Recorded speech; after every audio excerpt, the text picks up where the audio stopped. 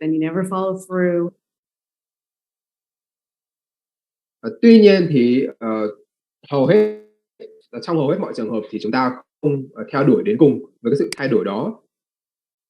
Or maybe you want some changes, but then you never follow through on them, or you sabotage them. Hoặc thậm chí là chúng ta còn tự mình gây cản trở cho những cái nỗ lực tự thay đổi của bản thân. Now, there's some reasons behind why a lot of people don't actually follow through on the changes. Và có cái lý do đằng sau việc là vì sao mọi người chúng ta lại không đi đến cùng với những cái sự thay đổi này, thì có một số lý do That they want to make, and it's ultimately because it can be scary. Tuy nhiên ở cái gốc rễ của vấn đề thì đều là bởi vì chúng ta cảm thấy sợ hãi, hay nói cách khác là cái sự thay đổi là một điều rất là đáng sợ đối với chúng ta. So, if you're wanting to create success in your life, and you're wanting to achieve your goals, Vậy thì nếu như bạn đang muốn kiến tạo ra cái sự thành công ở trong cuộc sống của mình, hay là các bạn đang muốn đạt được một cái mục tiêu nào đó mà các bạn đã đặt ra cho bản thân, and you're wanting to have the life that you really want instead of the life you've been settling for, hay là cách khác là các bạn đang muốn kiến tạo nên cái cuộc sống mà các bạn thực sự muốn có, thay vì là tiếp tục chấp nhận cái cuộc sống hiện tại, then you're going to have to embrace the change process. Thì một điều tất yếu là các bạn sẽ phải chấp nhận cái quá trình thay đổi. And so, one of the things that is important in order to do that and actually make it through change, Và một trong những điều quan trọng và sẽ quyết định xem là các bạn có làm được điều đó hay không, hay là cách khác là các bạn có đi đến cùng với cái sự thay đổi đó hay không. rather than getting started and getting scared and going back, and you have to understand Đó là thay vì cứ hết lần này đến lần khác quyết định đưa ra quyết định thay đổi nhưng mà lại bị sợ hãi và quay trở lại với những cái thói quen ban đầu. why the change process is hard. Thì các bạn phải hiểu được là vì sao cái sự thay đổi nó lại đáng sợ với mình đến như vậy. So I'm going to break it down for you so you understand what you're up against, so that then you have the tools to do something about it, so that you can actually follow. Và trong bài học này thì tôi sẽ phân tích cho các bạn cái vòng luẩn quẩn của sự thay đổi. Để từ đó thì các bạn có thể có được những công cụ để mà hỗ trợ cho bản thân thực sự đi đến cùng với cái sự thay đổi mà mình muốn thực hiện. Through on the changes that you want that will make your life better. So I like to refer to that whole I want to change, but then I don't want to change, or I want to change, but then I sabotage myself. Và cái vòng luẩn quẩn của việc là lúc đầu thì các bạn muốn thay đổi nhưng sau đó các bạn lại không thay đổi nữa, hoặc là thậm chí là các bạn cưỡng lại những cái nỗ lực thay đổi của bản thân mình. I like to call that the change cycle. Thì chúng tôi đặt cho nó một cái tên là vòng luẩn quẩn của sự thay đổi.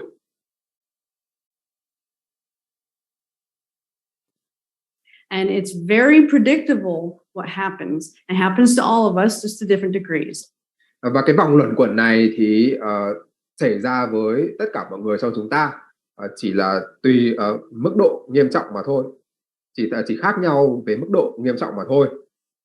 So really what it comes down to is the reason why you want to change is because there's something in your life that you're discontent with. You don't like it. Đầu tiên thì cái lý do mà chúng ta cảm thấy muốn thay đổi một điều gì đó thì đó là bởi vì chúng ta đang cảm thấy bất mãn với một cái lĩnh vực nào đó trong cuộc sống. You want it to be different. You want it to be better. Và chúng ta muốn cái điều đó nó phải khác đi, chúng ta muốn cái điều đó nó phải trở nên tốt hơn. Or there's an idea that you have that you would like, that you think you'd like better than now. But in either case, you are not content or happy with something in your life. Hay là các bạn đang muốn bổ sung thêm một cái điều gì đó mà các bạn cho là tốt đẹp vào trong cuộc sống của mình. Tuy nhiên thì vì lý do gì đi chăng nữa thì gốc rễ của vấn đề vẫn là bạn đang bất mãn hay là đang chưa thỏa mãn với một cái điều gì đó trong cuộc sống. And so you go through your life and you get used to tolerating this thing that you're not happy with. Tuy nhiên thì các bạn vẫn tiếp tục cuộc sống của mình bằng cách đó là thỏa hiệp với cái điều mà mình không hài lòng đó, hay là tiếp tục chịu đựng cái điều mà mình chưa hài lòng đó. It's just normal to you. But when what you really want, what you truly desire, no matter how hard you try to stuff it down, Tuy nhiên thì cho dù bạn có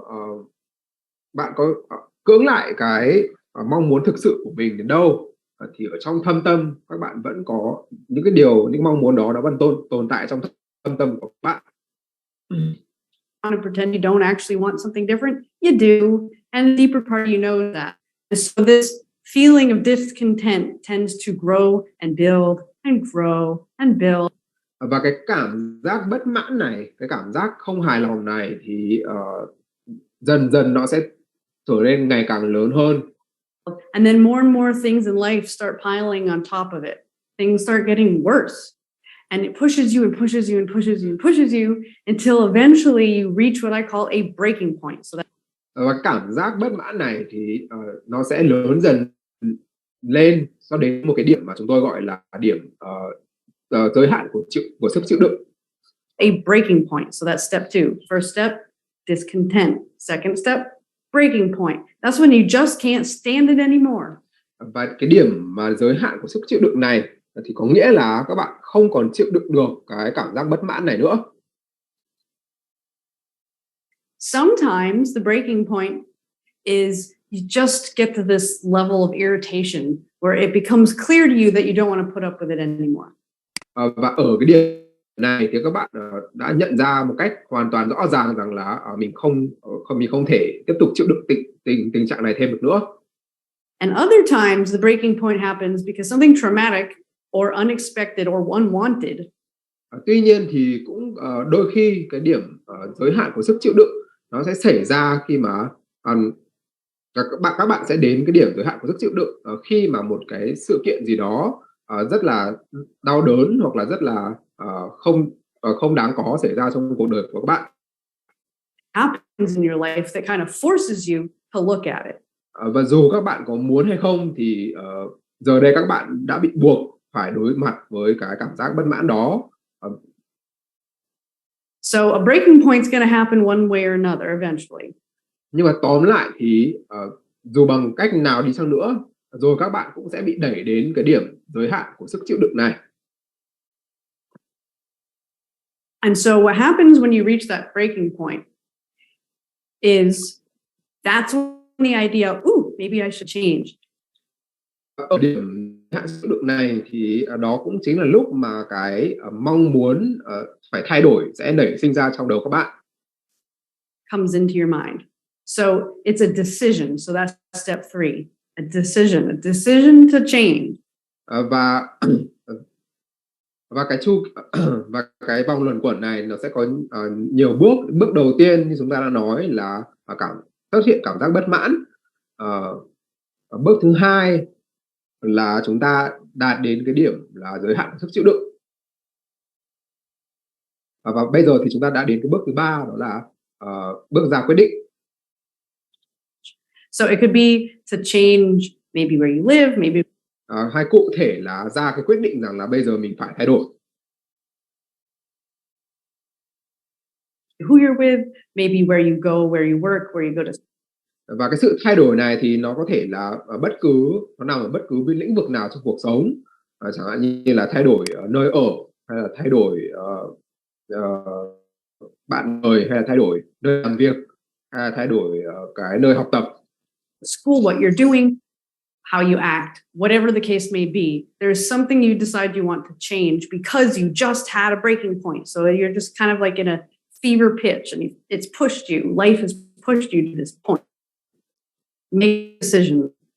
But as soon as you make a decision, what happens is it immediately triggers your fear.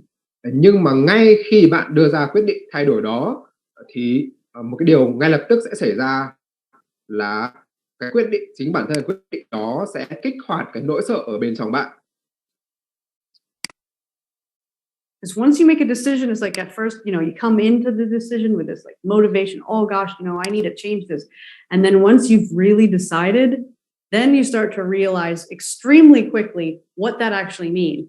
Bởi vì là một khi bạn đã đưa ra cái quyết định rồi thì cũng là lúc bạn nhận ra rằng là bây giờ nếu mình làm như vậy thì điều đó sẽ có ý nghĩa như thế nào, hay là điều đó nó sẽ dẫn đến những cái kết quả nào.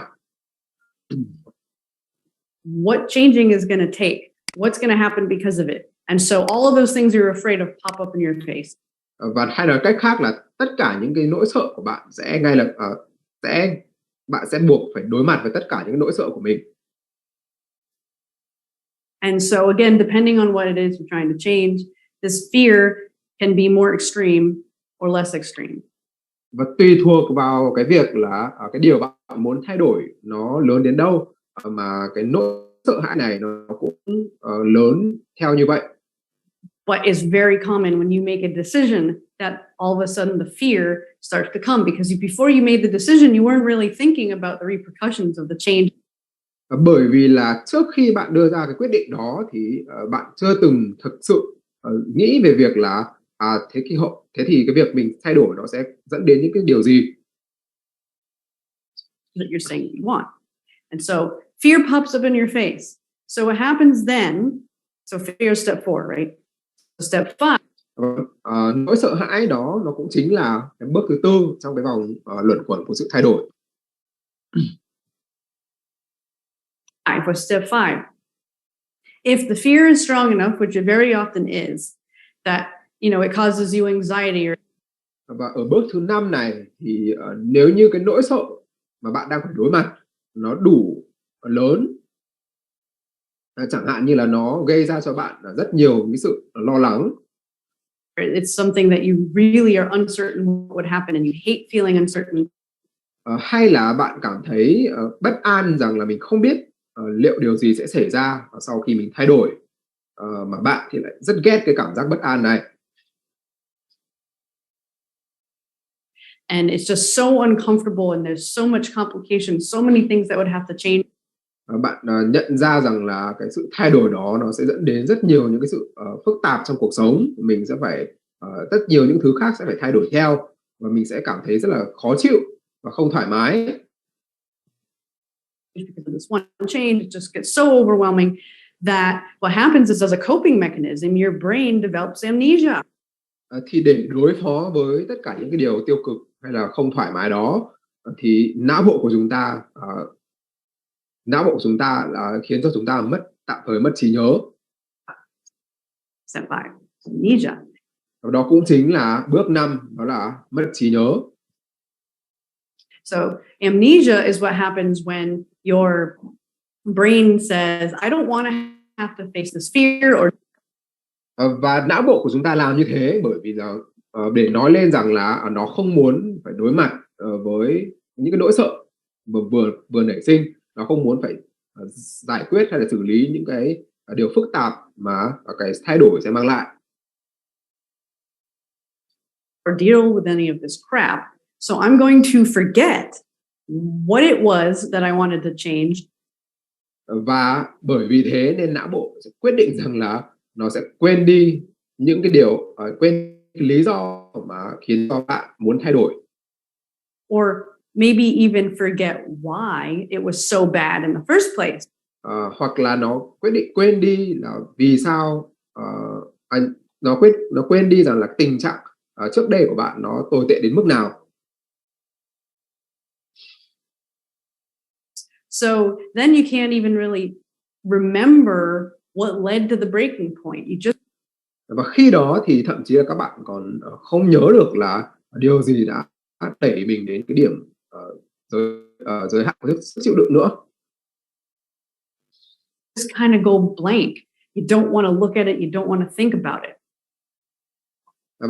Và bạn gạt cái quyết định này sang một bên bởi vì bạn không muốn suy nghĩ về nó, hay là bạn không muốn đối diện với nó nữa. And it's a way of self-protecting. It's technically a form of self-sabotage. Tuy nhiên thì đó đó là một cách để não bộ của chúng ta tự bảo vệ bản thân khỏi những cái điều không mong muốn.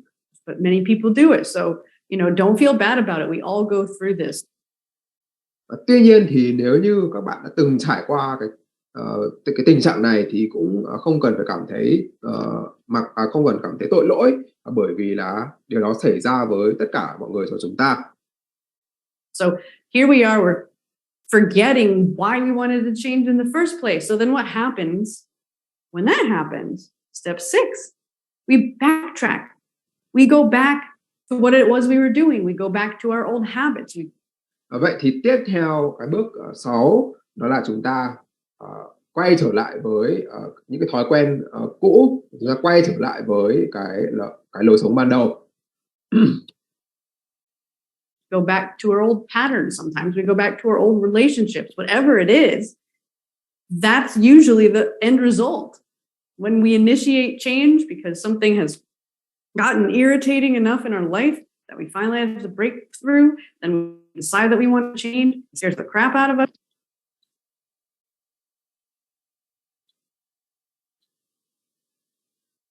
That's usually the end result.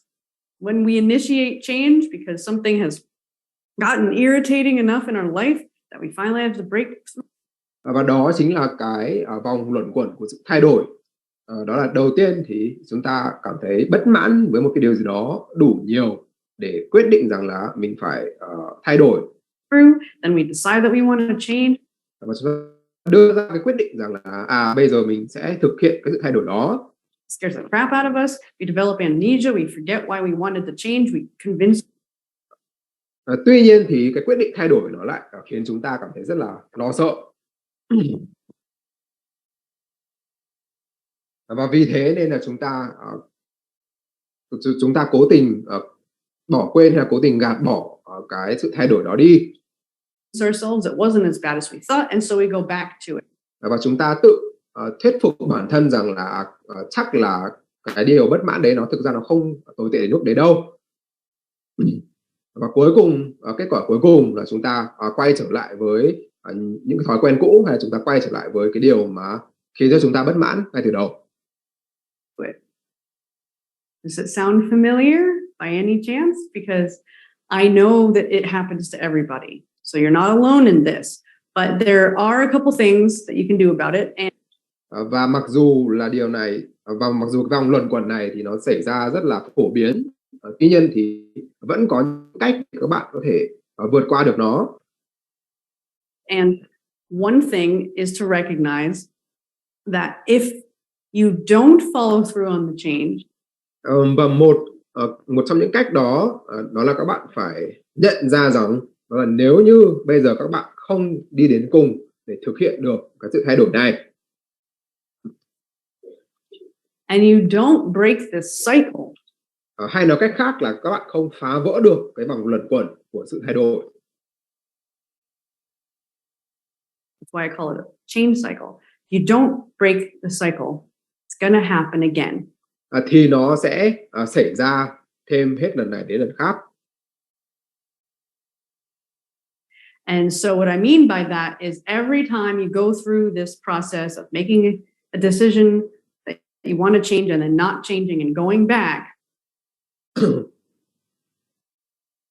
Bất cứ một cái lần nào các bạn trải qua cái vòng luẩn quẩn của sự thay đổi này, tức là các bạn quyết định thay đổi nhưng lại để cho nỗi sợ chế ngự, và sau đó thì lại quay trở lại với những cái thói quen cũ. The discontent mounts and it builds and it gets worse. Thì cái cảm giác bất mãn nó sẽ tích tụ dần dần, và nó sẽ cứ thế ngày càng lớn lên, và cứ thế ngày càng trở nên nghiêm trọng hơn. And it gets worse and worse and worse and worse, and then you reach another breaking point. Và cũng như là những cái vòng tuần hoàn trước thì cái sự bất mãn đấy nó sẽ ngày càng lớn lên cho đến một lúc bạn đạt đến nó để bạn đến một cái điểm giới hạn của sức chịu đựng nữa. But you want to know what? If you don't change this time, next time, the breaking point's going to be worse. Tuy nhiên thì tuy nhiên thì cái điểm giới hạn của sức chịu đựng của những cái lần sau nó sẽ ngày càng kinh khủng hơn những cái điểm giới hạn của sức chịu đựng của những cái lần trước. You're going to feel worse. You're going to get yourself into a bigger tizzy. Life is going to throw more crap on your trail, and it's going to be worse and worse and worse until at some point you get tired of this change cycle, or it's so extremely painful that you have no choice. Và cho đến một cái và điều đó sẽ xảy ra cho đến một cái lúc mà mọi thứ nó quá đau đớn, nó quá là khổ sở và khiến cho bạn không còn lựa chọn nào khác. Or in some situations, life makes it change for you. Hoặc là trong một số trường hợp thì chính cuộc sống sẽ buộc bạn phải thay đổi. In which case, you really don't like it. Và chắc là chúng ta sẽ không ai trong chúng ta muốn để tình trạng của bản thân đến những cái điểm như vậy, đúng không ạ? And it will keep happening. So if you've had a certain thing that you've wanted to change for a very long time, and vì vậy nếu như các bạn đang có những cái vấn đề hay là có những cái điều mà từ lâu các bạn vẫn muốn thay đổi, going through the cycle, I'm here to tell you it's going to keep happening, and it's going to get worse every time until you wake up. Nhưng mà bạn lại trải qua hết vòng luẩn quẩn này đến vòng luẩn quẩn khác mà vẫn chưa thể thay đổi. Thì tôi muốn nói một sự thật với các bạn rằng là nó sẽ chỉ trở nên tồi tệ hơn mà thôi. Happening, and it's going to get worse every time until you wake up. So if you don't want that to happen, there is another option. Tuy nhiên thì các bạn hoàn toàn có thể tránh được cái tình huống đó. Các bạn hoàn toàn có những cái sự lựa chọn khác. Yay, it's a good thing. And it's a good thing that you're taking this course or doing these activities. Và thật may là các bạn đang tham gia vào khóa học này cũng như là đang làm những cái hoạt động này cùng với tôi. So that you have a chance to break the cycle. Bởi vì bây giờ các bạn đã có cho mình cái cơ hội để mà phá vỡ được cái vòng luẩn quẩn. So what is it if you don't want the extreme pain, which is going to finally make you change? Vậy thì nếu như các bạn không muốn bị đẩy đến cái tình trạng là buộc phải thay đổi bởi vì là nỗi đau nó đã trở nên quá lớn, thì các bạn phải làm gì? And that's not the route you want to go, which is what most people do. They wait for a catastrophe, right? So what other choice do you have? Extreme self-honesty. Đó là các bạn bây giờ các bạn phải hết sức thành thật với bản thân. And I know that sounds scary, but if this resonates with you and you know you've been through this and you know this happens to Mặc tôi biết rằng cái việc là phải thành thật với bản thân thì nghe rất là đáng sợ. you, then it's a really good idea to sit down. Tuy nhiên thì nếu như các bạn cảm thấy liên hệ được với bản thân với cái vòng luẩn quẩn của sự thay đổi vừa rồi, Through this and you know this happens to you, và bạn nhận ra rằng là mình đã trải qua những cái vòng luẩn quẩn như vậy ở trong quá khứ, then it's a really good idea to sit down with a piece of paper or the activity that goes with this video. Thì tôi rất là khuyến khích các bạn hãy là ngồi lại và làm cái hoạt động mà đi kèm với cái bài học này. And look at what are the cycles that you've had. Để nhìn lại xem là mình đã trải qua những cái vòng luẩn quẩn nào trong quá khứ đến nay. What are the things that you've been wanting to change for a very long time? Bạn có những cái điều gì mà bạn đã luôn muốn thay đổi từ rất lâu rồi? What are the things that you've tried to change and then bailed out on? Có những điều gì mà bạn đã từng nỗ lực thay đổi nhưng cuối cùng lại từ bỏ?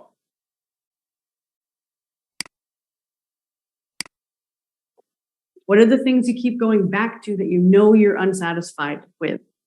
Có những điều gì mà bạn có những điều gì mà bạn cảm thấy bất mãn nhưng mà bạn vẫn quay trở lại? What are you settling for? Because if you are honest with yourself and then you really look at it and you see, asking those questions, I always like to ask, what's going to happen in my life? How is my life going to change and benefit if I follow through with this change? Sau đó thì các bạn sẽ đặt tiếp cho mình một câu hỏi, đó là nếu như mình thực hiện được sự thay đổi này thì điều gì sẽ xảy ra trong cuộc sống? In my life, how is my life going to change and benefit if I follow through with this change? Những điều gì sẽ xảy ra nếu như bạn đi đến cùng với sự thay đổi này thì nó sẽ mang lại cái lợi ích gì cho cuộc sống của bạn? What's going to happen if I don't? Và điều gì sẽ xảy ra nếu như bạn không thực hiện được? Be honest with yourself, because sometimes all you need to do is really look it in the face. Và các bạn hãy thành thật 100% với bản thân. And then the next time it happens, when you make that decision and the fear pops up, the fear is no longer stronger. Và khi làm được điều này thì cái lần tiếp theo mà các bạn đưa ra quyết định là mình sẽ thay đổi, đồng nghĩa với việc là cái lần tiếp theo mà nỗi sợ nó nảy sinh ở trong đầu bạn Than your desire to change. And that's really what has to change. thì giờ đây cái nỗi sợ đó nó không còn lớn hơn cái mong muốn thay đổi của bạn nữa.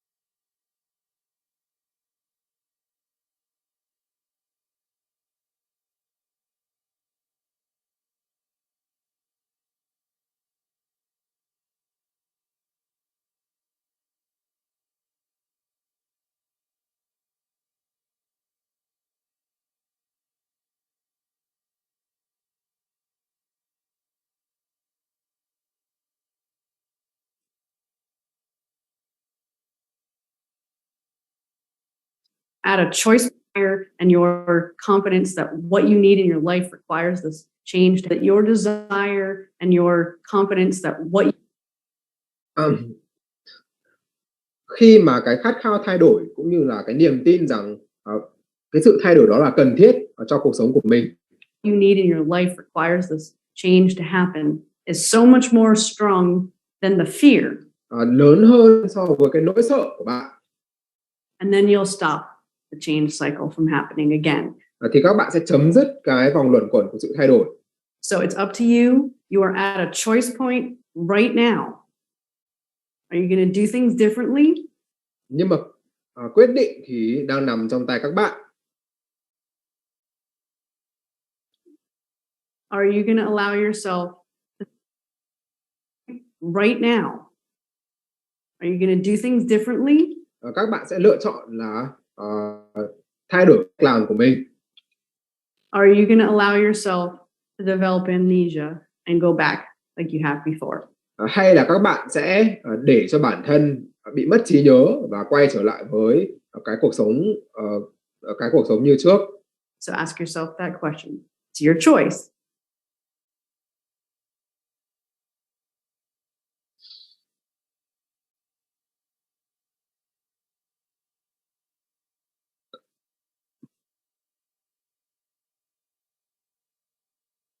So first of all, I'll say that uncertainty can be challenging to a lot of people. To all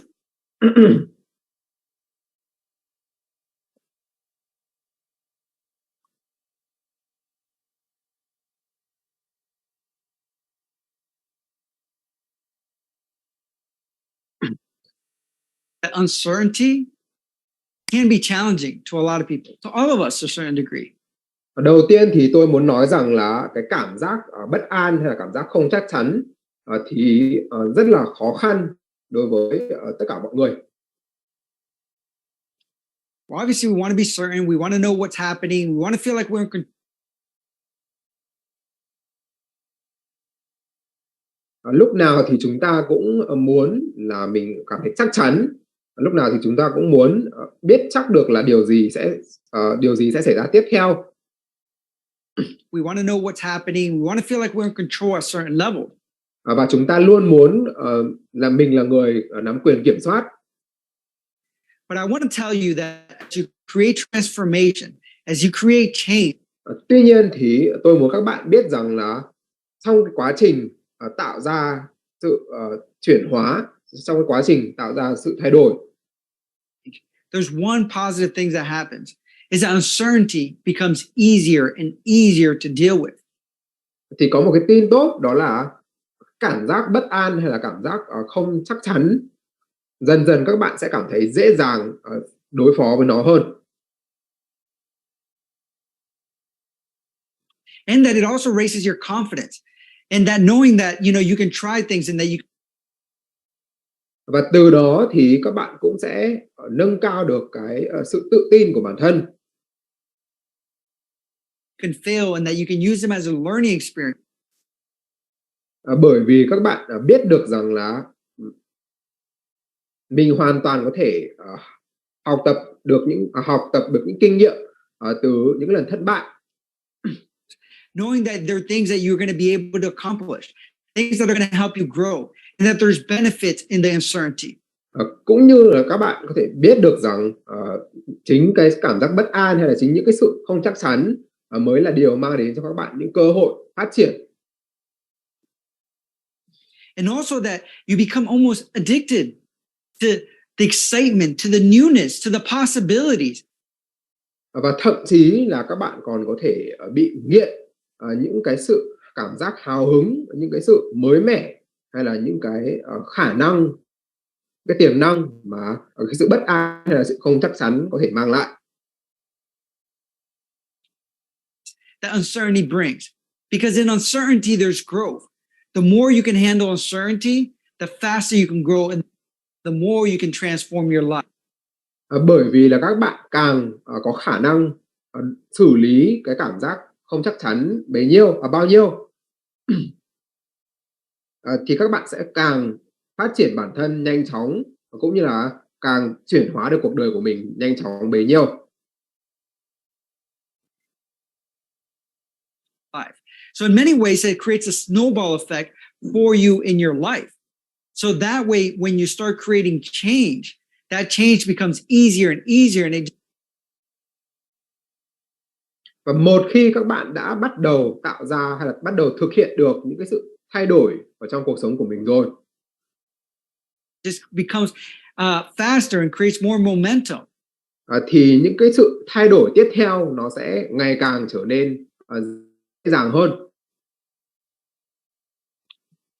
And part of it is that your brain really learns how to react the situation. It learns. Và trong cái quá trình đó thì não bộ của các bạn sẽ học cái cách làm thế nào để học để phản ứng hay là để xử lý các tình huống. Learns not to freak out. It learns that okay, the sky's not falling if something goes wrong. Và nó học được rằng là mọi thứ vẫn ổn thôi và trời không sập xuống cho dù là các bạn mắc lỗi hay là một điều gì đó xảy ra không như ý. It actually builds that emotional and mental muscle that you have. Và cái quá trình này thực ra là sẽ giúp cho bạn rèn luyện được những cái cơ bắp về mặt tâm hồn cũng như là tinh thần. Because you got to keep in mind that the brain is a muscle. Bởi vì là bộ não của chúng ta cũng là một cái loại cơ bắp. So the more you use it, the more effective it becomes, the more efficient it becomes. Vì thế nên là các bạn càng sử dụng não bộ của mình càng nhiều, the better it is at handling the unknowns. Thì nó sẽ thì cái khả năng đối phó với những điều chưa biết của não bộ cũng sẽ ngày càng tăng lên. It's similar to exposure therapy. For example, if you have a fear in your life, so it might be a fear of snakes. Cái quá trình này nó cũng tương tự như cái liệu pháp phơi nhiễm. Ví dụ như là nếu như bạn có một cái nỗi sợ nào đó, chẳng hạn như là nỗi sợ rắn chẳng hạn. So what do? They expose you to snakes. And they might do it slowly. So you might start seeing pictures of snakes. Thì để giúp cho bạn vượt qua được cái nỗi sợ rắn thì bạn có thể được tiếp xúc với những con rắn một cách từ từ, từ cấp độ thấp đến cao.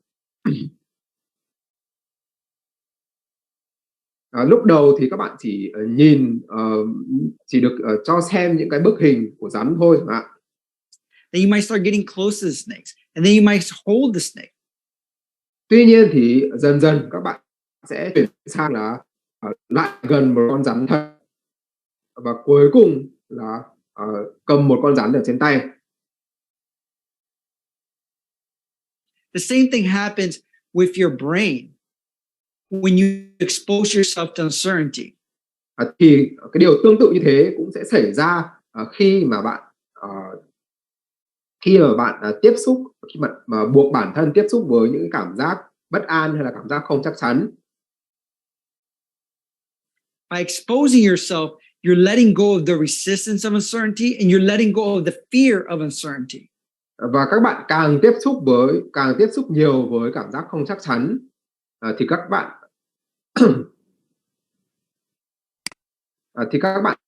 sẽ càng rũ bỏ đi được cái sự kháng cự hay là cái nỗi sợ với những cảm giác không chắc chắn này.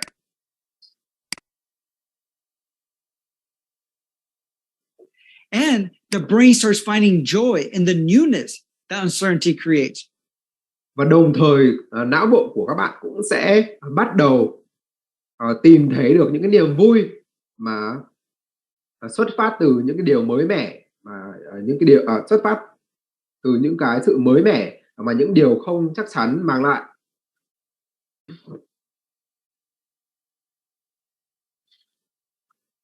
In the change process, you actually start enjoying the process and looking for it.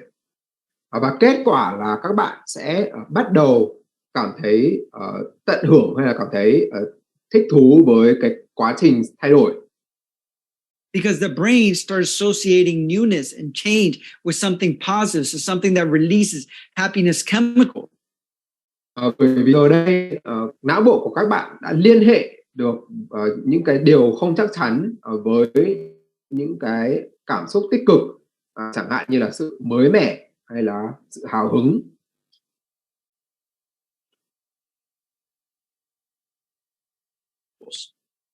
So I just want to let you know that it can be challenging at first, but always keep in mind that everything that you do at first is challenging. Vì thế nên là tôi muốn nhắc lại rằng là Thing that you do là cái quá trình này có thể sẽ rất khó khăn ở lúc đầu. that everything that you do at first is challenging. Tuy nhiên thì tất cả mọi thứ mà chúng ta từng làm trong cuộc sống thì nó đều khó khăn khi chúng ta vừa mới bắt đầu làm mà thôi. You weren't born just learning how to run. Chúng ta không hề sinh ra mà đã biết chạy rồi, đúng không ạ? But as you did certain things, it became easier and easier. And dealing with uncertainty is no different. Tuy nhiên thì khi mà chúng ta tập chạy lúc còn nhỏ thì dần dần cái việc chạy này nó trở nên dễ dàng hơn đối với chúng ta.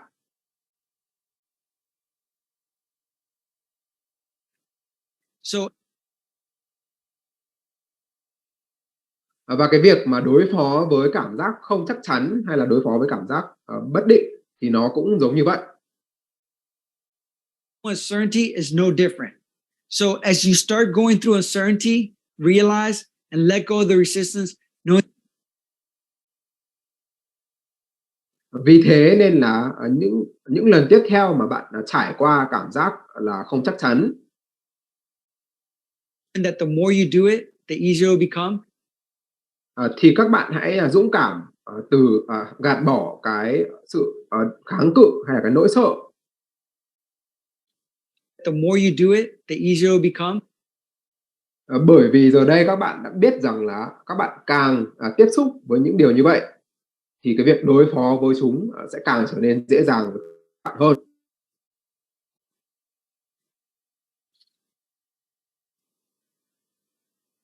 So then it should push you to do it even more, knowing that the more you do it, the faster your brain will be exposed to it, the faster your brain will become accustomed to it, the faster your brain will see the benefit and find joy in it.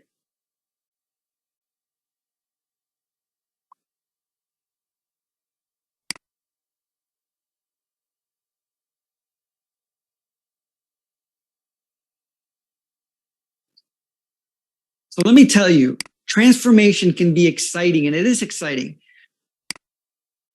Cái vấn đề thứ hai mà tôi muốn chia sẻ mà có liên quan đến cái sự thay đổi và sự chuyển hóa. But you have to be ready for the storms that also come with it. Đó là cái quá trình thay đổi và chuyển hóa có thể rất là khiến bạn cảm thấy rất là hào hứng. The storms that also come with it. Tuy nhiên thì các bạn vẫn phải chuẩn bị sẵn sàng cho những cái bão tố mà sẽ xảy đến khi mà quá trình chuyển hóa và thay đổi xảy ra. The rain clouds that come out, because many people think that it's all butterflies, rainbows, is running through meadows. You know, they have this illusion of what that transformation of going for your dreams, your goals. Bởi vì là có những người lầm tưởng rằng cái hành trình thực hiện ước mơ hay là hành trình đạt được mục tiêu thì nó sẽ rất là hào nhoáng hay là rất là rất là tươi đẹp. Your desire, your true identity of who you want to become is. And I will tell you that at first, you know, you have this excitement, you have this momentum going. Và họ rất là dễ để chúng ta cảm thấy như thế, bởi vì là chúng ta đang trải qua cái cảm giác hào hứng hay là cảm giác mới mẻ của việc bắt đầu một điều gì đó mới. Everything's new, so small changes are easy to achieve. Small changes have minor impacts in your life. However, as you go deeper into it does become a little bit more challenging at times. Tuy nhiên thì các bạn càng đi sâu vào cái hành trình chuyển hóa này thì nó sẽ ngày càng trở nên khó khăn hơn. Hay là sẽ có những lúc nó sẽ rất là khó khăn và thử thách. Because there are things that come up that you didn't even know that you have to deal with, that you have to let go. Bởi vì là sẽ có những cái vấn đề nảy sinh mà thậm chí là bạn không ngờ là nó có thể xảy ra được.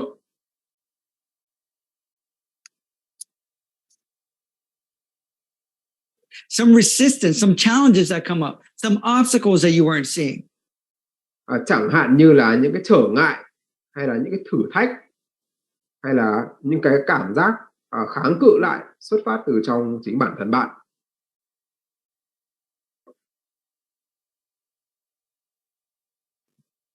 So as you go through this process is recognizing that you can't push yourself and judge the really low moments sometimes that we. Vì thế nên là trong quá trình trải qua cái sự chuyển hóa hay sự thay đổi này, judge the really low moments sometimes that we have in this, that we thì các bạn phải nhớ rằng là không nên tự đánh giá hay là tự dằn vặt bản thân vì những cái giây phút mà chẳng hạn như là mình gặp phải phạm phải sai lầm hay là những cái khoảnh khắc mà mọi việc xảy ra không như ý muốn.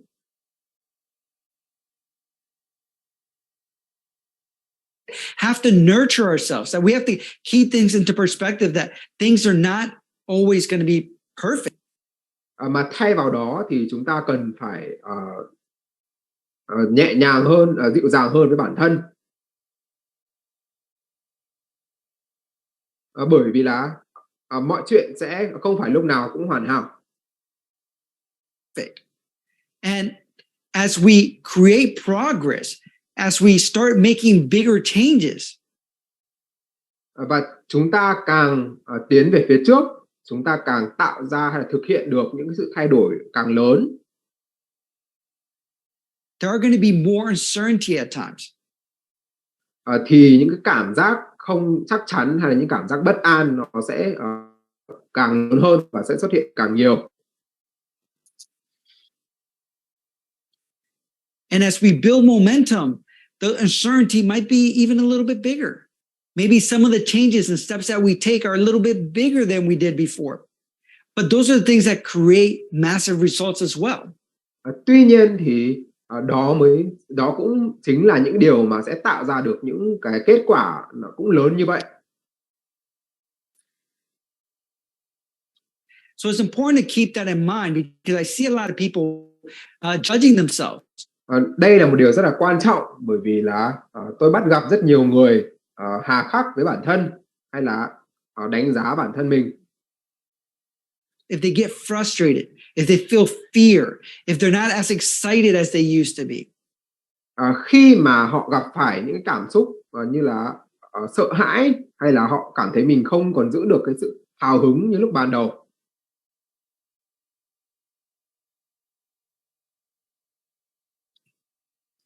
Why? Because it's just part of the process. You have ups and downs in life. Tất cả những cái điều đó thì đều là một phần tất yếu của cái quá trình thay đổi hay là quá trình chuyển hóa. You have ups and downs in the process. Sometimes before you have this massive breakthrough, you have a big challenge. Cũng giống như là trong cuộc đời của bất cứ ai trong chúng ta thì cũng đều có những cái thăng trầm. Massive breakthrough, you have a big challenge. Trước khi chúng ta đạt được một cái sự thành công đột phá nào đó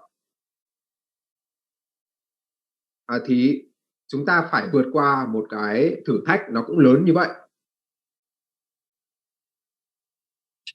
It's just knowing that sometimes when you have a big challenge that you have to overcome in this process, you recognize that it's just part of the journey.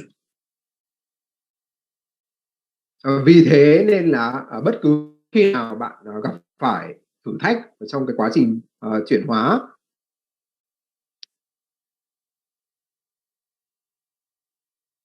Thì các bạn phải nhận ra rằng là nó là một cái phần tất yếu của cái quá trình này. It's part of your learning process. And that's what's going to help you be more prepared to truly create that identity and the person that you want to be.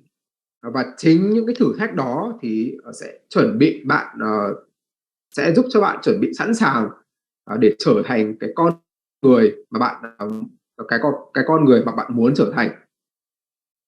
So it's important to recognize this because you want to step into it being realistic and being preemptive and knowing some of this thing. So when Và cái việc là các bạn phải nhận thức được điều này trước khi bước vào cái quá trình chuyển hóa thì rất là quan trọng. it happens, you're not judging yourself or looking at yourself in a negative way.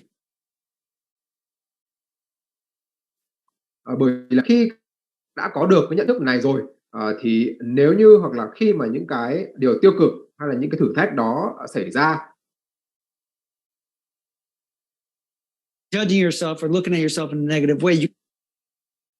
Thì giờ đây các bạn đã biết được rằng là các bạn không nên đánh giá thấp bản thân hay là không nên quá hà khắc với bản thân mình vì những cái điều đó. You can say, yeah, I knew this was coming. I knew this was part of the process, and it's going to be okay. Mà thay vào đó thì giờ đây các bạn có thể tự nói với bản thân rằng là mình biết, mình vốn đã biết là những chuyện như vậy sẽ xảy ra. Và những điều đó nó là một phần tất yếu của quá trình và mọi chuyện thì vẫn sẽ ổn mà thôi. It will go back to being that butterflies and rainbows and running through the meadows and the flowers and all the other good stuff, right? But it's all part of the process. And if we recognize the benefits of each part of the process, that it's not just an end goal. Và một điều nữa đó là khi mà chúng ta nhận ra rằng là mỗi phần trong quá trình nó đều mang lại những cái lợi ích riêng. It's a learning experience. Chứ không chỉ cái kết quả cuối cùng mới là điều duy nhất mang lại lợi ích cho chúng ta. An end goal is a learning experience of transformation that we go through. Và thay vào đó thì toàn bộ cái quá trình chuyển hóa từ điểm A đến điểm B này thì bản thân nó là một cái trải nghiệm học tập và cái trải nghiệm chuyển hóa rồi.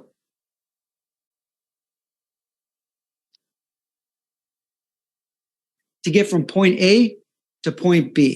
But at the end of the day, it's all to your benefit and it's all to create true and lasting transformation. Vì thế nên là chính những cái điều đó tất cả những điều đó đều sẽ đóng góp để tạo ra cái con người mới của bạn cũng như là tạo ra cái sự chuyển hóa bền vững.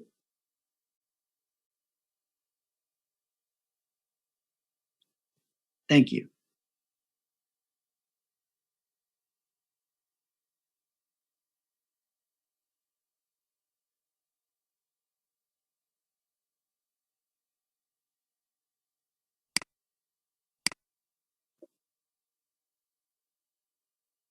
Tiếp theo thì chúng ta sẽ chuyển sang cái phần nội dung đó là hành trình của người hùng.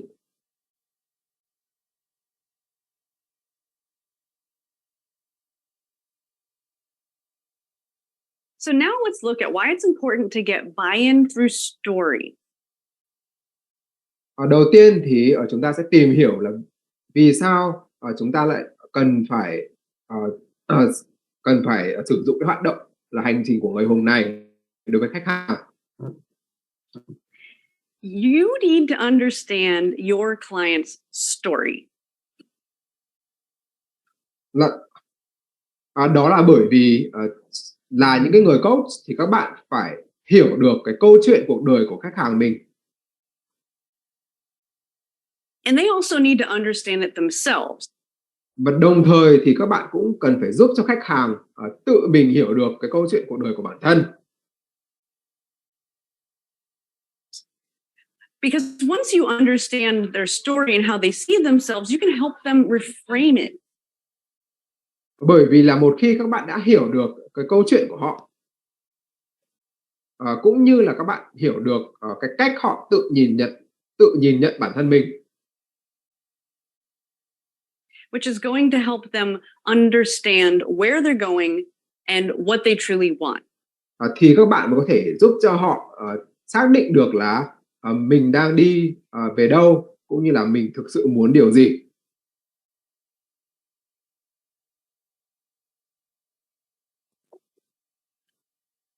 So the hero's journey is a tool for helping them see themselves more objectively. And Hành trình của người hùng là cái công cụ mà có thể giúp cho khách hàng nhìn nhận bản thân một cách khách quan hơn, be able to see the learning points and the blessings within their past and their current challenges. cũng như là giúp cho khách hàng nhận ra được những cái điều họ có thể học hỏi, những cái bài học họ có thể rút ra, hay là những cái điều may mắn mà đang ẩn trong những cái thử thách mà họ đã gặp phải ở trong quá khứ hay là ngay ở trong hiện tại.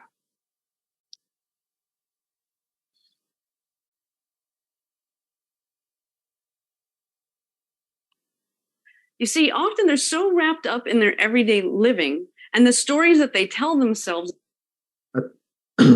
Thường thì chúng ta thường quá tận hưởng với cuộc sống thường nhật And others about who they are and what happened to them that they can't see the big picture. Mà chúng ta lại không nhìn thấy được cái bức tranh toàn cảnh của cuộc đời mình. The unconscious mind operates through symbols, which is why storytelling and mythology have been used. Cái tiềm thức của chúng ta thì hoạt động dựa trên những cái điều mang tính biểu tượng. Used to communicate deeper human themes like the meaning of life for thousands of years. Vì thế nên là cái việc kể chuyện hay là cái việc kể chuyện đã được sử dụng để mà truyền đạt lại những cái ý nghĩa nhân văn trong xã hội loài người, trong lịch sử hàng ngàn năm của loài người. So, by approaching your client's life experiences through an abstract story platform, vì thế nên là bằng cái việc tiếp cận những cái trải nghiệm trong cuộc sống của khách hàng thông qua hình thức là kể chuyện, you help them discover aspects of themselves that they can't see only using their logical observations of their life. Thì bạn có thể giúp cho họ nhận ra được những cái khía cạnh của bản thân họ mà chính họ cũng không nhận ra. So, in order for someone to create lasting change, they have to find the meaning in their life experience. Để khách hàng có thể kiến tạo ra được những cái sự thay đổi lâu dài và bền vững,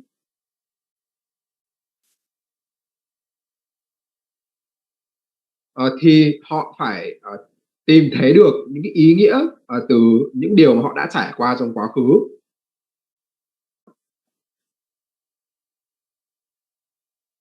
In their life experience. And in order to see that, you might have to point it out to them. Và để họ tìm ra được những ý nghĩa đó thì đôi khi bạn phải chỉ nó ra cho họ thấy. And in some cases, they might go through these processes and make the discovery on their own. But the reason why it's so important is that they want to be able to see that all of these steps along the way. Điều quan trọng ở đây là khách hàng phải nhìn thấy được rằng The way I've been training them to be able to accomplish the greater mission. Tất cả những điều đã xảy ra với họ từ trước đến nay thì đều chuẩn bị họ cho việc là theo đuổi cái mục đích sống lớn nhất của cuộc đời họ.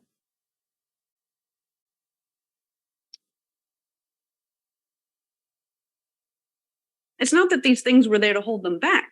It was there to help them. And only by reframing their challenges Những cái thử thách mà họ gặp phải ờ, không thực ra không kìm hãm hay là cản trở họ.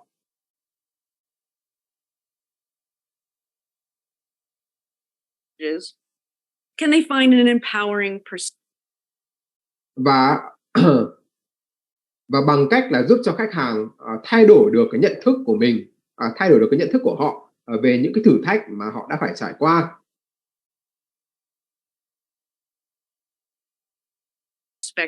that will allow them to move past their old patterns and identity. Thì các bạn mới có thể truyền sức mạnh cho khách hàng để vượt qua được những cái thói quen cũ để mà đến được với cái con người mới mà họ mong muốn.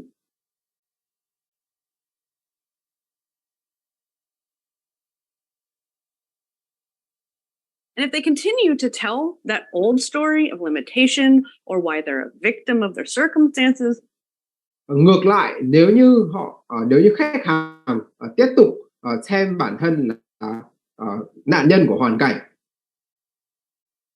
then they're going to continue to engage in the same roles, patterns, behaviors, habits, and expectations that led them to their problem.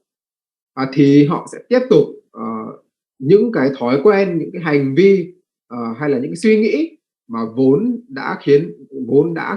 đã tạo ra những cái vấn đề từ đầu của họ. In the first place. And so by helping them see that their story is on a trajectory, there's a path that they're on in it. Và bằng cách cho khách hàng thấy được rằng là cái câu chuyện cuộc đời của họ nó đang đi về một hướng đi theo một cái hướng nhất định.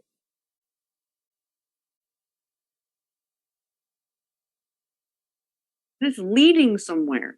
And again, that the challenges that they've been through or that they're experiencing now, or even the ones that come in the future, are going to help guide them further on their path. Và giúp cho họ nhận ra rằng là những cái thử thách mà họ đã từng gặp phải trong quá khứ, đang gặp phải hiện tại, hay là thậm chí là sẽ xảy ra với họ trong tương lai.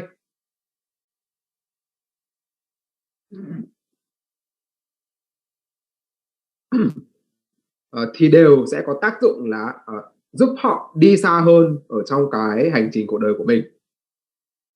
By helping them see these things, they're going to feel more in control of their life.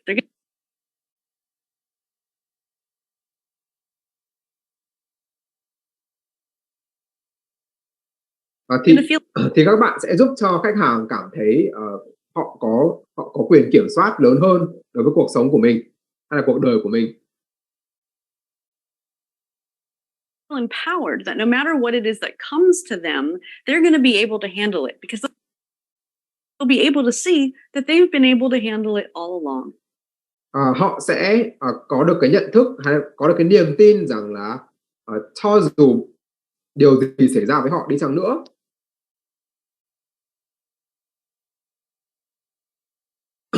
thì họ vẫn sẽ giải quyết được hết.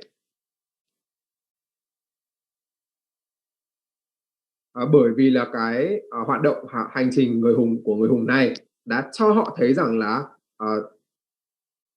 đã cho họ thấy được là họ đã có khả năng giải quyết được những gì ở trong quá khứ.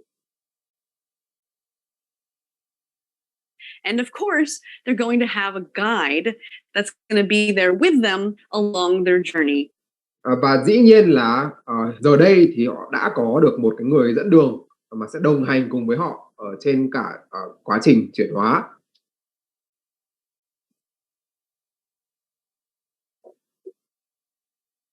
Which is you. So this is a very fun part of the process, and it all really helps put everything into perspective.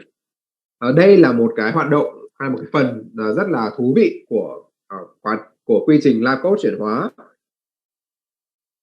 To be able to help the person see who they are in alignment with their own story và nó có tác dụng là cho khách hàng có được một cái nhìn tổng quát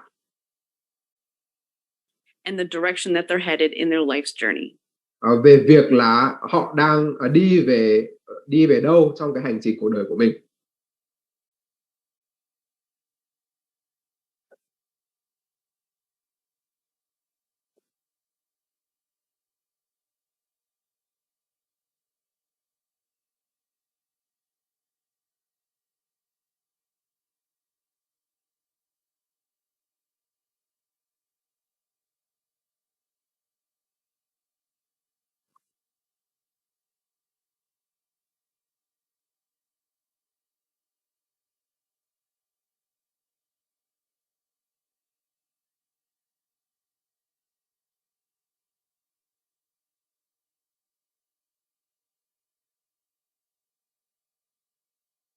So now I want to talk about giving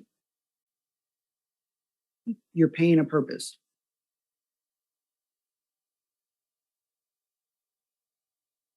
Bây giờ thì tôi muốn tìm hiểu về một nội dung, đó là tìm ra mục đích từ nỗi đau. And this is one of the most instrumental aspects of Recording stopped. Recording in progress. my life to create transformation. Và đây là một trong những cái khía cạnh quan trọng nhất của cái quá trình chuyển hóa. Now, share a little bit about my journey in this aspect. Trước tiên thì tôi sẽ chia sẻ một chút về cái hành trình chuyển hóa của riêng mình mà có liên quan đến cái khía cạnh này. For example, I used to move around a lot. My mom used to move all the time, sometimes every 6 months to a year. Khi tôi còn nhỏ thì tôi đã từng chuyển nhà một cách liên tục. Mẹ của tôi thì bởi vì lý do công việc nên là chúng tôi phải chuyển nhà đôi khi là mỗi 6 tháng một lần hay là 1 năm một lần. And at first it was painful, but I actually developed a purpose for that pain. Và ban đầu thì điều này nó khá là đau đớn đối với tôi. Tuy nhiên thì sau đó tôi đã tìm ra được cái mục đích cho cái nỗi đau đó. I realized that every time I would move, I would meet new people. Tôi nhận ra rằng là bất cứ lần nào tôi chuyển sang một ngôi nhà mới thì tôi sẽ có cơ hội được gặp gỡ những cái người mới. I would get to understand people at a deeper level because I would see patterns in people. Và bởi vì tôi được tiếp xúc với những cái thói quen hay là những cái hành vi khác nhau ở những cái người khác nhau, thì tôi có cơ hội được thấu hiểu về con người ở một cái mức độ sâu xa hơn. Which has helped me as I went into the psychology field. Và điều đó thì đã có ích với tôi khi mà tôi đi vào cái lĩnh vực là tâm lý học. So it's very experimental to a certain degree. It helped me understand myself. It helped me how to deal with uncertainty in life. Và cái việc là thay đổi ở chỗ ở một cách liên tục như vậy thì nó còn giúp cho cá nhân tôi đối phó với những cảm giác bất an hay là cảm giác không chắc chắn trong cuộc sống. Helped me grow in that area because there was a lot of uncertainty every 6 months when I moved. At the same time, I lost my brother in a car accident, and that one of the most, if not the most painful situation.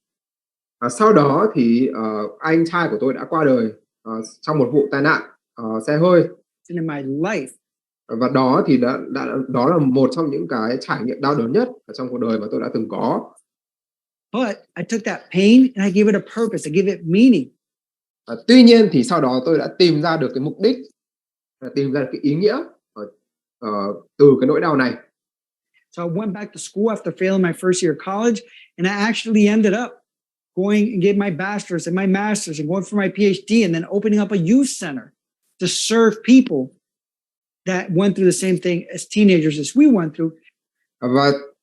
Và sau đó thì tôi đã tiếp tục quay lại học đại học và sau đó là học thạc sĩ và tiến sĩ, để cuối cùng thì tôi đã mở ra một cái trung tâm hỗ trợ hỗ trợ trẻ vị thành niên để giúp đỡ cho những đứa trẻ mà đã từng trải qua cái hoàn cảnh khó khăn như tôi. just to give purpose to my pain. At the same time, I got sick and I was bedridden for a year. And at the time, I had already instilled in my mind that every pain, every challenge has a purpose. So I saw it as a sabbatical. Even though I was bedridden, I was in pain, I learned a lot. I reflected on my life, things that I wanted to change. What was my legacy? And I did all these things to really change my perspective of life and what I was creating. So every experience that you have is an opportunity.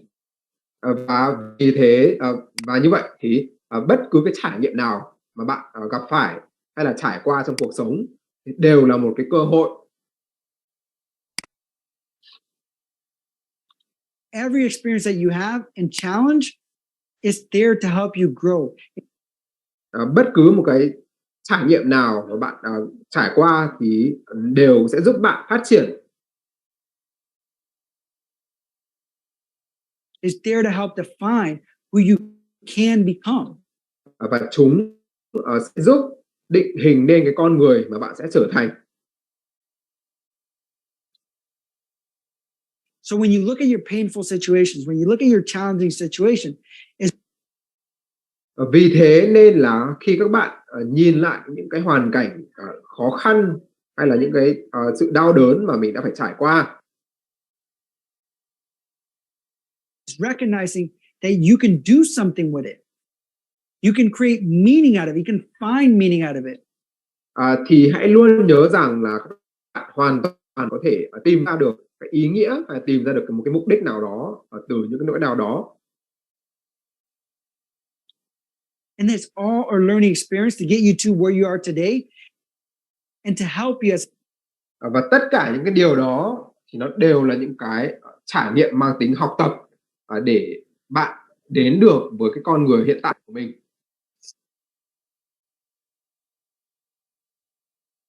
The stepping stone to where you want to be in the future. Cũng như là những cái bàn đạp để bạn trở thành cái con người bạn mong muốn trong tương lai.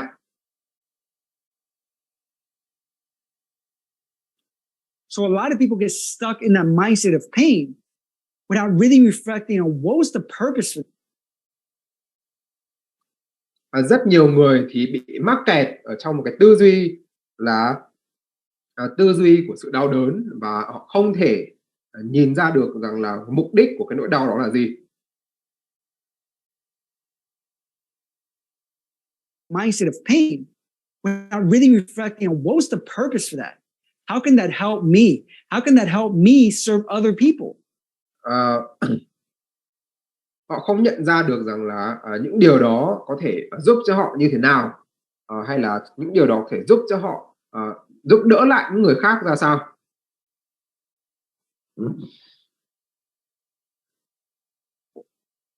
And a lot of times I work with clients from all over the world. I work with clients with different types of pain, different experiences. Tôi đã làm việc với các học viên hay là những người đến từ khắp nơi trên thế giới và những người có những cái nỗi đau hay là có những cái trải nghiệm rất là đa dạng. But if I can help them see their pain and develop meaning and purpose out of it. Tuy nhiên thì nếu tôi có thể giúp cho họ tìm ra được cái ý nghĩa hay là tìm ra được cái mục đích từ những cái nỗi đau đó, just like that, transformation can happen. Thì chỉ cần thế thôi thì cái quá trình chuyển hóa sẽ có thể xảy ra ở bên trong họ. It can be one of the most powerful things. Because again, transformation happens because life pushes us.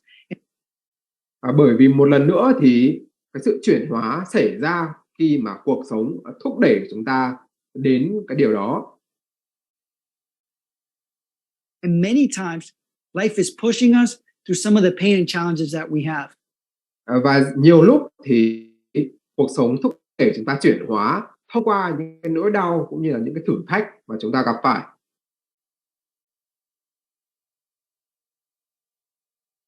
So whenever you face a pain or challenge, recognize that this is part of your journey.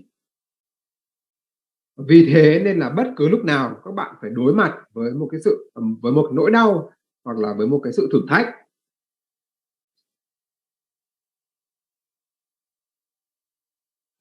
Thì các bạn hãy luôn nhớ rằng tất cả những điều đó đều là một phần của cái cuộc hành trình. It's helping you grow and develop. Thank you.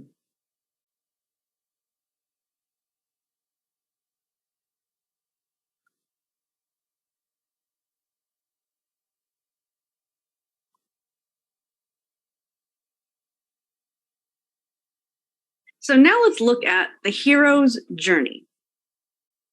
Và bây giờ thì chúng ta sẽ bắt đầu tìm hiểu cụ thể về hoạt động là hành trình của người hùng.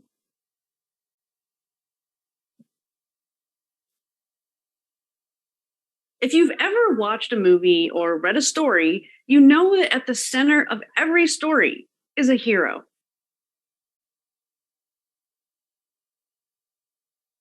Ở trong tất cả những cái câu chuyện mà chúng ta được nghe kể hay là những cái bộ phim mà chúng ta từng xem,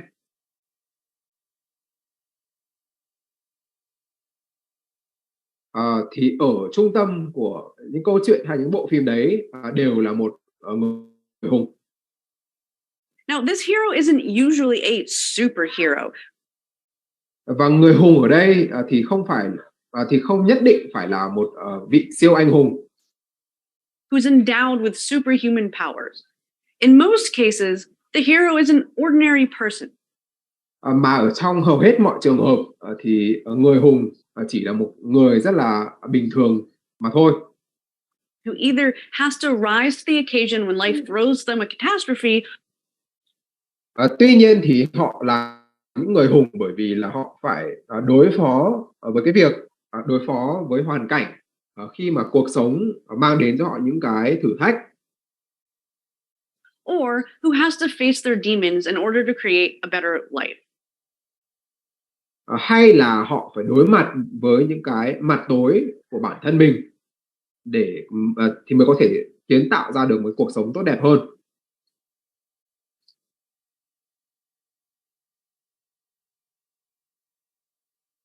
And if you think about it, even the superheroes usually start out as a regular guy or gal.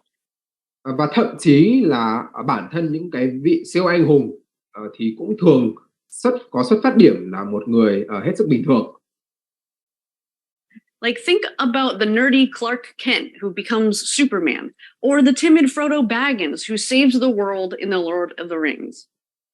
Not only do most stories follow the tale of a hero's journey, but that journey tends to follow a similar path. Và ngoài cái việc là hầu hết những câu chuyện hay là hầu hết các bộ phim đều xoay quanh một nhân vật người hùng,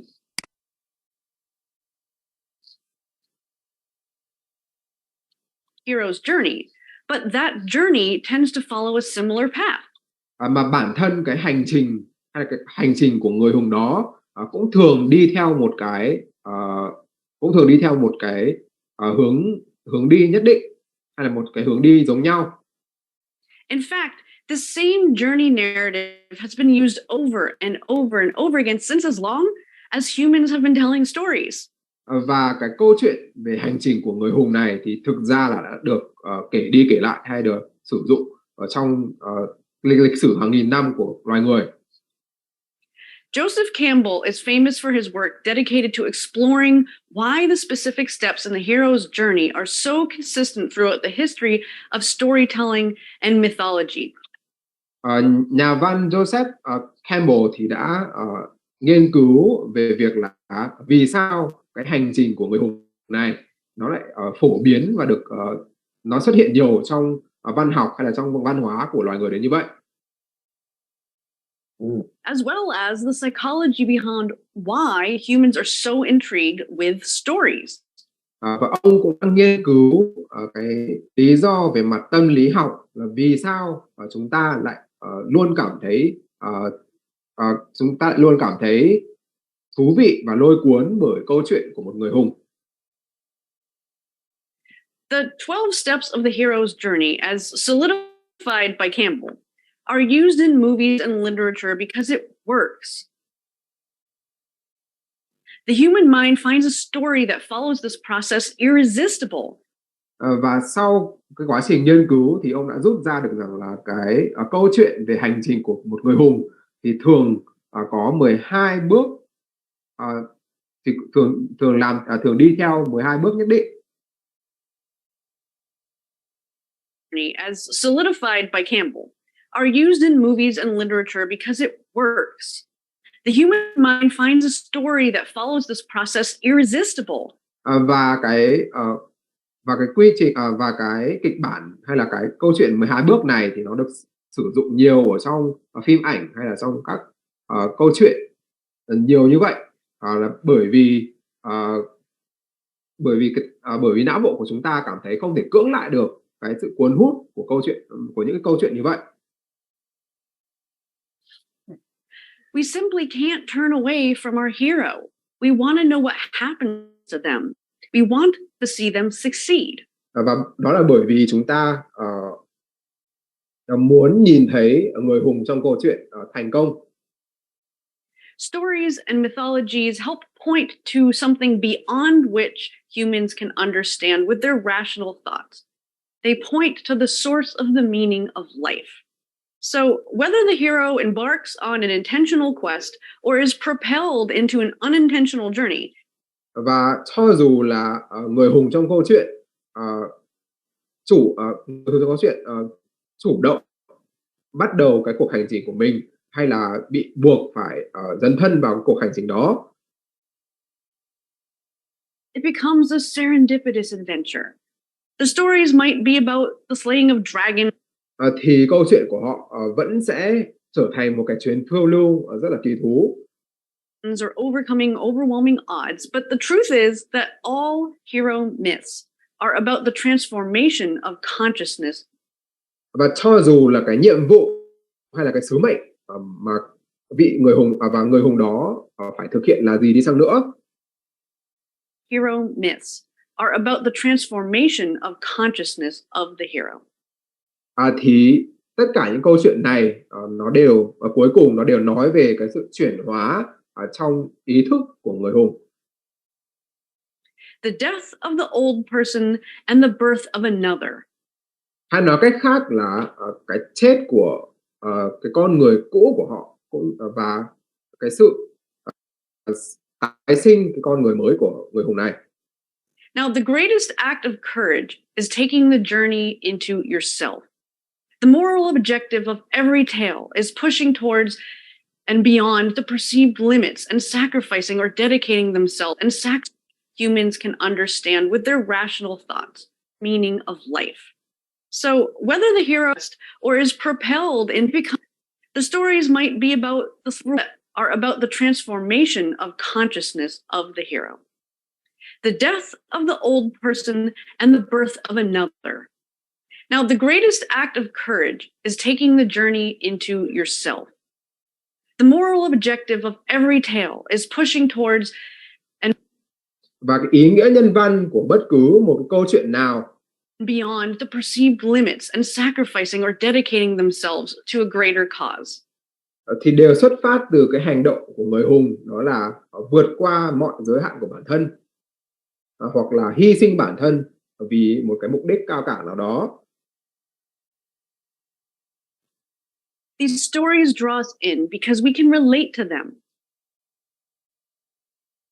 Những câu chuyện như vậy thì cuốn hút chúng ta bởi vì là chúng ta có thể liên hệ bản thân với các nhân vật ở trong đó.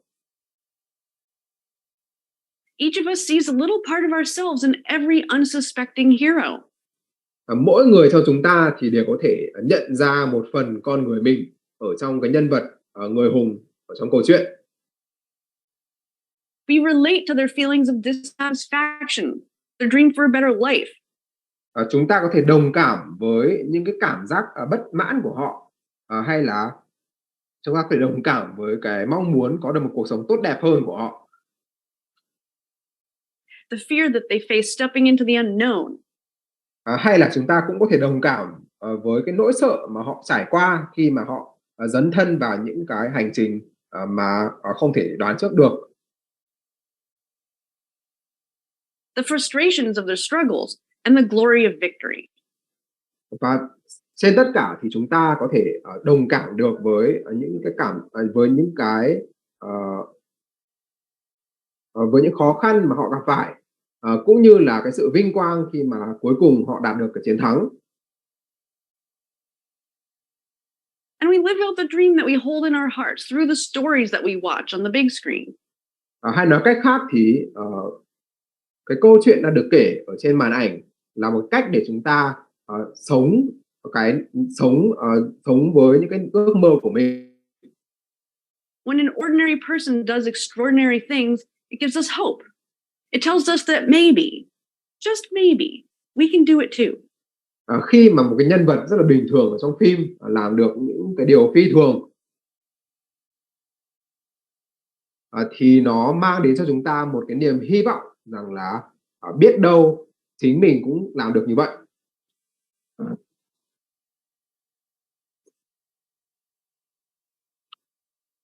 And the truth is, we are each the hero in our own life's journey.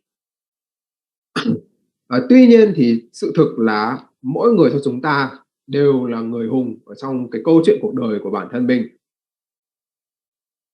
We relate to the 12 steps of the hero's journey because it is our journey. Chúng ta cảm thấy liên hệ bản thân được với cái hành trình mà người hùng trải qua trong câu chuyện. Bởi vì bản thân chúng ta cũng đang trải qua một cái hành trình của riêng mình. The reason humans have connected to this storyline for thousands of years is that it is the human storyline. The hero's journey is our destiny. And so let's explore the traditional hero's journey. Vậy thì chúng ta hãy cùng tìm hiểu về cấu trúc của một cái câu chuyện hay là một cái của một câu chuyện mà kể về hành trình của một người hùng. What each step looks like and how your own life experience fits into it. Chúng ta sẽ xem là từng bước hay từng giai đoạn trong cái hành trình này thì nó như thế nào. What each step looks like and how your own life experience fits into it. Và cuối cùng thì chúng ta sẽ xem là những cái trải nghiệm của chính chúng ta thì nó liên hệ với hay nó giống với những cái bước trong hành trình của người hùng như thế nào. And the beautiful thing about exploring your own hero's journey is that you get to become the playwright.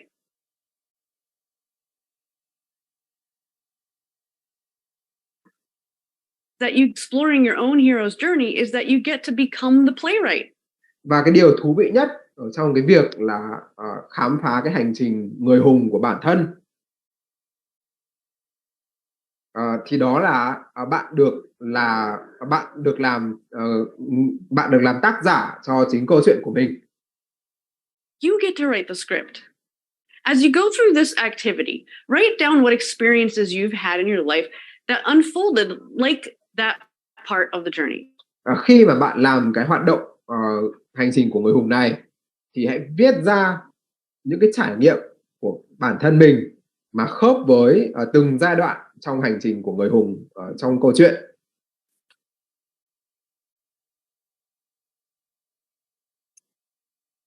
Try to identify where along the journey you are right now.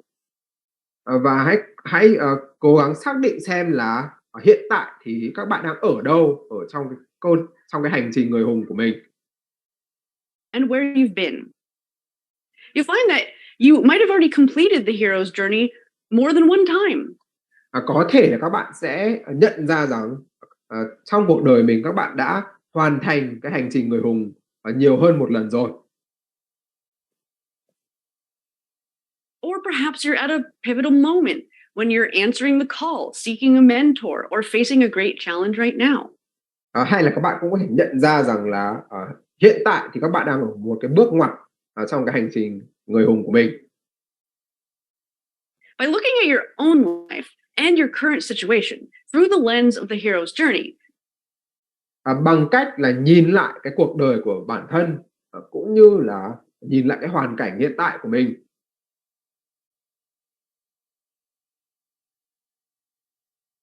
Thông qua cái lăng kính của hành trình của người hùng hay là câu chuyện của người hùng.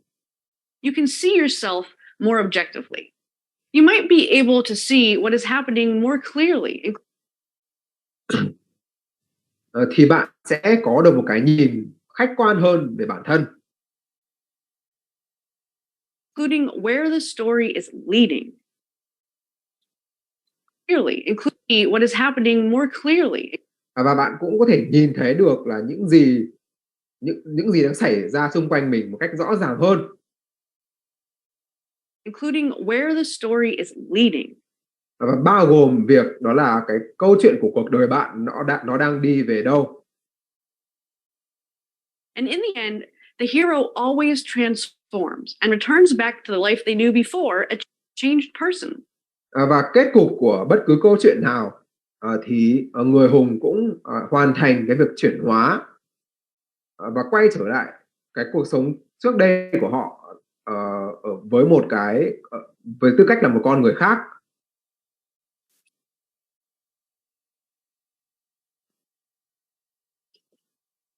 A better person, better able to make the difference that they're meant to make in the world. Một con người tốt đẹp hơn, một con người có khả năng tạo ra được những sự khác biệt trong cuộc sống mà họ sinh ra ở trên đời này để tạo ra.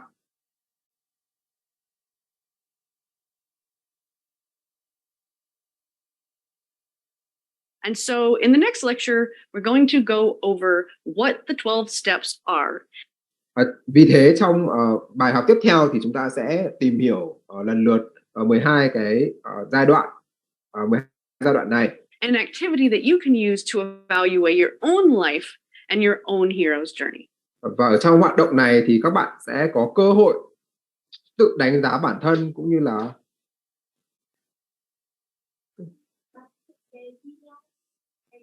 không có cụ thể, tức là những email và đánh giá ở cái hành trình đánh giá cái hành trình người hùng của chính bản thân mình.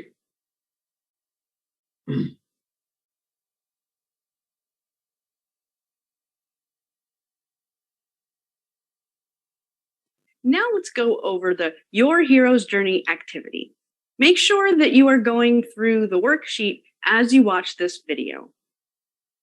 Now that you can see how powerful storytelling is for the transformation of the human mind and spirit. Ở trong video trước thì chúng ta tìm hiểu được sức mạnh của việc của các câu chuyện trong việc là chuyển hóa được tinh thần cũng như là tâm lý của con người. It's time to look at 12 steps of the hero's journey and how it relates to your own life. Thì bây giờ đã đến lúc chúng ta tìm hiểu về 12 cái giai đoạn ở trong hành trình của một người hùng. Và xem là những cái giai đoạn này nó có thể liên hệ như thế nào với chính hành trình của mỗi chúng ta. Now, there are no right or wrong answers here. Simply reflect on each step and check in with yourself to see what experiences from your own life. Và ở đây thì sẽ không có câu trả lời nào đúng và không có câu trả lời nào là sai.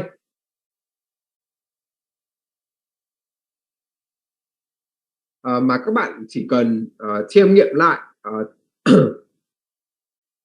chiêm nghiệm lại những cái trải nghiệm của bản thân that you can relate to that stage of the journey. Để xem là các bạn đã trải qua những điều gì mà nó giống với từng giai đoạn ở trong hành trình của người hùng hay không. Now, you might have experienced more than one journey in your lifetime. Có thể các bạn đã hoàn thành hay đã trải qua cái hành trình người hùng như thế này nhiều hơn một lần hay là nhiều lần ở trong cuộc đời của mình rồi. Because every time there's a calling, like a problem that pulls you to face a challenge or to change. Bởi vì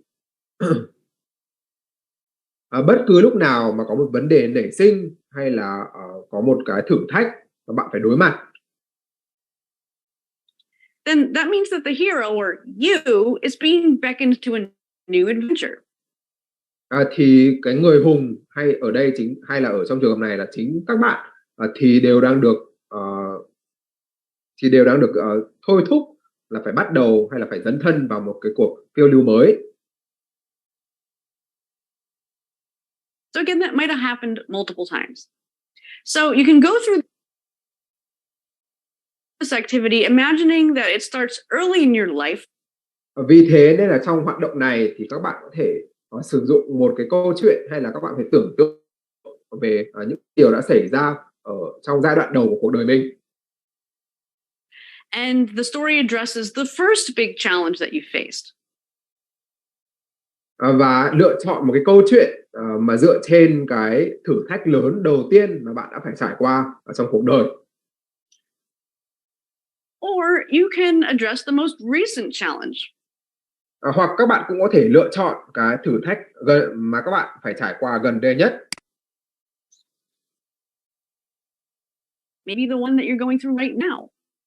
Hoặc thậm chí là một cái thử thách mà các bạn đang hiện tại đang trải qua. Or you can do this activity more than once. Hoặc các bạn cũng có thể thực hiện hoạt động này nhiều hơn một lần nếu muốn. But in the end, remember that your answers to the questions about your experiences within each stage. Tuy nhiên thì dù thế nào chăng nữa thì các bạn cũng hãy nhớ rằng những câu trả lời của các bạn với những câu hỏi ở trong hoạt động Might not fit together chronologically. The story might not unfold like a movie. Thì có thể sẽ không đi theo đúng cái trật tự thời gian như là 12 bước ở trong câu chuyện mẫu. And in fact, it probably won't. But that's not the point. The point is that by looking at your life this way, Tuy nhiên thì điều đó không quan trọng. Và điều quan trọng là bằng cách nhìn nhận lại cuộc đời của mình theo cái lăng kính này, thông qua cái lăng kính này, you'll be able to see that you too are on a path of a hero. Thì các bạn có thể thấy được rằng là chính bản thân mình cũng đang đi trên một cái hành trình của một người hùng. And you too will transform and fulfill your destiny. Và vì thế thì chính bản thân các bạn cũng sẽ chuyển hóa được và đạt được cái mục đích của cuộc đời. So just trust the journey. So let's Vì thế thì hãy luôn tin tưởng vào cái hành trình mà mình đang trải qua.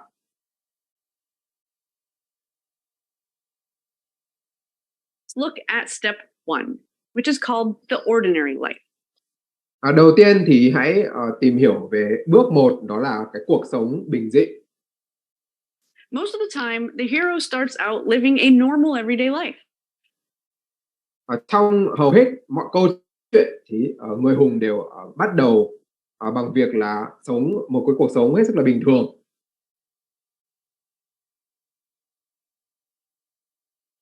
Everything is familiar and comfortable. Tất cả mọi thứ thì đều rất là quen thuộc và rất là thoải mái đối với họ. They feel a sense, though, of unease. Tuy nhiên thì họ vẫn cảm thấy một chút không thoải mái. They're uncomfortable. They're dissatisfied. And something happens that wakes them up to the fact that something is wrong. Và một điều gì đó xảy ra khiến cho họ nhận ra rằng họ đang gặp phải một cái vấn đề.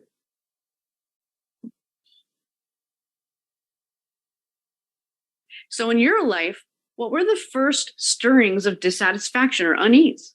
Vậy thì trong cuộc sống của các bạn thì đâu là lần đầu tiên các bạn cảm thấy một cái sự bất mãn hay là một cái sự không thỏa mãn ở trong bản thân mình? And what happened to wake you up to the need for change? Và điều gì đã xảy ra khiến cho bạn nhận ra rằng là mình phải thay đổi?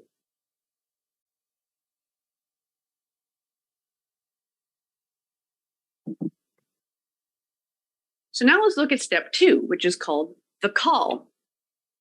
Tiếp theo thì chúng ta sẽ chuyển sang bước thứ 2, đó là cái sự thôi thúc. So depending on the hero, the problem could be external, such as a catastrophe happening in the world around. Tùy vào câu chuyện mà cái vấn đề có thể đến từ bên ngoài, Chẳng hạn như là một cái thảm họa nào đó đang xảy ra ở trên thế giới. around them. And for others, the problem is internal, such as becoming aware of a deep dissatisfaction. Còn đối với những cái vị anh hùng khác hay là với những cái câu chuyện khác thì vấn đề lại đến từ bên trong. Chẳng hạn như là họ nhận thức được một cái sự bất mãn rất là sâu sắc ở bên trong bản thân mình.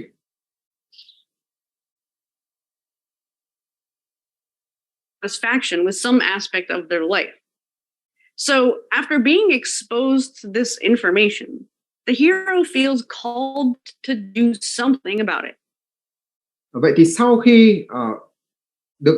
khi tiếp xúc được hay tiếp nhận được cái thông tin này thì vị anh hùng hay là người hùng cảm thấy một cái sự thôi thúc rằng là mình phải làm gì mình phải làm gì đó để giải quyết vấn đề đó.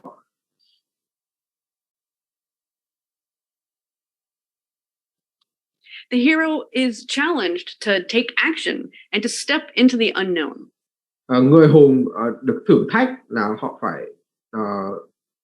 phải hành động cũng như là phải dấn thân vào một cái cuộc phiêu lưu mà họ không thể đoán trước được. So, in your life, what are you feeling called to do? Vậy thì trong cuộc đời của bạn, bạn đang cảm thấy có một sự thôi thúc là mình phải làm gì? Now, remember, this could be a calling that already happened or one that's happening now.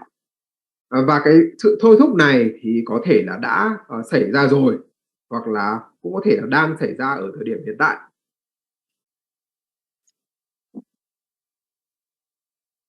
And this could be many things. It could be a calling to advance your career, pursue a passion. Và cái sự thôi thúc đó thì nó có thể là rất nhiều thứ. Chẳng hạn như là sự thôi thúc phải thăng tiến trong công việc. Hay là cái sự thôi thúc phải theo đuổi một cái niềm đam mê. Improve your health, change a relationship, start a business, support a cause. Cũng có thể là cái sự thôi thúc phải cải thiện cái tình trạng sức khỏe của bản thân. Hay là sự thôi thúc phải thay đổi một điều gì đó ở trong một cái mối quan hệ, vân vân và vân vân. Whatever it is, write it down. Tuy nhiên thì cho dù đó là điều gì thì cũng hãy viết cái sự thôi thúc đó xuống. Step 3 is refusal of the call. Cái bước thứ 3 trong cuộc hành trình đó là sự từ chối cái lời thôi thúc. So often, at first, the hero fails to answer the call. Thông thường thì lúc đầu người hùng sẽ từ chối hay là sẽ không đáp lại cái lời thôi thúc đó. They're afraid of what it's going to take, or they don't think that they can do it. Bởi vì họ cảm thấy sợ rằng là mình sẽ không đủ. Họ sẽ cảm thấy sợ những cái điều mà mình sẽ phải làm. Hoặc họ không nghĩ rằng là mình có thể làm được những điều đó. Or they think that it's going to be too hard. Hoặc là họ nghĩ rằng những điều đó sẽ quá sức đối với mình. They feel insecure or inadequate. The familiar life of comfort calls to them, and so they resist this new adventure. Cái cuộc sống bình dị vốn có của họ thì vẫn rất là thì mời gọi họ, và vì thế thì họ cưỡng lại cái cuộc phiêu lưu mới này.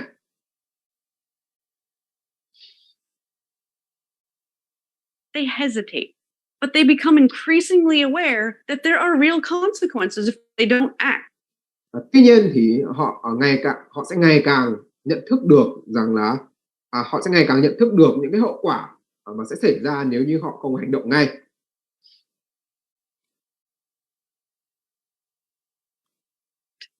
Because something meaningful will be lost if they don't.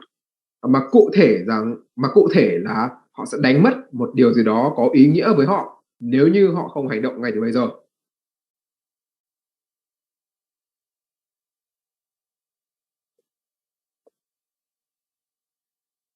So in your life, What fears or resistance did you experience after becoming aware of the problem? Vậy thì trong cuộc sống của các bạn, khi mà bạn nhận ra được là mình đang gặp phải một vấn đề,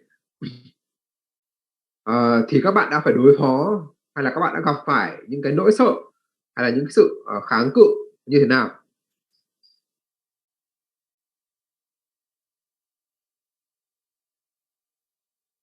That either is or was calling you to action? What additional situations or information were you presented with that further helped you see what was at stake, or helped you?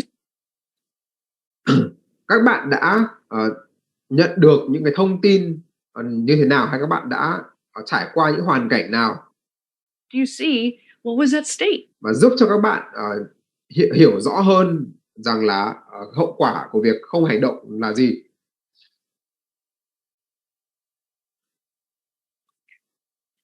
And what either are or were you going to lose if you didn't act? Và các bạn sẽ đánh mất hay là các bạn đã, có khả năng đánh mất điều gì, nếu như các bạn không hành động?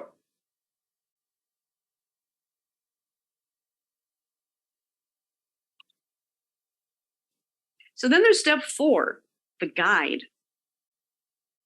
Tiếp theo là bước 4, đó là, cái người dẫn dắt. In most stories, the hero meets a guide, a mentor, or a helper of some sort.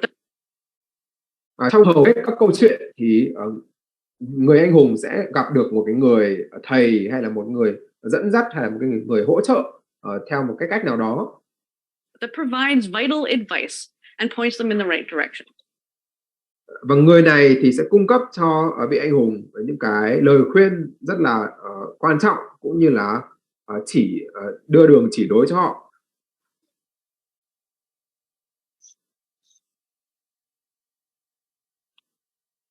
And the timing of the appearance of the guide varies. And so if the hero refuses the call, often a helper is someone who appears to nudge them into answering the call. Và thời điểm mà cái người dẫn dắt này xuất hiện ở trong câu chuyện thì, nó không cố định. Chẳng hạn như là khi người hùng đang cưỡng lại cái lời thôi thúc là phải hành động, thì, một người dẫn dắt có thể xuất hiện để, thúc giục họ, bắt đầu cái hành trình của mình.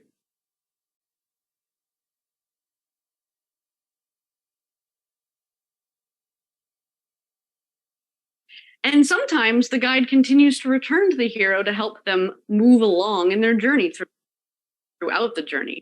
Và nhiều khi thì cái người dẫn dắt hay là người giúp đỡ này thì sẽ, quay trở lại để tiếp tục giúp đỡ cho vị anh hùng, thêm nhiều lần trong suốt cái cuộc hành trình. However, the guide never saves the hero or does anything for them. Tuy nhiên thì cái người hướng dẫn thì không bao giờ, giải cứu người hùng hay là làm hộ người hùng cái gì cả. The hero doesn't need to be saved.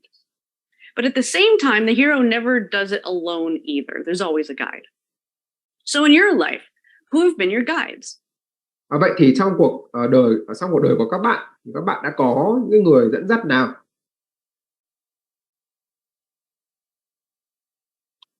You can list all the people who have influenced you, including mentors that don't even know that you see them as a guide, such as authors of books you read.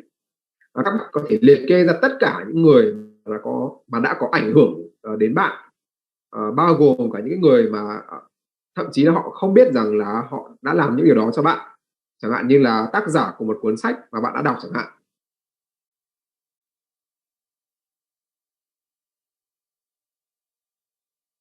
Example. However, make sure to identify what guidance you have received that specifically relates to this story. Tuy nhiên thì hãy chắc chắn rằng bạn chỉ ra rõ được người đó đã mang đến cho bạn những cái sự trợ giúp gì mà có liên quan trực tiếp đến cái câu chuyện mà bạn đang kể.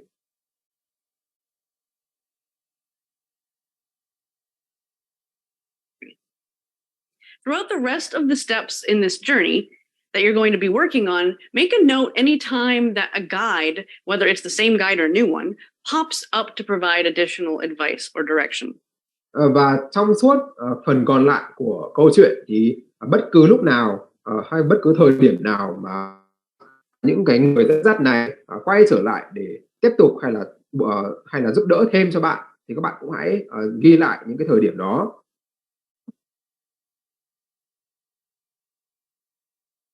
Now let's look at step 5, the threshold. Bước thứ 5 đó là ngưỡng cửa.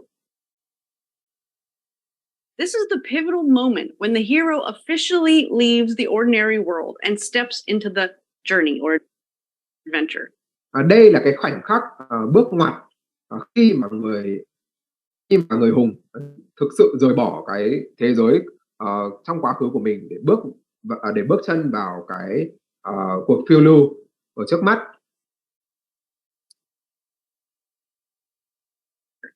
In a way that they cannot turn back. This is the decision point. This is where the hero begins their quest. Ở đây thì người hùng đưa ra cái quyết định là bắt đầu cuộc hành trình hay là bắt đầu việc thực hiện cái sứ mệnh của mình. And so in your life, what decision point have you experienced? Or are you there right now? Vậy thì trong cuộc đời của bạn bạn đã trải qua những cái thời điểm mà phải ra quyết định nào, hay là bạn có đang ở trong một cái thời điểm như vậy hay không?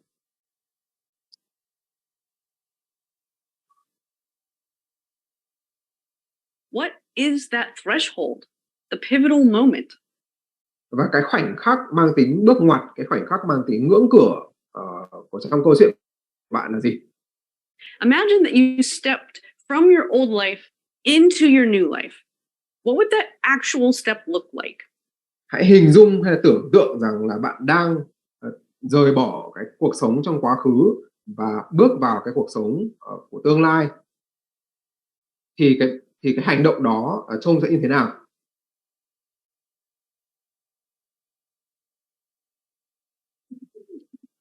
So this could be an internal decision, a public commitment, a phone call. Đây có thể là một cái quyết định mà bạn tự đưa ra cho bản thân mà không ai biết, hoặc cũng có thể là một lời tuyên bố mà bạn đưa ra một cách công khai. Physically going somewhere, making a purchase, enrolling in something, or something symbolic. Hoặc cũng có thể là một cái hành động cụ thể, chẳng hạn như là đến một nơi nào đó, hoặc là mua một cái gì đó, hoặc là đăng ký học một khóa học nào đó.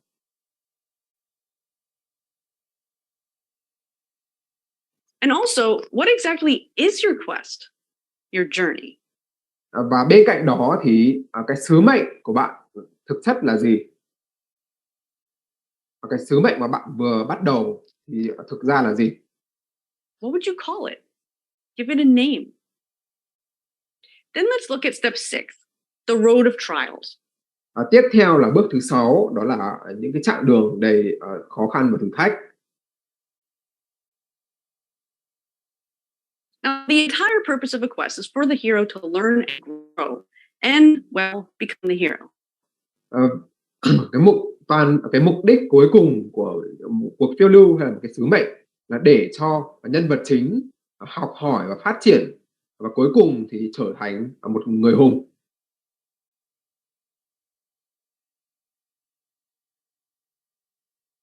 And in order for that to happen, there are inevitably obstacles to overcome.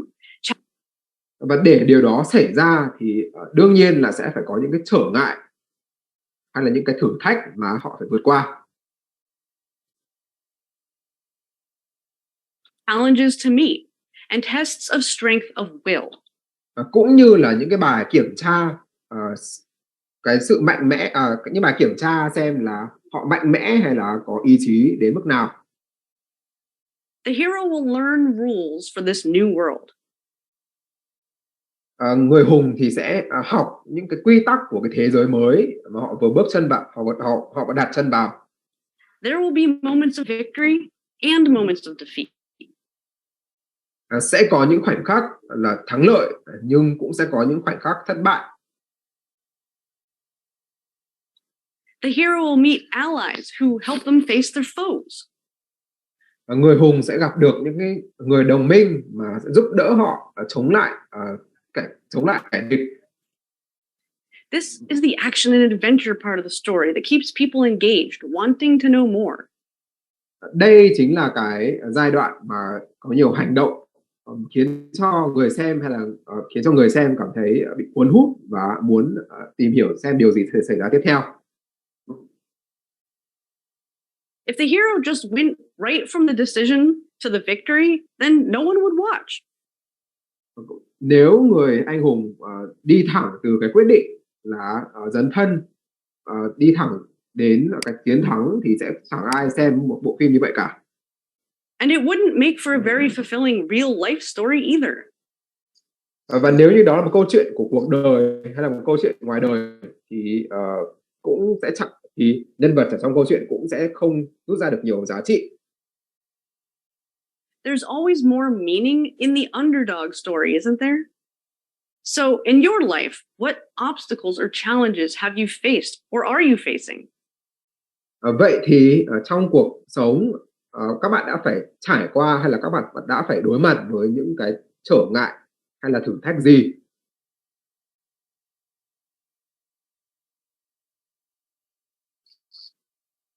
How has your strength of commitment and will been tested? Ờ,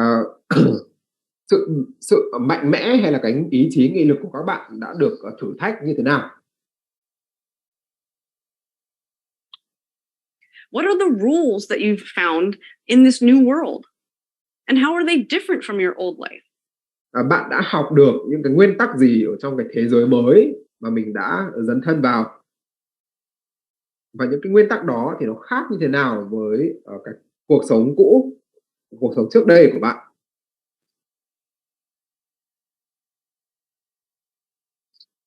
What victories have you had? And in what ways have you failed? Bạn đã đạt được những cái thắng lợi nào? Cũng như là bạn đã thất bại như thế nào?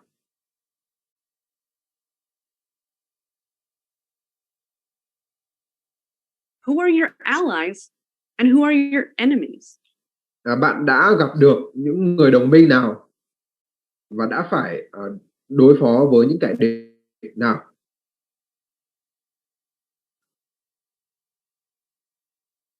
So then, step 7, the approach of the innermost cave. Tiếp theo là bước thứ 7, đó là đến gần với hang ổ của cái ác. This is the turning point when the hero finally goes all in. Đây là một cái bước ngoặt mà ở đó thì người hùng sẽ làm hay dùng hết sức lực của mình. They reach the point when they are 100% certain what must be done. Ở đây thì người hùng đã trở nên chắc chắn 100% rằng là họ đã biết chắc chắn 100% là bây giờ mình phải làm gì rồi. They're ready to accept the risks and the possibility of failure. Và họ sẵn sàng chấp nhận những cái rủi ro cũng như chấp nhận cái khả năng rằng là mình sẽ thất bại. The second decision point happens when the hero approaches the innermost cave. Và khi người hùng đến gần hơn với hang ổ của cái ác thì cũng là lúc mà họ phải đưa ra cái quyết định thứ hai.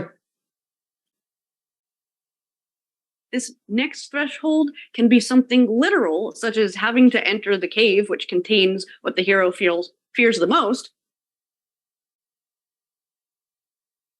or the ultimate challenge that the hero might face is inside of this cave. But it can also be entering into the hero's darkest places, their inner conflict, their demons.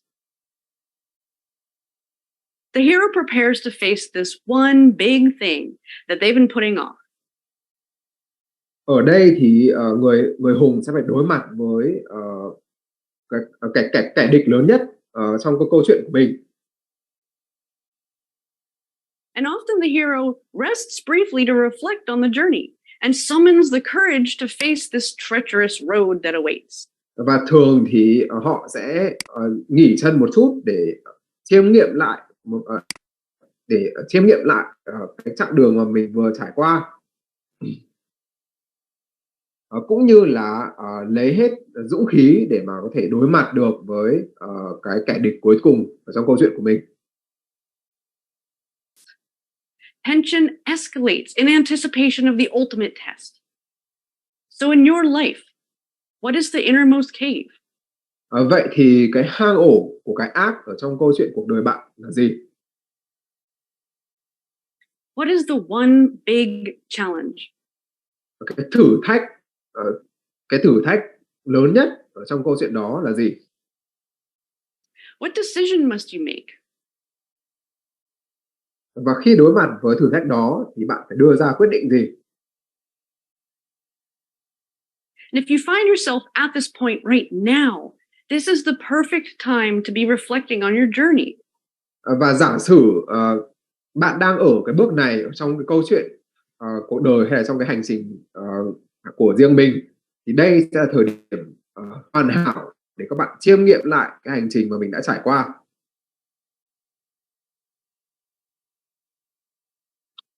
Which gives you the courage to see how far you've come and that your life has been preparing you.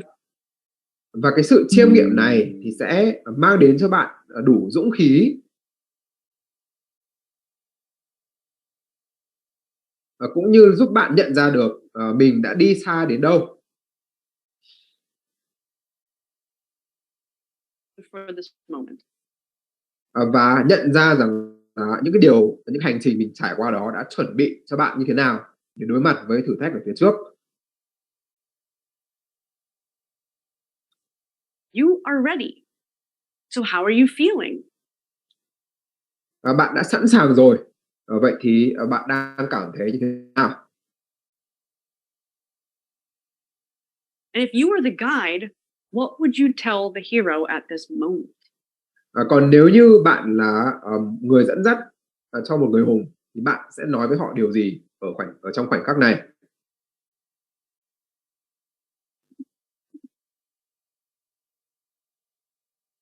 Then there's step 8, the ordeal.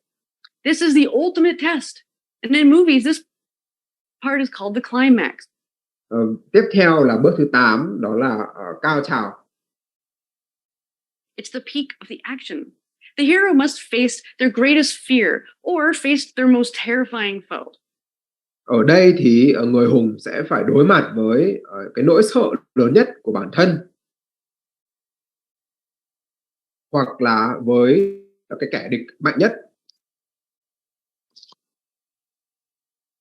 One way or another, the hero must face death, whether it's literal or figurative.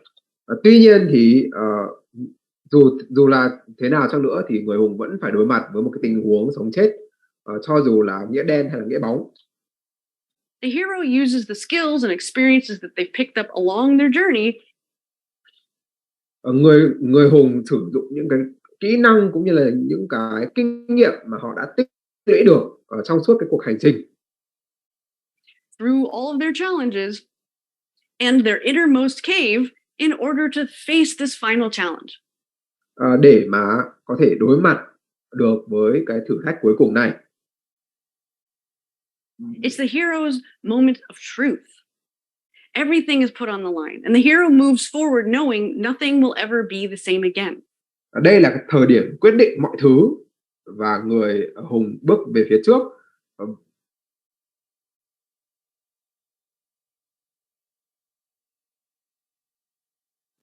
It can't. This must be done.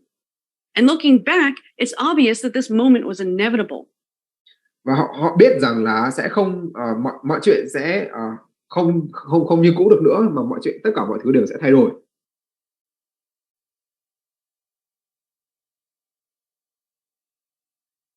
Và khi nhìn lại thì họ thấy rằng là cái khoảnh khắc này thì không thể tránh được, mà khoảnh khắc này chắc chắn là dù như thế nào thì cũng sẽ phải xảy ra.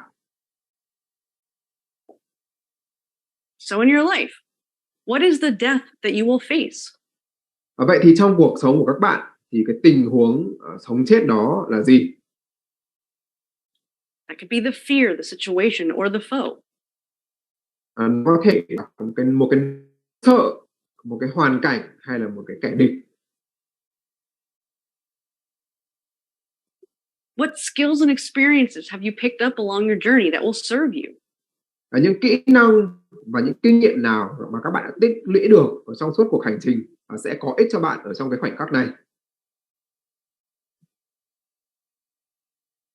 And what exactly must you do at this point?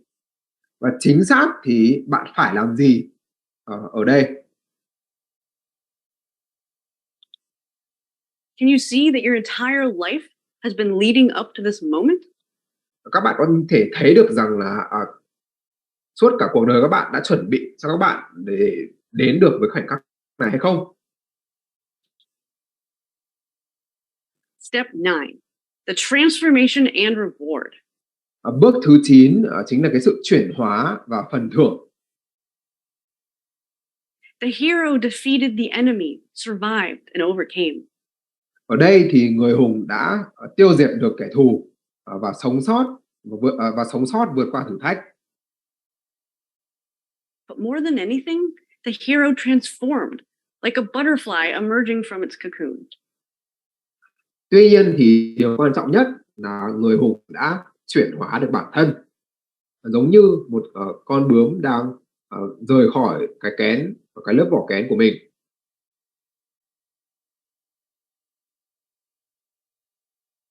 Out of the ashes of death rises a phoenix of symbolic rebirth.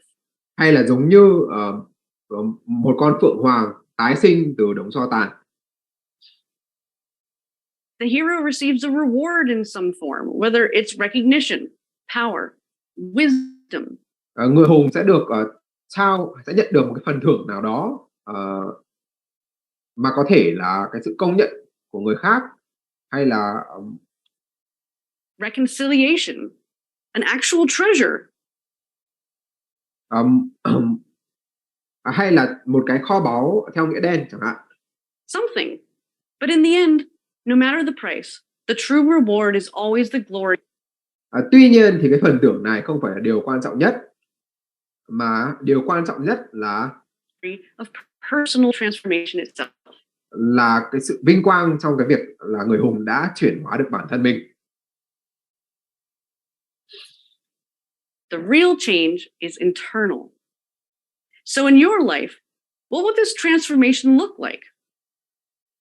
Bởi vì cái sự thay đổi thực sự thì nó phải đến từ bên trong.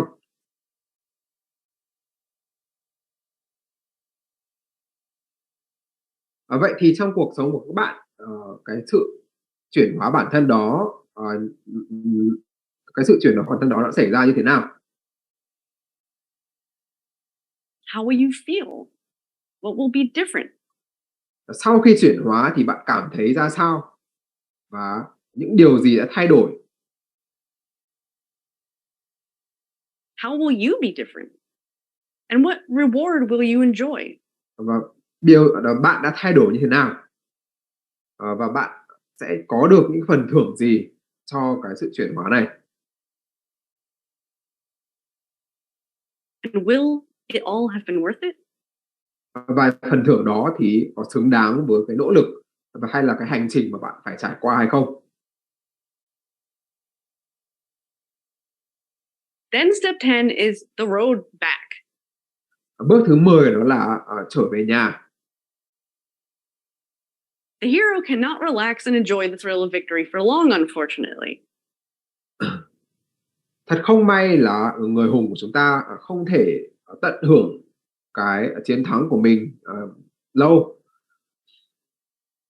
Because there's another call, the return home, to share the spoils of the reward or to bring what has been learned to those. Bởi vì giờ đây họ lại có một cái sự thôi thúc một sự thôi thúc khác. Đó là cái sự thôi thúc là trở về nhà để chia sẻ những điều mà họ đã học được hay là những điều họ đã nhận được to those that they care about. Với những người mà họ quan tâm. The journey's not over.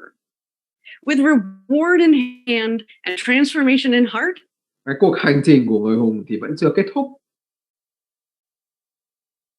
The hero charts the path back, but the road can be filled with additional risks and dangers. Mà người hùng phải đi cái quãng đường quay trở về cái cuộc sống trước đây của mình.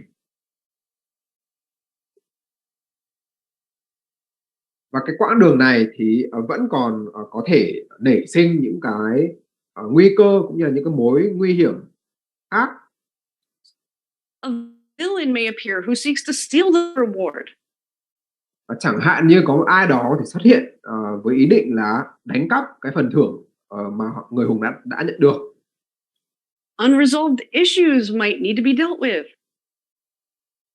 Hay bản thân người hùng vẫn còn những cái vấn đề ở trong bản thân mà họ chưa xử lý. The hero might face their own shadow. Hoặc là người hùng sẽ phải đối mặt với những cái mặt tối của bản thân mình. These additional roadblocks challenge the hero to internalize what they've learned and Những cái thử thách mới này thì buộc người hùng phải lĩnh hội những cái điều mà họ đã học được. prove to themselves that they have in fact changed for good. Để chứng minh cho bản thân mình thấy rằng là đúng là họ đã chuyển hóa được bản thân để trở thành một người tốt hơn.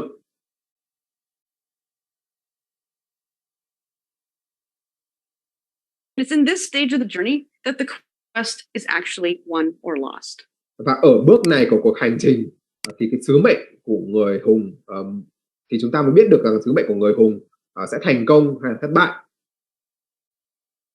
So in your life, what does returning home represent? Vậy thì trong cuộc sống của các bạn, cái việc trở về nhà này nó điều gì đại diện cho cái hành trình trở về nhà này? How are you going to use what you've learned or accomplished in your life? Và các bạn sẽ sử dụng những điều mà mình học được hay là những điều mà mình đã đạt được trong cuộc hành trình như thế nào ở trong cuộc sống? Who will you help with what you do now that you know what to do different? Sau khi mà các bạn đã thay đổi bản thân thì các bạn sẽ giúp đỡ được cho những ai? At this point, what unresolved issues do you anticipate that you might have to face? Có những vấn đề nào chưa được giải quyết mà theo bạn là mình sẽ phải đối phó hay mình sẽ phải xử lý được ở trong giai đoạn này? Or what other obstacles do you anticipate might pop up in response to your transformation? Hay là theo bạn thì sẽ có những cái trở ngại nào mà có thể nảy sinh sau khi mà bạn đã trải qua quá trình chuyển hóa? And what shadows might be lurking? Then step 11, rebirth. Tiếp theo là bước thứ 11, đó là cái sự tái sinh. This is the moment that the hero crosses the final threshold, the final test of the hero's true growth. Đây là lúc mà người hùng sẽ bước qua cái ngưỡng cửa cuối cùng và sẽ phải vượt qua được cái bài kiểm tra cuối cùng xem là họ đã thực sự phát triển được bản thân hay chưa.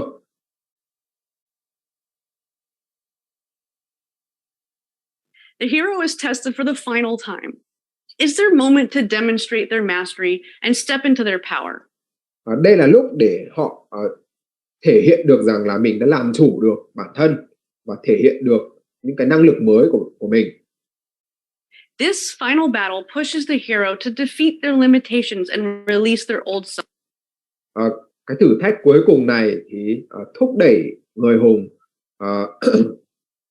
vượt qua được những giới hạn của bản thân và buông bỏ đi cái con người trước đây một cách hoàn toàn.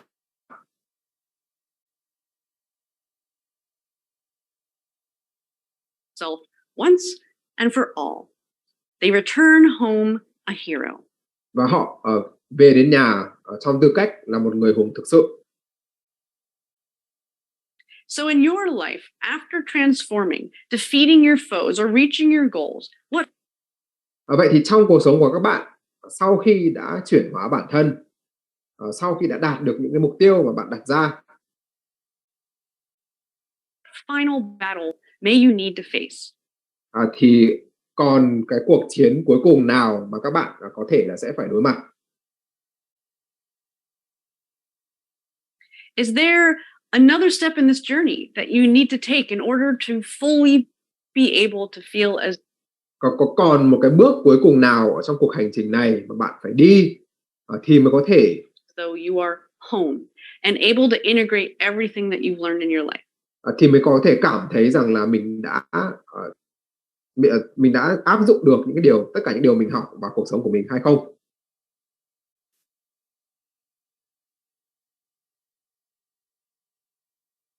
What would it take to embrace your new self 100%? Các bạn sẽ phải làm gì để mà đón nhận 100% cái con người mới của mình? And finally, step 12, return with the elixir. Và cuối cùng là bước thứ 12, đó là mang cái thần dược trở về nhà. When the hero returns to its ordinary world,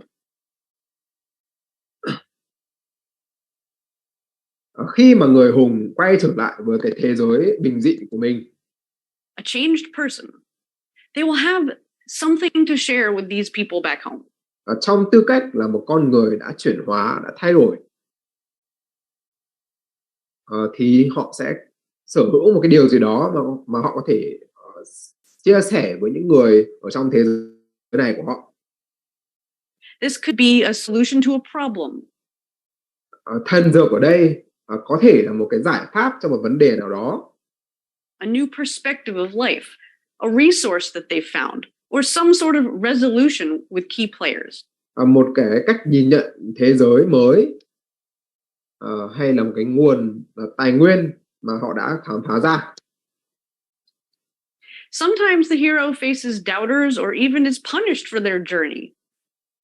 Đôi khi thì sẽ có những người tỏ ra hoài nghi về cái hành trình của người anh hùng. But in the end, the hero always shares what they've learned or acquired with those that they did it all for. Tuy nhiên thì cuối cùng người hùng vẫn sẽ luôn chia sẻ những điều mà họ học được hay là đạt được với những người mà mình quan tâm nhất. Always shares what they've learned or acquired with those that they did it all for. That is, after all, what makes them a hero. Bởi vì điều đó mới là điều khiến cho họ là một anh hùng. So in your life, what is the elixir that you are bringing back? Vậy thì trong cuộc sống của các bạn, cái thần dược mà các bạn mang về nhà đó là gì? Who are you going to be sharing it with? Bạn sẽ chia sẻ nó với những ai? How are you going to pay forward what you learned? Và bạn sẽ sử dụng những điều mà mình đã học được để giúp đỡ cho những người khác như thế nào? What difference are you going to make in the world? Cái sự khác biệt, bạn sẽ tạo ra được cái sự khác biệt gì trên thế giới? Are there going to be any haters or doubters waiting for you? Liệu sẽ có ai tỏ ra hoài nghi hay là ganh ghét với cái sự chuyển hóa của bạn hay không? And if so, how can you remind yourself that you didn't do it for them? Và nếu có thì làm thế nào để các bạn tự nhắc nhở được bản thân mình rằng bạn không trải qua hành trình chuyển hóa vì những người đó. You did it because it was your destiny to be the hero of your own life. Mà bạn trải qua cái hành trình này bởi vì đó là sứ mệnh của các bạn. Sứ mệnh trở thành người hùng trong chính câu chuyện cuộc đời của mình. And to pay forward to those who are willing to take what you give. Và chia sẻ những điều bạn nhận được với những người sẵn sàng tiếp thu.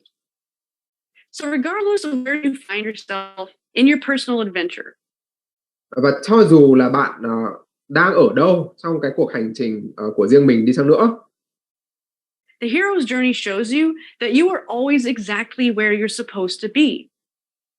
Thì cái hoạt động cuộc hành trình của người hùng này sẽ cho các bạn thấy được rằng là các bạn đang ở đúng cái nơi mà các bạn cần phải ở.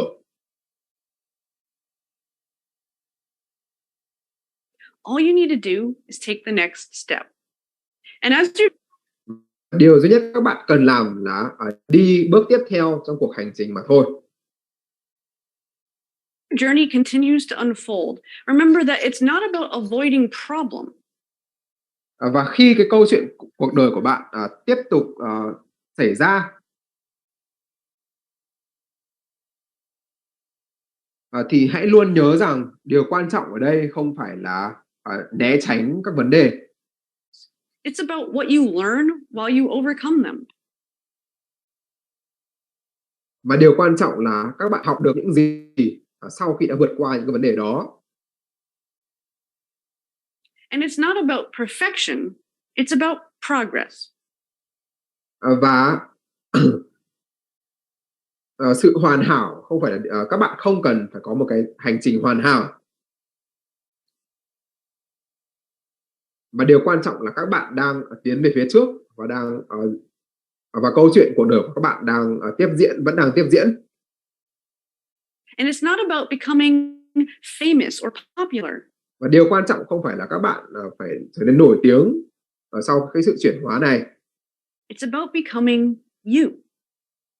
mà điều quan trọng là các bạn phải trở thành cái con người đúng theo bạn phải trở thành đúng cái con người của bản thân mình. And it's not just about you. It's also about how you use your life experience to make a greater impact. Và câu chuyện cuộc đời của bạn thì nó không chỉ nói về bản thân bạn mà thôi.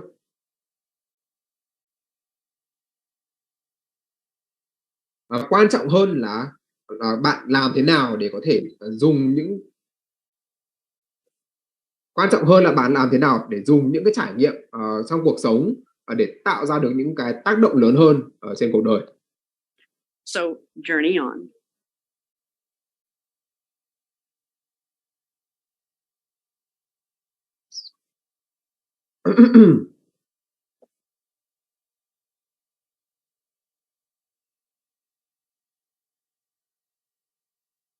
Vậy chúng ta kết thúc cái hoạt động hành trình của vị anh hùng. Tiếp theo thì chúng ta sẽ chuyển sang nội dung đó là giúp khách hàng xác định được họ thực sự muốn trở thành một người như thế nào.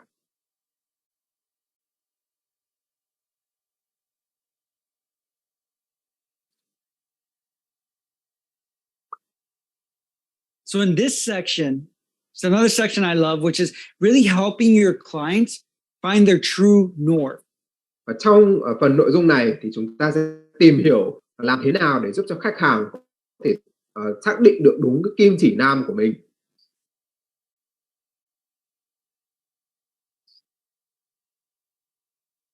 Which is the biggest impact that you can have on your client Cái tác động lớn nhất mà các bạn có thể tạo ra ở trên khách hàng is really having clarity. Đó là mang đến cho họ một cái sự rõ ràng, hay là mang đến cho họ một cái nhận thức rõ ràng.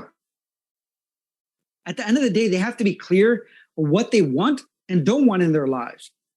Bởi vì khách hàng buộc phải nhận thức được rõ ràng về việc là họ muốn gì và không muốn gì ở trong cuộc sống của mình.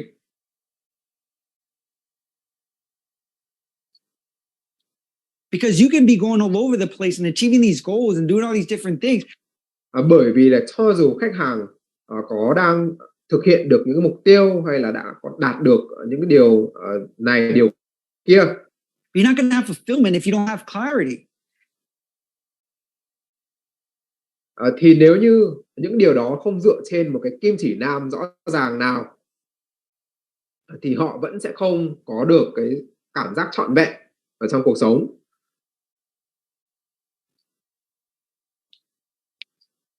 See, a true north isn't about a goal. It's about having a greater purpose and meaning behind why they want what they want. Và ở đây thì kim chỉ nam nó không phải là một cái mục tiêu cụ thể nào, mà nó là một cái mục đích sống cao cả hơn, cũng như là một cái ý nghĩa cao cả nào đó đằng sau cái việc là vì sao họ lại muốn những điều họ muốn.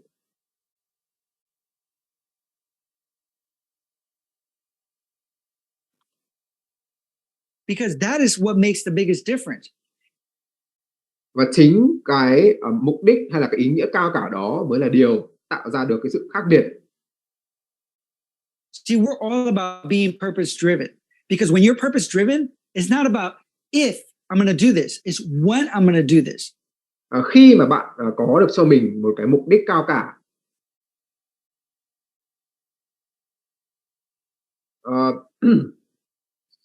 thì cái câu chuyện nó không còn là nếu bây giờ tôi làm như thế này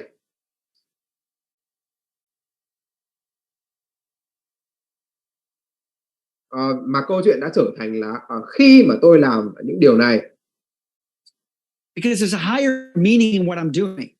It's not just to get a goal, just to reach a goal where you just keep pushing and pushing to. Bạn không theo đuổi những cái mục tiêu chỉ để đạt được mục tiêu đó mà thôi. Get it? You're being pulled into something so much greater because you have meaning behind why you're doing it. Và bạn không phải chạy theo mục tiêu nữa mà bạn sẽ được bạn sẽ được thu hút về cái mục tiêu cao cả.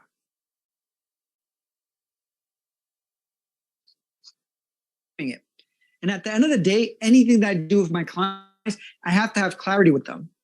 Vì thế nên là trong bất cứ một điều gì mà tôi thực hiện hay là làm việc với khách hàng thì tôi cũng đều phải giúp cho họ nhận thức được một cách rõ ràng.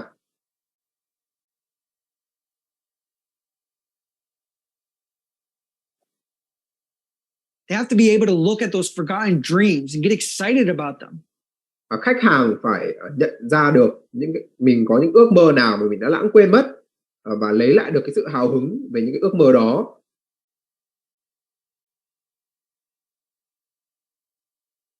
They have to be able to know their specific desires. They have to be able to know why they want it. Họ phải biết rõ được mình có những cái mong muốn cụ thể nào, cũng như là biết được lý do vì sao họ lại có những mong muốn đó.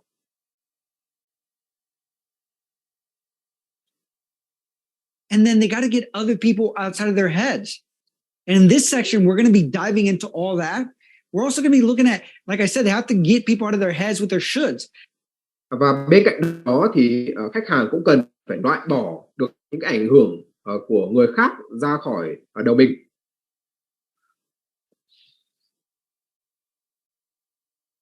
Help them if they aren't sure what they want. To really, because a lot of times in our lives, we have all these shoulds. People tell you, this is how you have supposed to behave. This is what you're supposed to do. Ở trong cuộc sống thì chúng ta luôn có những người xung quanh mà nói với chúng ta rằng là chúng ta phải làm như thế này hay là chúng ta phải như thế kia.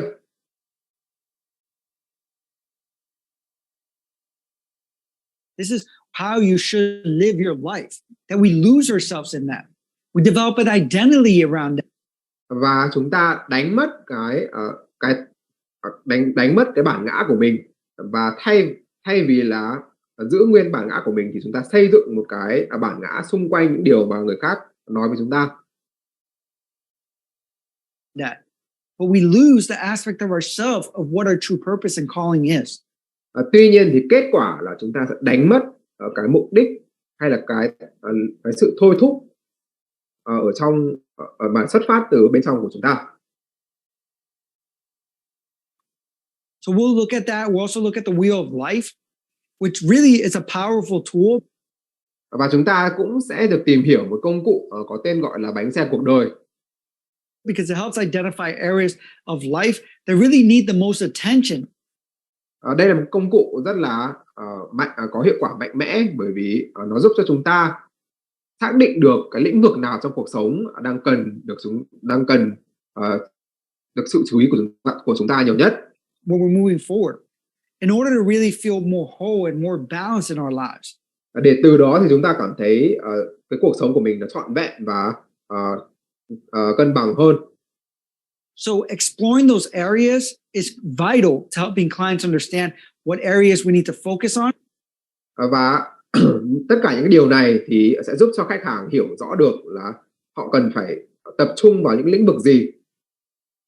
What areas we need to really put energy towards and really develop an understanding again what we want and why we want it. Và quan trọng nhất là khách hàng phải xác định được họ muốn điều gì và vì sao họ lại muốn những điều đó.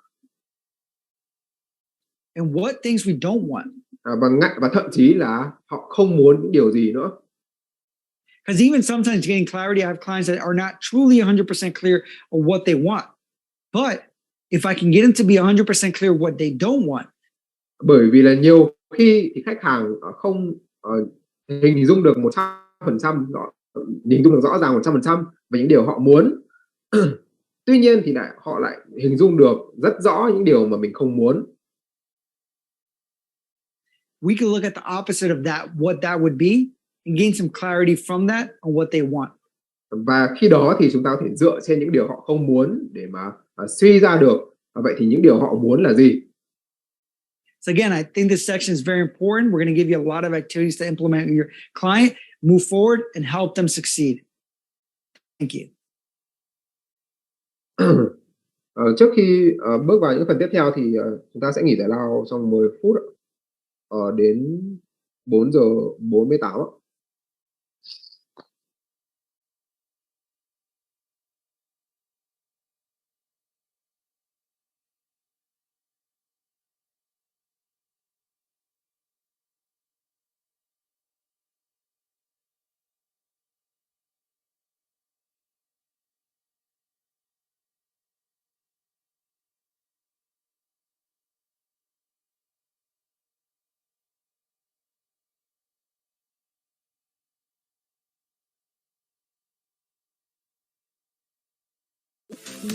Mùi hương cũng thật tuyệt. Không chỉ nước xả, con vò này có thêm nước giặt dưỡng vải mới. Sienna siêu thơm mới. Công nghệ mềm hóa bề mặt vitamin E, êm dịu làn da, khô thoáng tối đa.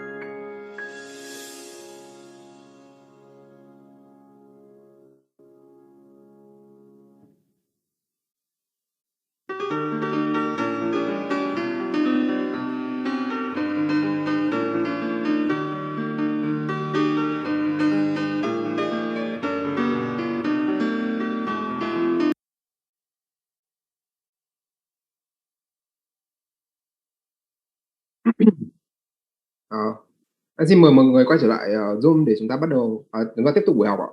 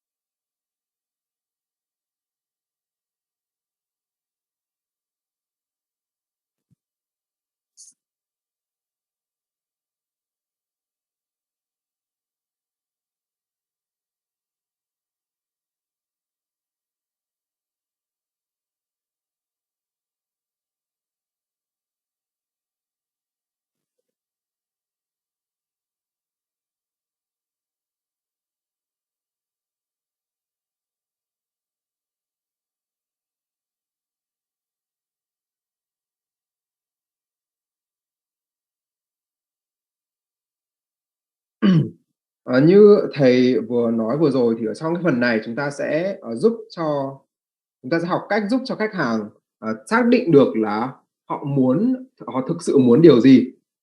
Thì cái video tiếp theo là nói nội dung về những câu hỏi hay là những cái hoạt động mà chúng ta có thể sử dụng để đưa ra cho khách hàng để giúp cho họ xác định được những điều đó. Thì nó đã có ở trong cái phần tài liệu của cái video này. Thì như là các bạn đã gửi các bạn sẽ gửi hoặc là đã gửi cho mọi người ở trên Zalo thì những cái câu hỏi này mọi người hoàn toàn có thể tìm ở trong cái tài liệu đấy.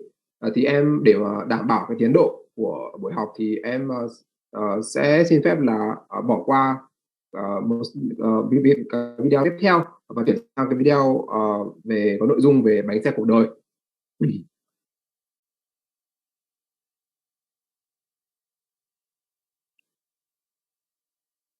One of my favorite tools in coaching is the wheel of life. Bánh xe cuộc đời là một trong những cái công cụ life coach mà tôi yêu thích nhất. It's actually the first coaching activity I ever did myself when I was being coached. Và thực ra thì cái bánh xe cuộc đời này là cái hoạt động đầu tiên mà tôi được life coach của mình thực hiện khi mà tôi đang trải qua cái quá trình life coach. And it's also a very popular one. And there's a reason for it because it Và trên thực tế thì cái công cụ này nó cũng rất là phổ biến nói chung. gives you a graphical representation of your client's life.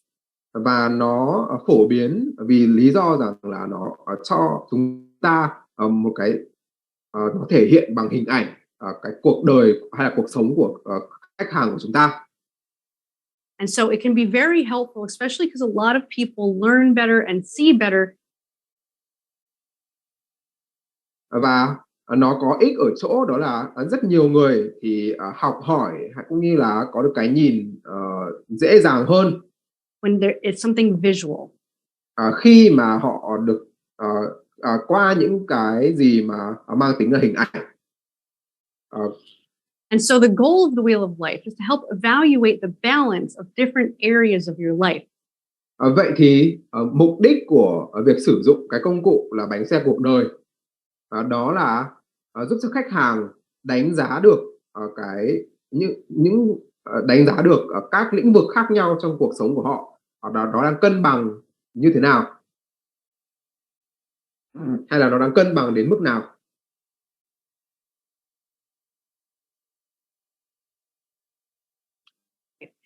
And identify areas that aren't being fulfilled to the level that the client wants. Và đồng thời thì khách hàng cũng có thể xác định được những lĩnh vực nào thì họ đang cảm thấy không thỏa mãn, hoặc là những lĩnh vực nào thì chưa đạt được cái mức mà khách hàng mong muốn.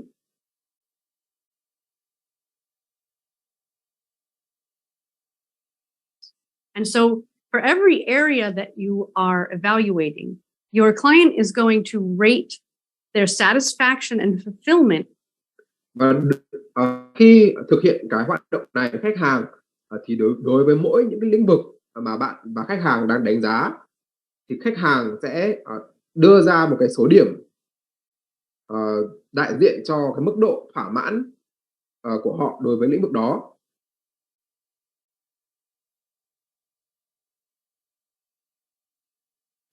In that area of life on a scale of 1 to 10. Trên thang điểm từ 1 đến 10.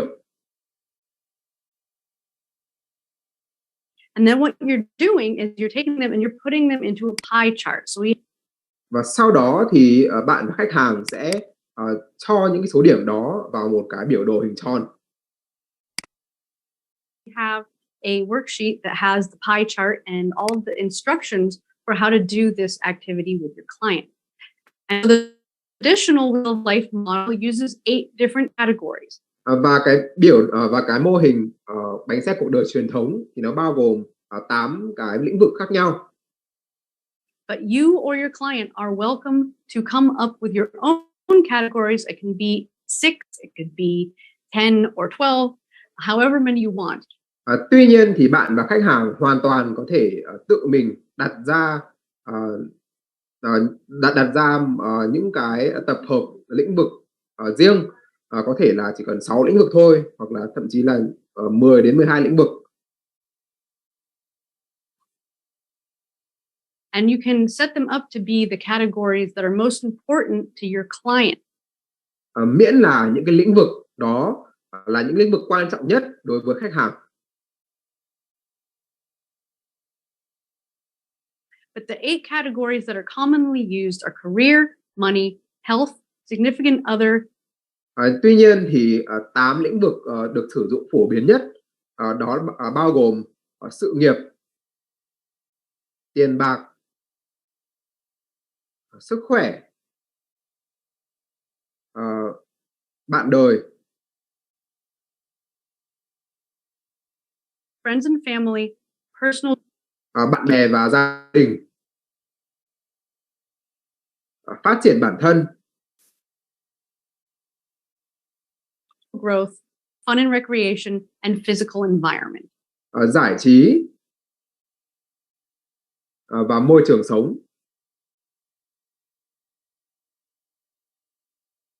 And so what you're doing is you're plotting those on a pie chart. Và sau khi khách hàng đã cho điểm với mỗi lĩnh vực thì bạn sẽ cho những số điểm đó lên một cái biểu đồ hình tròn. And then again, for each one, you're scaling on a 1 to 10.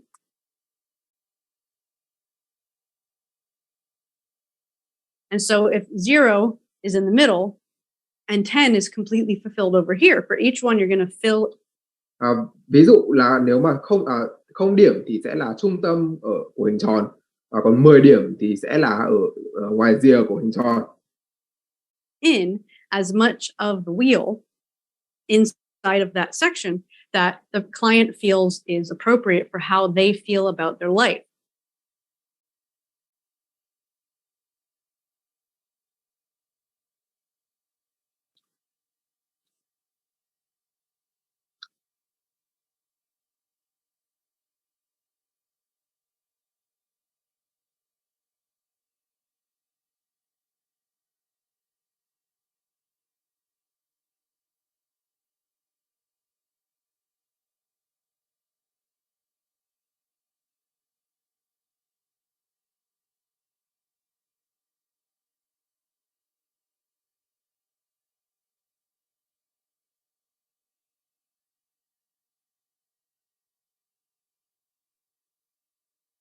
Đây là một cái ví dụ về biểu đồ bánh xe cuộc đời để cho mọi người có thể dễ hình dung ạ. And so what's going to happen is you're going to have some that are full and you're going to have some that are part way. And in the end, what's going to end up happening when you go to interpret this? Và khi các bạn đã cho số điểm của mỗi lĩnh vực vào bánh xe thì có những cái bánh xe nó sẽ nó sẽ được lấp đầy nhiều hơn, có những lĩnh vực nó sẽ được lấp đầy nhiều hơn những cái lĩnh vực khác.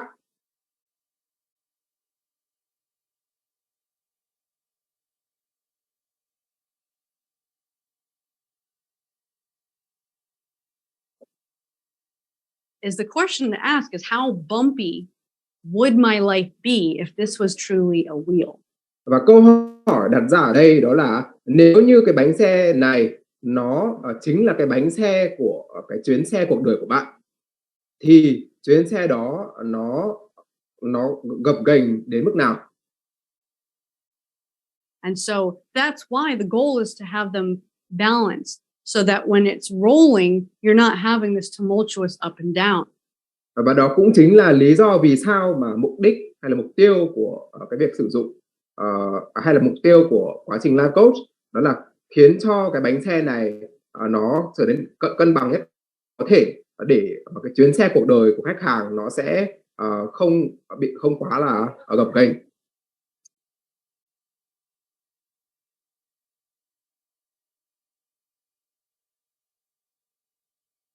And so when somebody is fulfilled in one area but completely abandoning another area, their life is going to be a much more rocky experience. Và như các bạn có thể thấy thì nếu như một người quá tập trung vào một lĩnh vực nào đó mà bỏ quên một cái lĩnh vực khác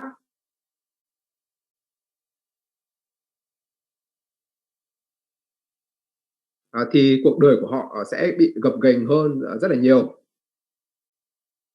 Where even if everything's not exactly even, because you wouldn't necessarily want it to, because some areas are more important than others, if they're all Ngược lại thì nếu như tất cả các lĩnh vực nó tương đối cân bằng với nhau, mặc dù là không phải là cân bằng cách hoàn hảo, a lot closer, it's a much smoother ride. And so that is the theory behind the wheel of life.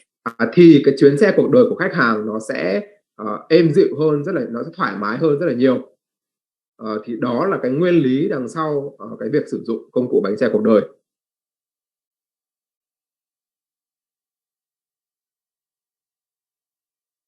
And so one thing to look for when you're interpreting the scores is if you have certain areas that khi mà các bạn giúp cho khách hàng giải nghĩa được những cái bánh xe cuộc đời cũng như là những số điểm mà họ đã cho vào bánh xe are very low, then you know that those are obvious places to look to come up with what goals your client. Thì đối với những những lĩnh vực mà nó thấp hẳn thì nó sẽ là những cái lĩnh vực mà rõ ràng là khách hàng sẽ phải tập trung cải thiện đầu tiên.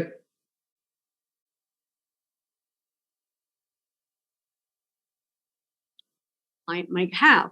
But at the same time, you really want to look at how the different categories interplay. Tuy nhiên thì bên cạnh đó bạn cũng phải giúp cho khách hàng nhìn thấy được là các lĩnh vực tương tác với nhau như thế nào.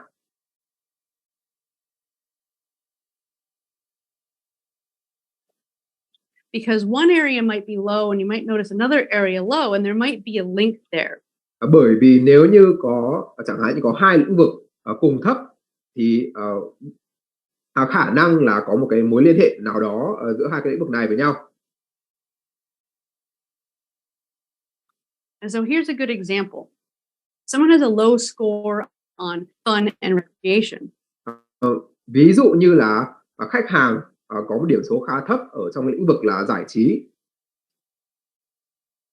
One possible cause could be that if their money category is also low, thì một cái nguyên nhân có thể thì cái việc đấy có thể do một nguyên nhân đó là cái lĩnh vực tiền bạc của họ cũng thấp.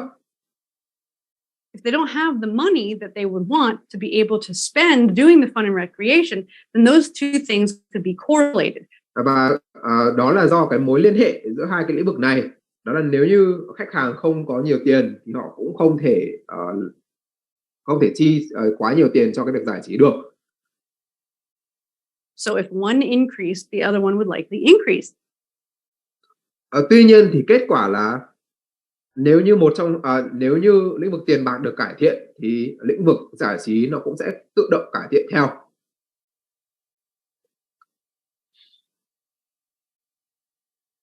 And sometimes you might find, for example, that at the same time, there's also that their career is low. Và nhiều lúc thì cũng có thể là cả lĩnh vực nghề nghiệp của khách hàng cũng đang thấp nữa. And so it could be low career satisfaction, or it could be because they're being paid too low on. Và cái việc là khách hàng không thỏa mãn với công việc thì có thể là do khách hàng không yêu thích cái việc mình đang làm. hoặc là họ là được trả lương quá thấp. their career, which then you can see how the three would interconnect. Và như vậy thì cả ba lĩnh vực là tiền bạc, công việc và giải trí thì đều có liên quan với nhau. And so part of your role as a coach is to help your client identify if there are areas that are low. Như vậy thì trách nhiệm của bạn trong vai trò là người coach đó là giúp cho khách hàng xác định được That are then being impacted by other areas, and then identifying which là nếu như có một lĩnh vực nào đó đang thấp thì có phải là nó đang chịu tác động bởi các lĩnh vực khác hay không. of the areas would be the one that if they raised that, it would bring the other ones up. Và từ đó thì xác định xem là lĩnh vực nào thì nếu khách hàng có thể nâng cao thì nó sẽ kéo các lĩnh vực liên quan lên cao theo. And at the same time, it's important to help them see that there are some times where you might improve one area and it might temporarily take away from. Và đồng thời thì chúng ta cũng cần phải giúp cho khách hàng nhận ra hay là nhìn thấy được rằng đôi khi cái việc họ nâng cao một lĩnh vực nào đó sẽ tạm thời làm cho một lĩnh vực khác bị giảm xuống.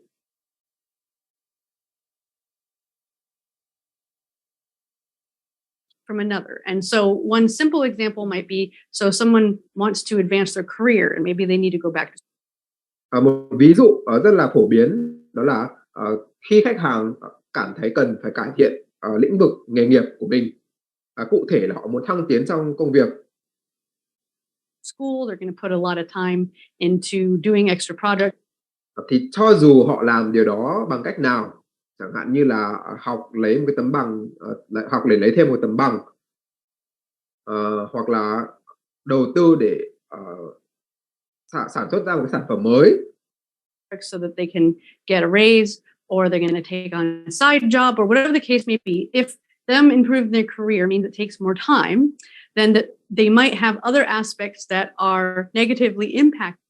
Thì tất cả những điều đó đều sẽ làm cho họ phải tốn thêm nhiều thời gian cho cái lĩnh vực công việc. Và điều đó thì hoàn toàn có thể ảnh hưởng một cách tiêu cực đến những cái lĩnh vực khác.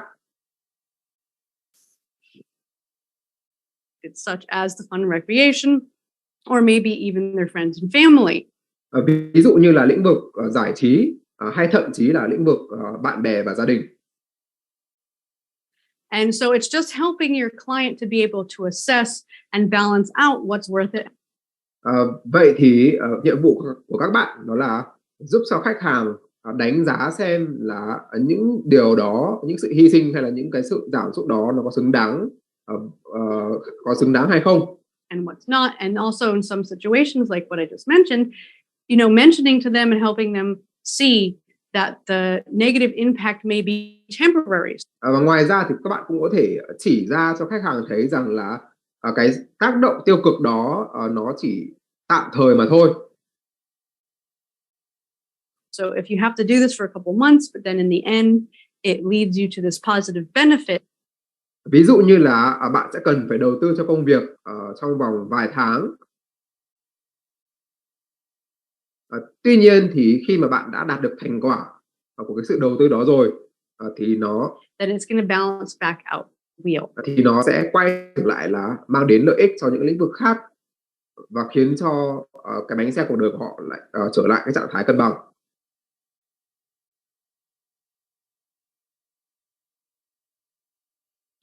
And so one of the things that you can use this activity for is to help your client identify their goals. Một trong những cái tác dụng của việc sử dụng cái hoạt động này với khách hàng đó là giúp cho họ xác định được mục tiêu của mình.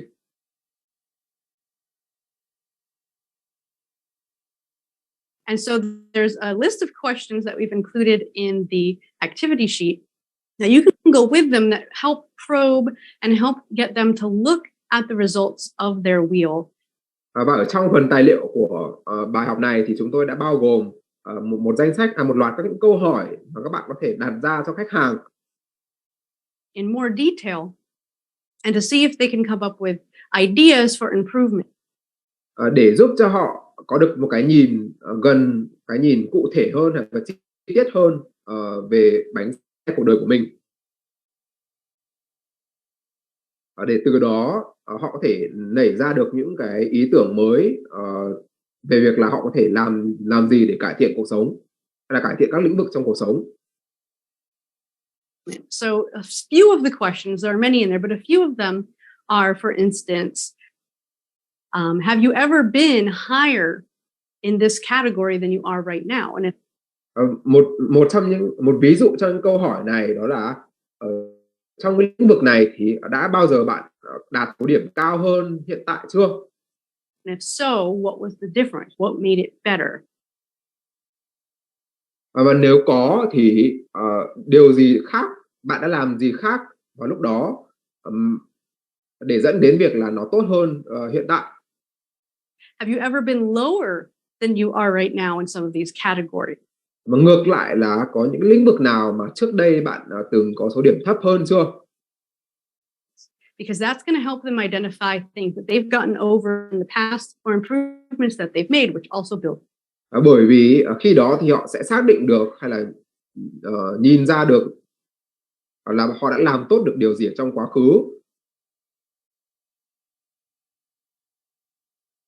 Also builds their improvements that they've made, which also builds their confidence. Và chính điều đó thì cũng sẽ góp phần làm tăng cái sự tự tin vào bản thân của khách hàng. If they do have things that they were lower in before that now they're higher, asking them, well, what did you learn from it? Còn nếu như ở một cái lĩnh vực mà từng có số điểm thấp, because a lot of times what they've learned through challenges they've been through before. Thì các bạn cũng có thể hỏi họ xem là cái gì bạn đã rút ra được bài học gì từ cái sự thay đổi này. Or they can also apply to other areas of their life. Bởi vì nhiều khi thì những cái bài học mà khách hàng rút ra được từ cái việc cải thiện một lĩnh vực nhất định nào đó thì hoàn toàn có thể được áp dụng để cải thiện những lĩnh vực khác. Another question is, what actions can I take that are going to help me move up in this category? And then one of my favorite questions is, what impact is it going to make? Và một câu hỏi nữa mà tôi cũng rất là yêu thích đó là if I do move up the scale. Nếu như khách hàng làm tăng được số điểm của một lĩnh vực này thì nó sẽ tạo ra những tác động gì? To the number that I want to be at in this category, because that's really where their motivation is going to come from, is understanding the impact that these changes are going to have on their life. Bởi vì đó mới chính là cái nguồn động lực để khách hàng đạt mục tiêu và tạo ra sự thay đổi. Đó là khi họ hiểu được những sự thay đổi đó sẽ dẫn đến những tác động thực tiễn gì cho cuộc sống của mình. So this is a great activity. We highly encourage using it. We hope you have fun with it. Như vậy thì đây là một cái hoạt động rất là thú vị và chúng tôi rất là khuyến khích bạn sử dụng nó với khách hàng của mình.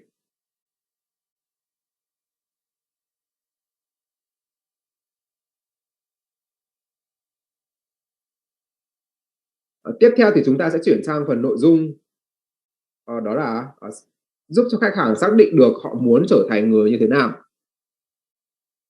We're going to be able to give you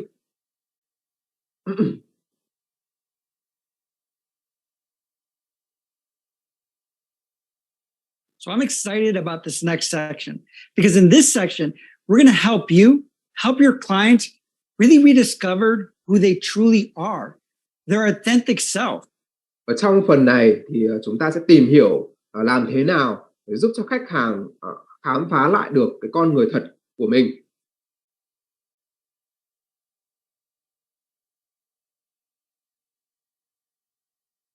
Because think about it, transformation, that is what it's all about. It's not about making someone something. Bởi vì cái quá trình chuyển hóa nó không phải là để giúp cho khách hàng trở thành một người nào đó. It's about helping them be who they truly are. Mà mục đích của nó là để khách hàng sống đúng với con người thật vốn có của mình. Authentic self. You see, and at the end of the day, what tends to happen is that from an early childhood, we have these experiences. We have people in our lives. We have caretakers, parents, neighbors. Ngay từ khi còn nhỏ thì chúng ta đã trải qua những cái trải nghiệm, hay là chúng ta đã tiếp xúc với những người trong cuộc sống của mình. Từ những người chăm sóc cho chúng ta như là bố mẹ đến những người hàng xóm. We have society that's always molding us and telling us, you should do this, you should do this, you should behave a specific way. Hay rộng hơn đó là xã hội nói chung. Thì tất cả những điều đó thì liên tục nhào nặn lên cái con người của chúng ta. Và họ nói với chúng ta rằng là chúng ta phải làm thế này, chúng ta phải làm thế kia. You should identify a specific way. So our identity, a lot of times, is not based on who we are or who we really want to be. Vì thế nên là cái bản ngã của chúng ta thì nhiều khi không được xây dựng dựa trên con người thật của mình, hay là cái con người mà chúng ta muốn trở thành. It's based on what we think others want us to be. Mà nó được dựa trên cái việc là nó được dựa trên cái việc là chúng ta nghĩ rằng những người khác muốn chúng ta là người như thế nào. So at the end of the day, we're trying to help our clients move away from that. Và vì thế thì điều mà chúng ta cần phải làm đó là giúp cho khách hàng rời xa khỏi cái cách suy nghĩ đó. And really become who the person that they came here to be. Và giúp cho họ sống đúng với cái con người mà họ được sinh ra để trở thành. So this section is really going to help you help clients evaluate their identity. Vậy thì đầu tiên phần nội dung này thì sẽ giúp cho các bạn biết cách làm thế nào để giúp cho khách hàng đánh giá được cái bản ngã hiện tại của mình. So one of the things that happens is that all our decisions are based on BS, which are based on belief system. Tất cả những quyết định mà chúng ta đưa ra thì đều được dựa trên cái hệ thống niềm tin của chúng ta. Of identity. So that may be like the way that you think, your behaviors, what you do for a living. Và cái hệ thống niềm tin này thì nó có thể nó bao gồm là những hành vi của chúng ta. All these different things are based on our belief systems or who we think our identity should be. Hay nói cách khác là nó được dựa trên cái con người mà chúng ta cho rằng chúng ta phải trở thành. So in this section, we're going to provide you with tools to really help your clients first identify who they even think they are. Vì thế đây là trong phần này chúng tôi sẽ cung cấp cho các bạn những công cụ để giúp cho khách hàng biết được rằng là cái bản hiện tại của họ là một người như thế nào. Because a lot of times, a lot of our clients haven't even assessed that, haven't even looked at that, haven't even addressed that part of it. Bởi vì là nhiều khi thì cái khách hàng của chúng ta thậm chí còn chưa bao giờ nhìn nhận lại xem là cái con người hiện tại của họ là một con người như thế nào. And then is really about what parts of that is really authentic with us.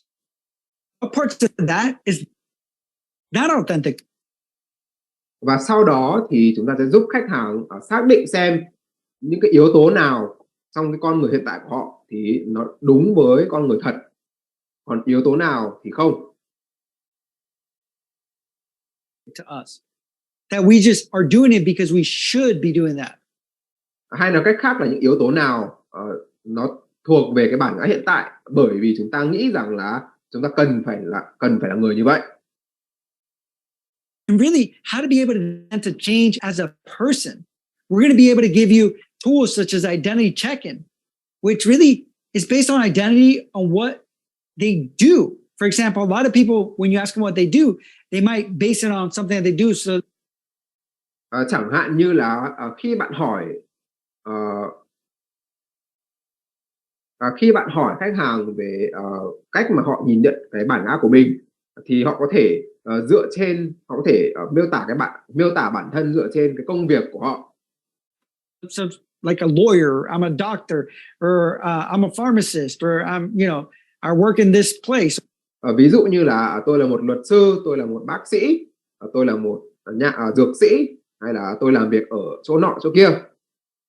Or whatever it is that I do, I start identifying with that. Thì họ đang xây dựng cái bản ngã của mình dựa trên công việc. I build my identity around that. Or I build my identity about relationship that I have. Hoặc là khách hàng cũng có thể xây dựng cái bản ngã của mình dựa trên những cái mối quan hệ mà họ có.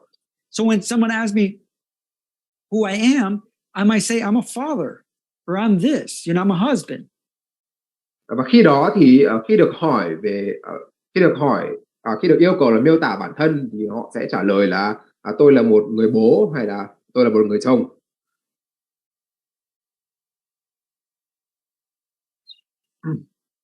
But it's recognizing that I am that. I am a father, I am a husband, but that's not my identity. Tuy nhiên thì khách hàng sẽ cần phải nhận ra rằng họ là một người bố, đúng là họ là một người chồng. Tuy nhiên thì đó chưa phải là bản ngã của họ.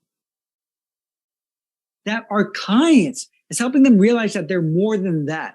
Mà bản ngã của họ thì lớn hơn thế rất là nhiều. They're more than just a role, and that they have a higher purpose that they can live with, authentic to. Bản ngã của họ không chỉ là một cái vai trò họ đang phải đảm nhận ở trong cuộc sống, mà họ có những cái mục đích sống cao cả hơn như thế. Who they are, that they can play those roles in their lives, but if they're authentically them, then those roles are amplified. Và nếu như họ sống đúng với con người thật của mình, cũng như là họ sống đúng với cái mục đích sống cao cả nhất,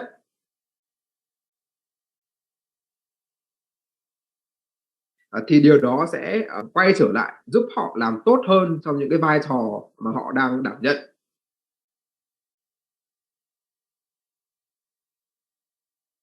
And it actually impacts every other aspect of their life that they play.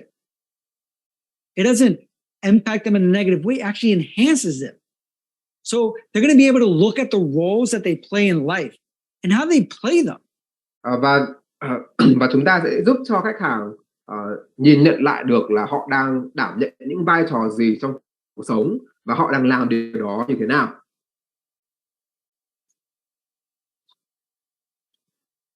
And where they learn them. Và quan trọng hơn là họ học cách đảm nhận những vai trò đấy từ đâu. Again, really assess if they're authentically them when they're playing them. Và liệu khi họ đảm nhận những vai trò đó thì họ có đang sống đúng với con người thật của mình hay không.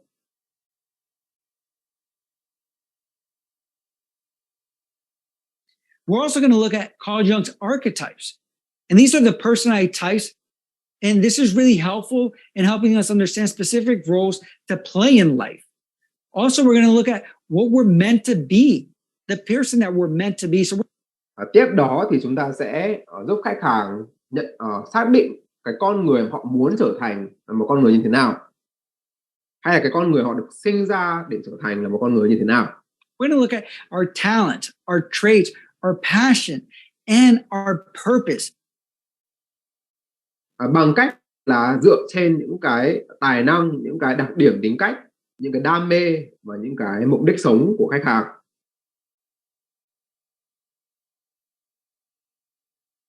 And really be able to identify that so that we can truly live authentically to who we are.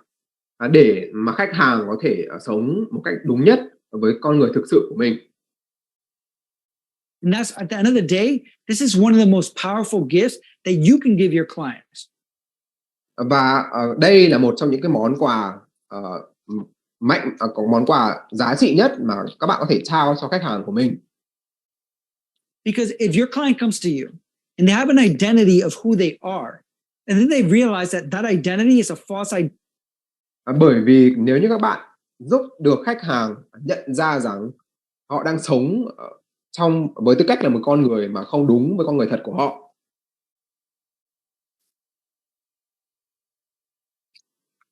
Identity created by their society, by their surroundings and what they've been exposed to.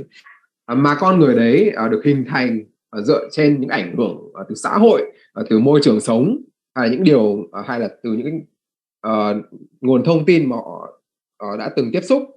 And don't get me wrong, that does play a role in your identity, but what most people miss is that they have choice. Và mặc dù ở những điều đó thì vẫn có một cái sức ảnh hưởng nhất định đến lên cái con người thật của khách hàng. That they're able to choose what part of those things that they've learned they want to keep as part of their identity. Tuy nhiên thì cái điều mà hầu hết mọi người đều không nhận ra đó là họ có quyền lựa chọn là cái yếu tố hay là cái phần nào trong cái sự ảnh hưởng từ bên ngoài đó thì họ sẽ lựa chọn để trở thành một phần cái con người thật của mình. What part of that is really authentically who they are? And then what part of it can they let go to really live in alignment with their authentic self? Và ngược lại thì những cái phần nào của những cái sự ảnh hưởng đó thì họ sẽ buông bỏ và họ sẽ buông bỏ khỏi cái con người thật của bản thân. So that's why I'm so excited about this section, because at our core, we love helping people find their purpose. So we're going to give you some tools to help your clients find themselves. Thank you.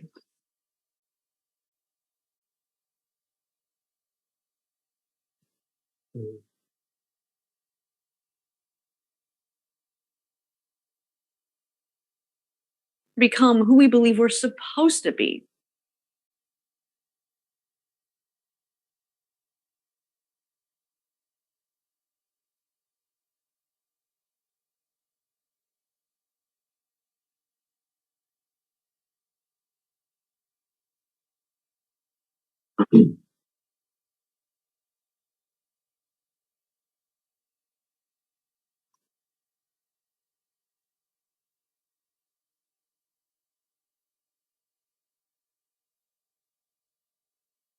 So in this video, we're going to do an identity check-in, which is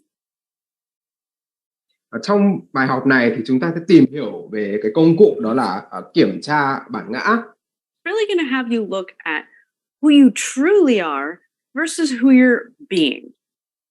Để giúp bạn xác định được con người thật của bạn là một người như thế nào. Và con người mà các bạn đang thể hiện ra bên ngoài là một con người như thế nào. Your identity is who you think you are or how you define yourself. Bản ngã là cái con người mà bạn cái cách mà bạn định nghĩa bản thân hay là cái con người mà bạn cho rằng là mình đang thể hiện. And for most people, when they introduce themselves, they say their name and what they do. And depending on who they are around, they might also describe themselves by the roles that they play. Và khi được hỏi khi được yêu cầu giới thiệu bản thân thì hầu hết mọi người sẽ giới thiệu tên và sau đó thì sẽ giới thiệu nghề nghiệp của họ. Such as wife, father, or son. Và tùy thuộc vào việc là có những người nào khác ở xung quanh thì có thể là người ta sẽ giới thiệu thêm về rằng là họ là một người vợ của ai đó, hay là chồng của ai đó, hay là con trai của ai đó. When probed deeper, people often describe themselves based on their qualities. Và nếu được hỏi sâu thêm nữa thì họ sẽ miêu tả bản thân dựa trên những cái phẩm chất mà họ có. So our identities are made by our names, the roles that we play in our careers, the roles we play in our relationships, and our traits and qualities. Vậy thì có thể nói là cái bản ngã của chúng ta được định nghĩa bởi tên của chúng ta, cái vai trò của chúng ta ở trong công việc, cái vai trò của chúng ta trong các mối quan hệ, và những cái phẩm chất và đặc điểm về tính cách của chúng ta. But the truth is that who we really are is so much more than those labels. Tuy nhiên thì sự thực là cái con người thực sự của chúng ta nó lớn hơn như thế rất là nhiều, lớn hơn những điều đó rất là nhiều.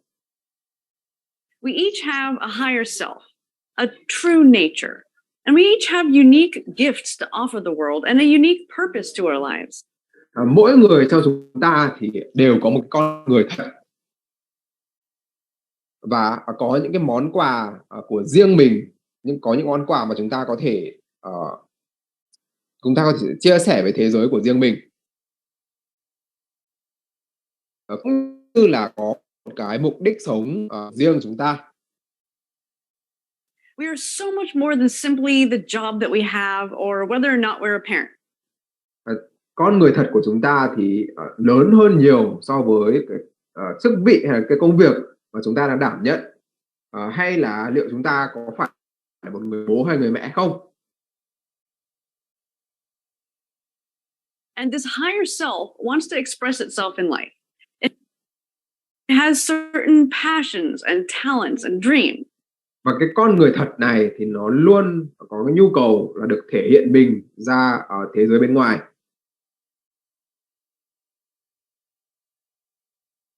Cái con người thật này nó cũng có những cái đam mê, những cái tài năng và những cái mơ ước riêng.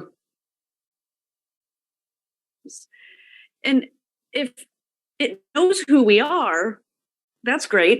But sometimes we forget who we are. Và nhiều khi thì chúng ta quên đi mất cái con người thực sự của mình là gì, là thế nào, hay là chúng ta quên đi mất mình thực sự là ai.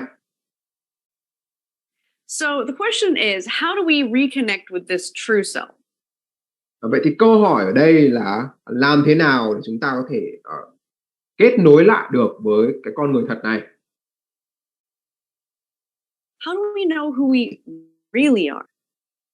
Hoặc thậm chí là làm thế nào để chúng ta biết được con người thật của mình là như thế nào đã. Now, the most important tool for tuning in to our true self is how we feel. Cái công cụ quan trọng nhất để mà chúng ta có thể kết nối được với con người thật của mình, đó là dựa trên những cảm nhận hay là cảm xúc của chúng ta. Because the truth is, we know when something just doesn't feel right. Bởi vì sự thực là chúng ta sẽ cảm nhận được khi mà có một cái điều gì đó nó không đúng. We know when our job or our relationships or behaviors are not in integrity with who we really are. Chúng ta sẽ cảm nhận được khi mà công việc hay là các mối quan hệ hay là những hành vi của mình nó đang không đúng với con người thật.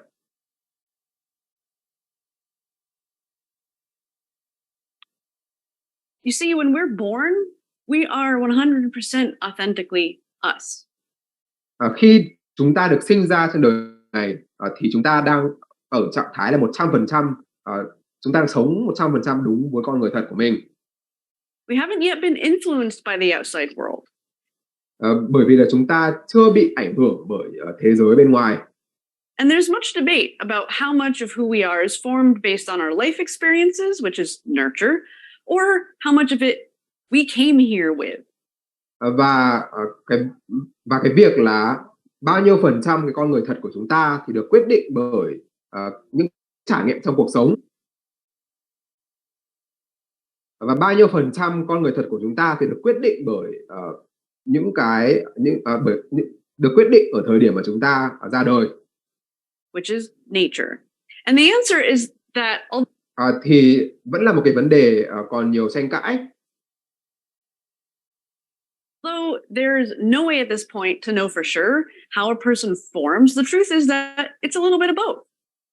Tuy nhiên thì mặc dù chúng ta chưa thể biết được cái con số chính xác là bao nhiêu, Nhưng thực tế thì cái con người thật của chúng ta vẫn được quyết định bởi cả hai điều cả, vẫn được quyết định bởi cả hai.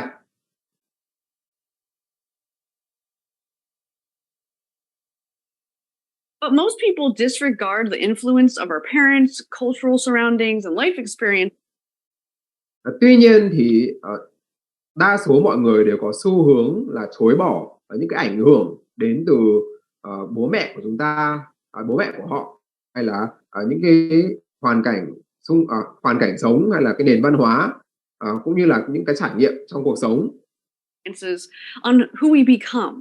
We like to think that we are unique, independent, authentic beings, but Chúng ta luôn muốn có suy nghĩ rằng là mình là những cái thực thể rất là độc lập, rất là độc đáo và rất là riêng biệt. Independent, authentic beings. But the truth is that although we do have a true self that stays with us no matter what happens to us. Tuy nhiên thì sự thực là mặc dù chúng ta đúng là chúng ta có một cái con người thật mà sẽ luôn tồn tại ở bên trong chúng ta, cho dù chuyện gì xảy ra đi chăng nữa.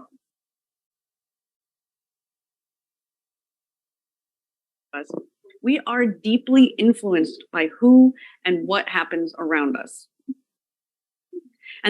Tuy nhiên thì chúng ta vẫn bị ảnh hưởng rất là sâu sắc bởi những cái người hay là những cái điều xảy ra xung quanh mình. The more we live, the more our natural inclinations and passions and interests get discouraged. Khi mà chúng ta càng trưởng thành thì những cái khuynh hướng tự nhiên cũng như là những cái đam mê hay những mối quan tâm tự nhiên của chúng ta sẽ ngày càng bị che lấp and pushed aside. And our needs to be approved by others is so strong. Bởi vì là chúng ta cảm thấy cần nhận được cái sự tán đồng của những người xung quanh nhiều đến mức that we slowly strangle who we really are in order to become who we believe we're supposed to be. Nhiều đến mức mà chúng ta bóp nghẹt cái con người thật của mình một cách từ từ để trở thành cái con người mà chúng ta nghĩ rằng là chúng ta phải trở thành. We're conditioned to behave a certain way, think a certain way, take a certain path. Chúng ta được điều chỉnh tâm lý để hành động theo một cách nhất định, suy nghĩ theo một cách nhất định, cũng như là đi theo một cái con đường cuộc đời nhất định. And because we're told what to do and not to do, and we model who and what we see, we become someone we're not. Và bởi vì chúng ta làm những điều người khác bảo là chúng ta phải làm, không làm những điều người khác bảo chúng ta không được làm, và chúng ta lấy những người khác làm hình mẫu để học theo, thì cuối cùng chúng ta trở thành một con người mà không còn là con người thật của mình nữa.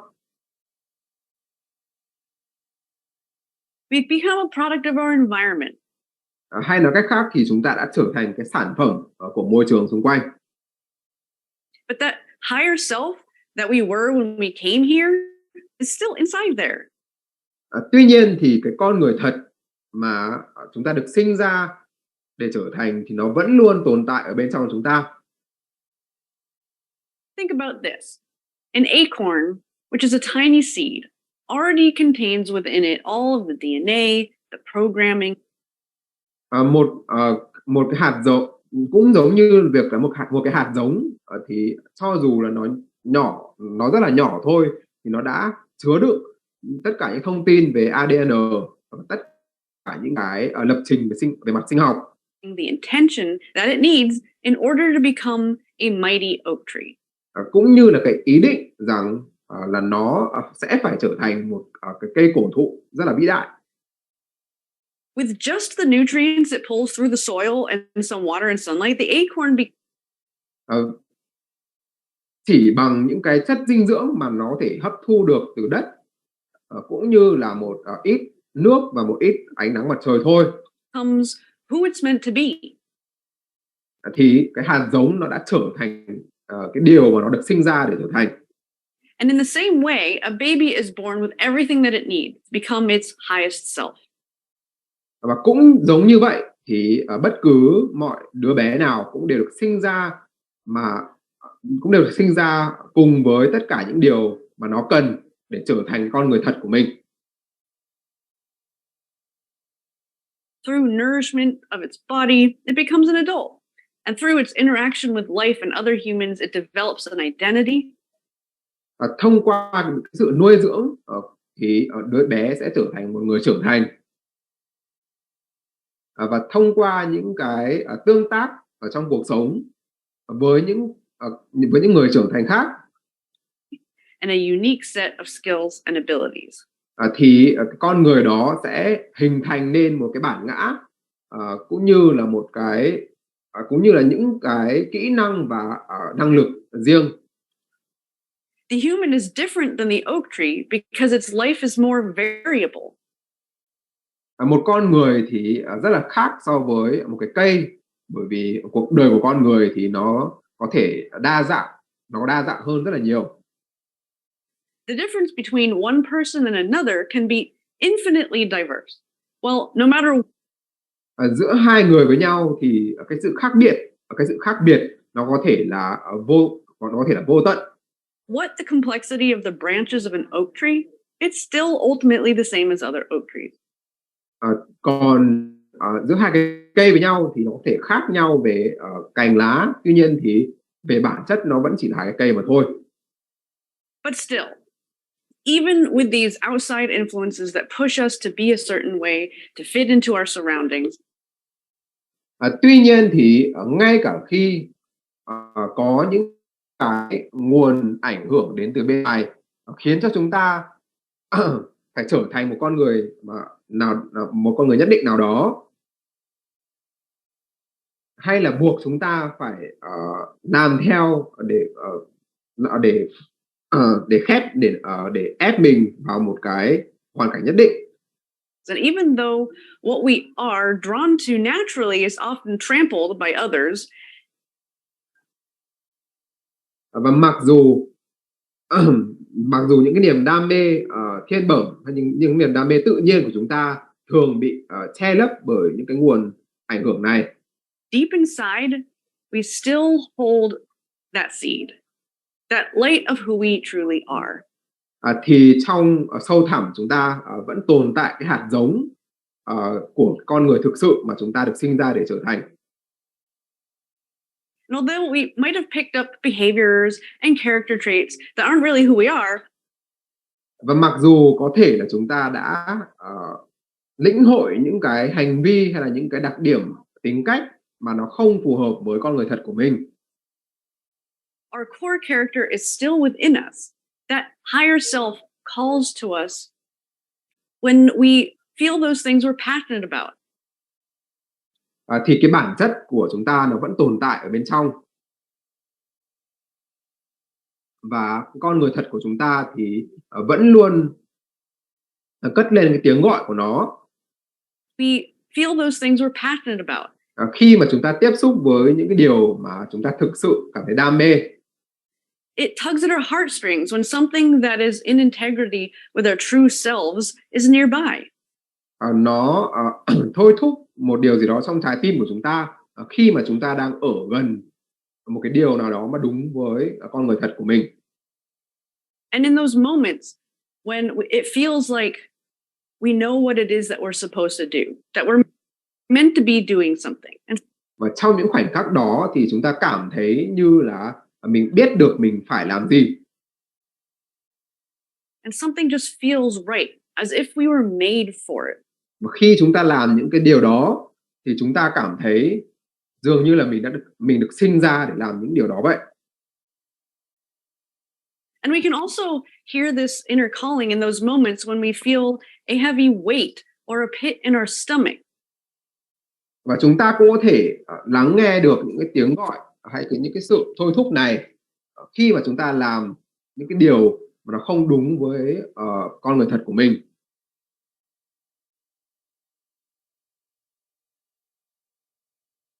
inner calling in those moments when we feel a heavy weight or a pit in our stomach. Bởi vì là chúng ta sẽ cảm thấy một cái sự nặng nề ở trong thâm tâm. When something we're doing is just simply not right for us. Part of us remembering this truth, but most of us are so entranced in the roles that we play.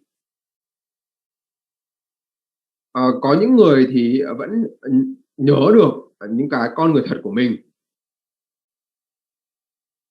Tuy nhiên thì hầu hết chúng ta đều quá bận rộn hay là chúng đều quá quay cuồng với những cái vai trò mà mình phải đảm nhận ở trong cuộc sống. The character that we act out on the stage of life. It's so normal and everyone else is playing roles too. Và điều đó thì hoàn toàn bình thường bởi vì bất cứ ai thì cũng phải đảm nhận những cái vai trò khác nhau trong cuộc sống của riêng mình. So no one seems to be authentically themselves. Và kết quả là dường như không ai sống đúng con người thật của mình cả. And so we usually don't even notice.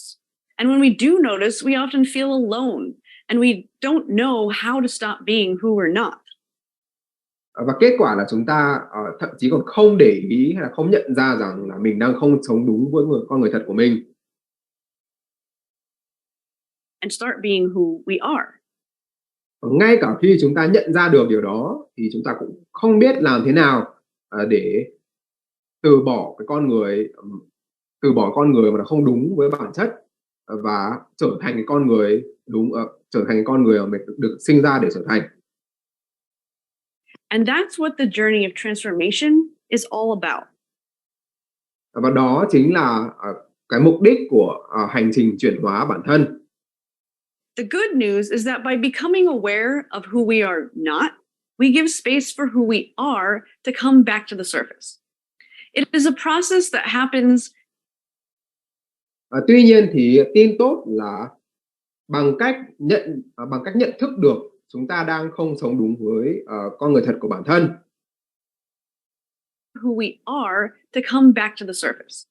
Thì chúng ta đang tạo ra không gian cho con người thật đó quay trở lại để được thể hiện ra bên ngoài.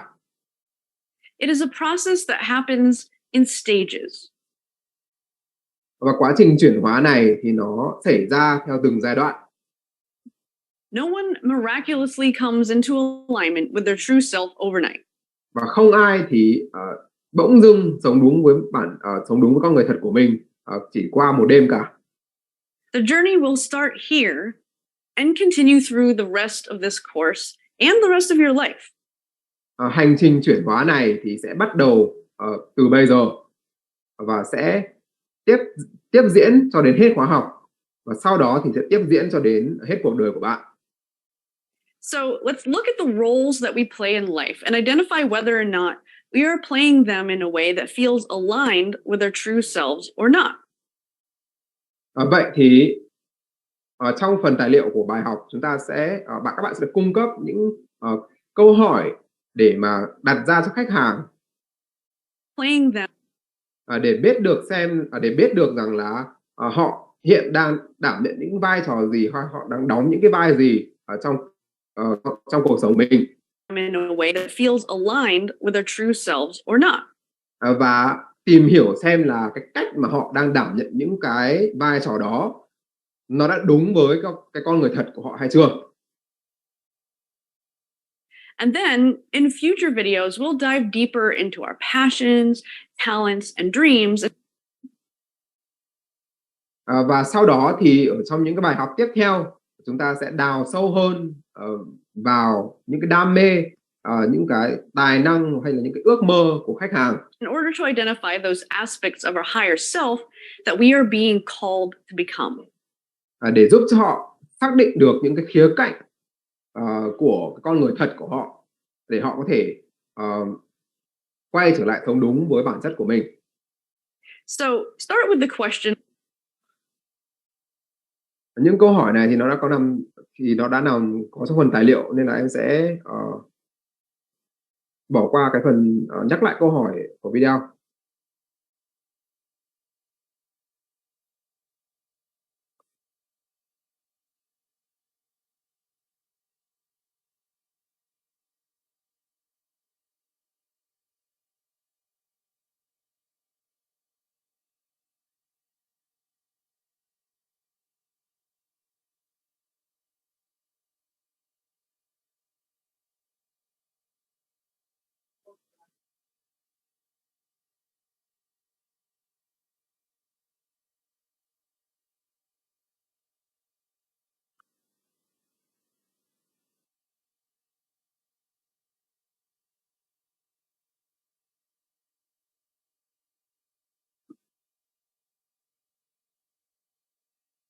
hand of cards. We have to decide how we're going to.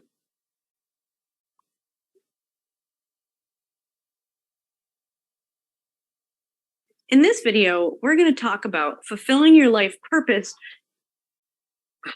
Ở trong video này thì chúng ta sẽ tìm hiểu là làm thế nào để đạt được cái mục đích của cuộc đời mình. And becoming who you were meant to be. Và làm thế nào để trở thành cái con người mà bạn được sinh ra để trở thành. Every human being has untapped potential. Bất cứ con người nào thì cũng tiềm ẩn trong mình một cái tiềm năng đang chờ được khai thác. They're born with certain traits and talents, and their life experiences teach them skills and Họ được sinh ra với những cái đặc điểm tính cách hay là với những cái tài năng nhất định. inspire passions within them. Và những trải nghiệm trong cuộc sống thì dạy cho họ những cái kỹ năng cũng như là truyền cảm hứng cho họ theo đuổi những cái đam mê nhất định.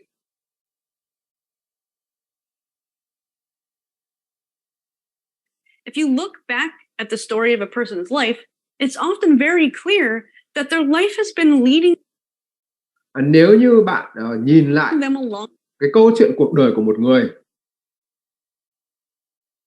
thì sẽ rất dễ để chúng ta nhận ra rằng là tất cả những gì đã xảy ra trong cuộc đời họ been leading them along a pathway towards something, towards some sort of a higher purpose, a meaning. Tất cả những điều đã xảy ra trong cuộc đời của họ thì đều đưa họ đi trên một con đường đến với một cái mục đích hay là một cái ý nghĩa cao cả hơn. For being on this earth. Some people believe that our higher selves come to this life with a mission. Một số người tin rằng chúng ta đến với cuộc đời này để thực hiện một cái sứ mệnh. And other people believe that we are simply dealt a hand of cards. We have to decide how we're going to play that hand. Còn những người khác thì lại tin rằng là chúng ta chỉ đơn giản là được đặt trong một cái hoàn cảnh và mình phải ứng biến với cái hoàn cảnh của cá nhân mình mà thôi. So regardless of what you believe, it's important to recognize that we all have the option to choose. Và cho dù là bạn có niềm tin như thế nào đi nữa thì điều quan trọng là chúng ta phải bạn phải nhận ra được rằng là chúng ta hoàn toàn có quyền lựa chọn. What we do with our lives. We can choose lựa chọn rằng là mình sẽ làm gì với cái cuộc đời của mình. To look for the deeper meaning in the experiences of the things that have happened. Chúng ta có thể lựa chọn tìm kiếm những cái ý nghĩa sâu xa đằng sau những cái trải nghiệm mà chúng ta đã trải qua trong cuộc sống. To us. We can choose to identify our talents and passions and make decisions to put them to work in our life. Chúng ta có thể lựa chọn là xác định xem mình có những tài năng và những cái đam mê gì và từ đó thì khai thác chúng ở trong cuộc sống. And we can choose to develop our potential and make our unique impact in the world. Và chúng ta cũng có thể lựa chọn phát triển tiềm năng của bản thân để mà tạo ra được một cái sức ảnh hưởng ở lên thế giới. In our life purpose course, we dive deep into a process for uncovering the deeper meaning and purpose in a person's life. Here, we're going to look at the core of this process. Ở trong cái bài học này thì chúng ta sẽ được tìm hiểu cốt lõi của cái quy trình, which are a person's talents and passions. Chúng ta sẽ tìm hiểu cốt lõi của cái quy trình theo đuổi mục đích sống, mà đó chính là tài năng cũng như là đam mê của một người là gì. Core of this process, which are a person's talents and passions, which point in the direction of who a person is meant to be. Bởi vì những điều đó thì sẽ cho chúng ta biết được rằng là người đó được sinh ra để trở thành một người như thế nào. So, first, ask the following questions about childhood. What came Những câu hỏi mà chúng ta có thể đặt ra cho khách hàng để giúp họ xác định được cái con người thật của bản thân mình thì nó đã được bao gồm ở trong cái phần tài liệu của video này. Thì mọi người có thể tham khảo. Nên là em sẽ cũng bỏ qua cái phần nhắc lại những câu hỏi đấy ở trong video này.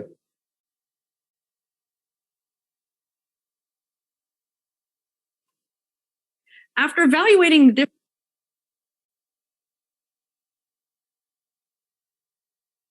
In this video, we're going to talk about becoming your best self and asking yourself, Trong bài học này thì chúng ta sẽ tìm hiểu về việc là làm thế nào để trở thành cái phiên bản tốt nhất của bản thân mình. how would I need to think and behave in order to be this best self? Và tìm câu trả lời cho câu hỏi là chúng ta sẽ cần phải suy nghĩ và hành động như thế nào để trở thành cái phiên bản tốt nhất của mình đó. So, after reflecting on the activities in this section, it's time to look at what it would take to be living in integrity with who you really are.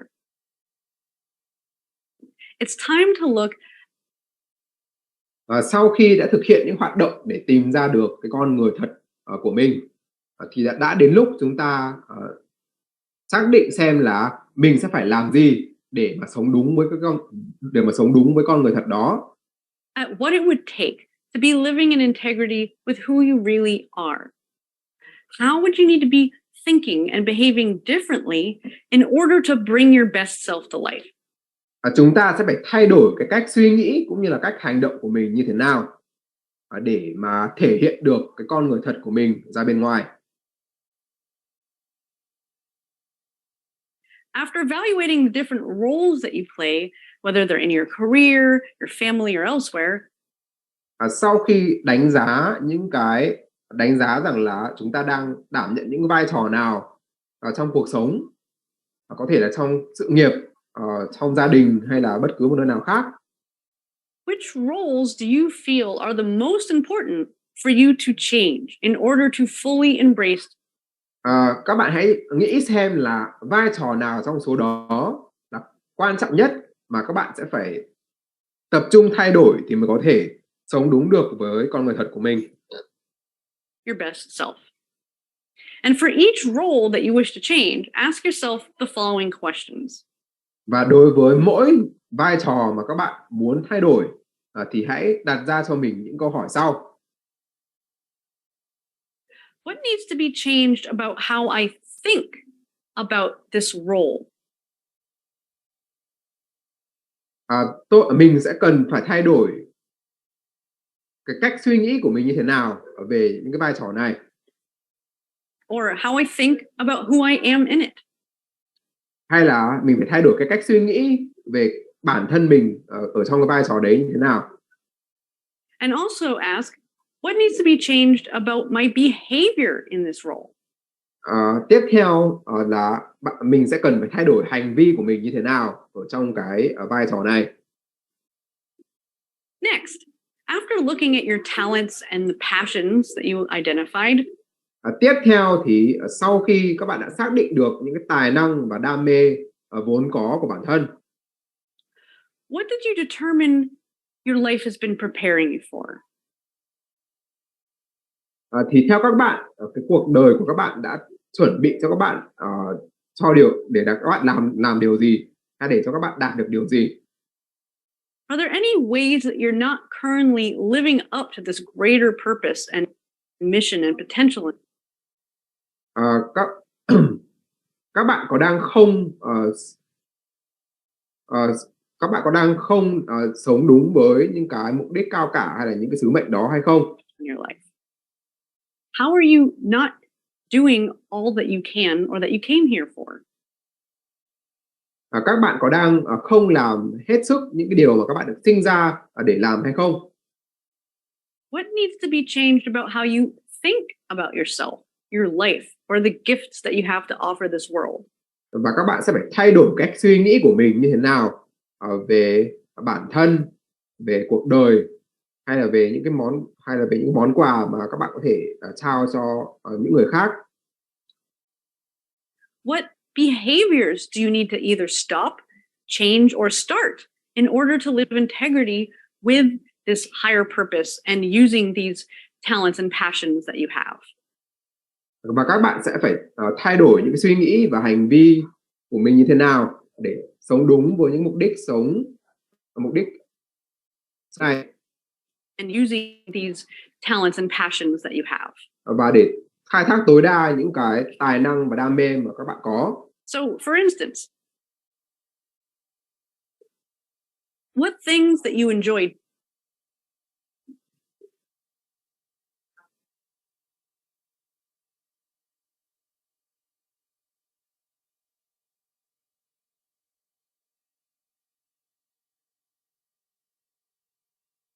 Những câu hỏi này thì một lần nữa là nó lại có trong cái phần tài liệu rồi ạ.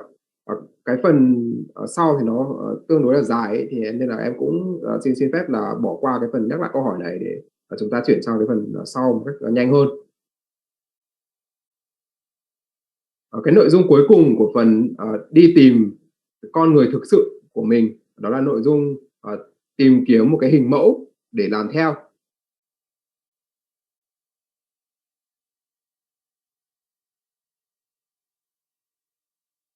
So welcome back. Now I want to talk about finding relatable models. You see, you might be wondering, what does that even mean? Well, it's pretty simple. Studies have shown that we're more prone to really creating change from people that we can really relate to. Các nghiên cứu đã chỉ ra rằng là chúng ta sẽ có xu hướng thực hiện được cái sự thay đổi nếu như chúng ta nhìn thấy được cái sự thay đổi đó ở những cái người mà chúng ta có thể liên hệ bản thân. Really relate to people that we really resonate with. Why? Because we can look at them and say, well, if they can do it, I can do it. Bởi vì chúng ta có thể nhìn vào trường hợp của họ và nói rằng là nếu như họ làm được thì tôi cũng làm được.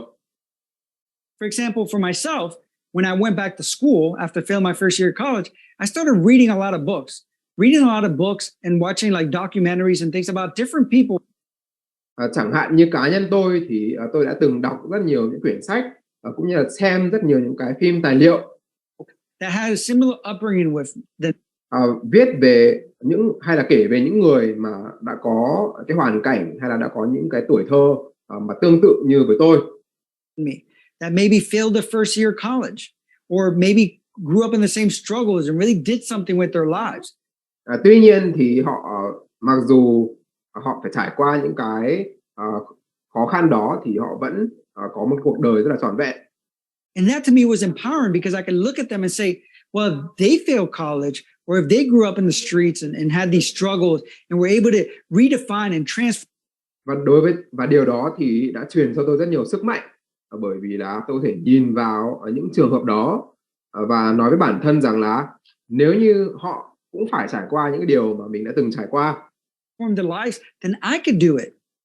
Nhưng mà họ vẫn có thể tự mình làm chủ cuộc đời thì tôi chắc chắn là cũng sẽ làm được như vậy. See, so the most powerful thing that you can do is really find people that you connect with, that you resonate with. Và vì thế thì cái điều mà các bạn cái điều mà sẽ tạo ra cái hiệu quả mạnh mẽ nhất mà các bạn có thể làm đó là tìm kiếm những người mà các bạn có thể liên hệ bản thân với họ hay là các bạn cảm thấy đồng cảm với họ ở một cái mức độ nào đó. That really feels like you are connected with them at some level, that you can relate with them at some level. It might be their upbringing, it might be their gender, it might be their race.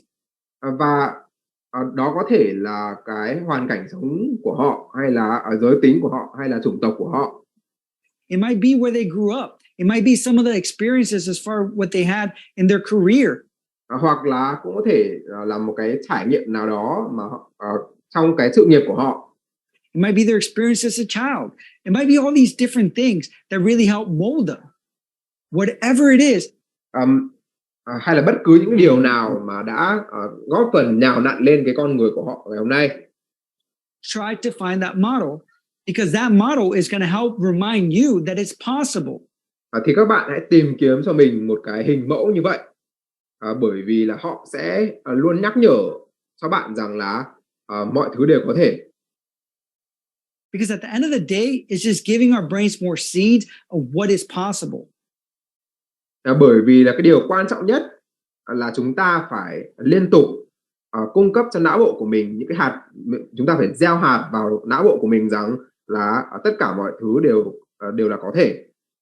Our brain needs to be able to see that all these things that we want, that we desire. Khi đó thì não bộ của chúng ta có thể thấy được rằng là tất cả những điều mà chúng ta muốn, tất cả những điều mà chúng ta đặt mục tiêu đạt được. That there's a roadmap to it.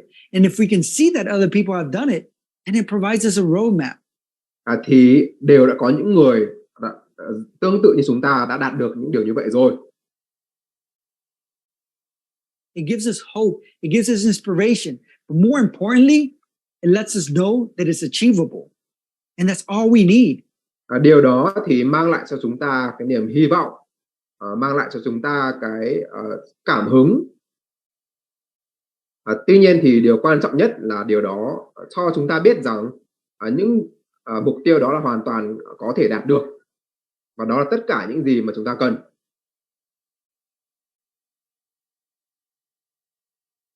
Once we know it's achievable, then we're unstoppable. Một khi chúng ta đã biết được một điều gì đó là mình hoàn toàn có thể đạt được một điều gì đó thì không gì có thể cản trở chúng ta làm được điều đó. Thank you.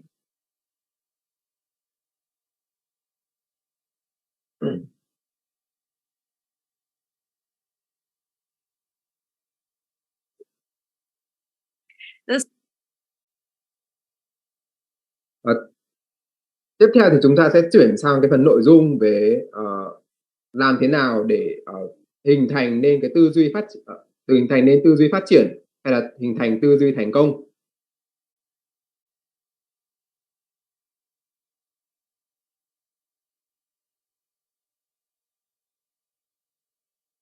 Now let's go over why the secret to your client's success is mindset. Đầu tiên thì chúng ta sẽ tìm hiểu là vì sao cái chìa khóa dẫn đến thành công cho khách hàng của bạn là cách tư duy của họ. All success is attributed to mindset. Bất cứ sự thành công nào thì cũng xuất phát từ cái cách tư duy. What it comes down to is that people will only do in life what they believe that they can do. Tất cả chúng ta thì sẽ chỉ làm những điều mà chúng ta tin rằng mình có thể làm mà thôi. Every person has great potential, but whether they reach that potential or not, bất cứ ai thì cũng đều sở hữu những cái tiềm năng rất là lớn. Tuy nhiên thì chúng ta có khai thác được những tiềm năng đó hay không? depends on what they believe, not on the potential itself. Thì còn phải dựa vào cái niềm tin của chúng ta. One thing that gets in many clients' way is their belief in what is possible for themselves. Một trong những trở ngại mà có thể ngăn khách hàng đạt được mục tiêu đó là cái niềm tin của họ về việc là họ có thể làm gì và không thể làm gì.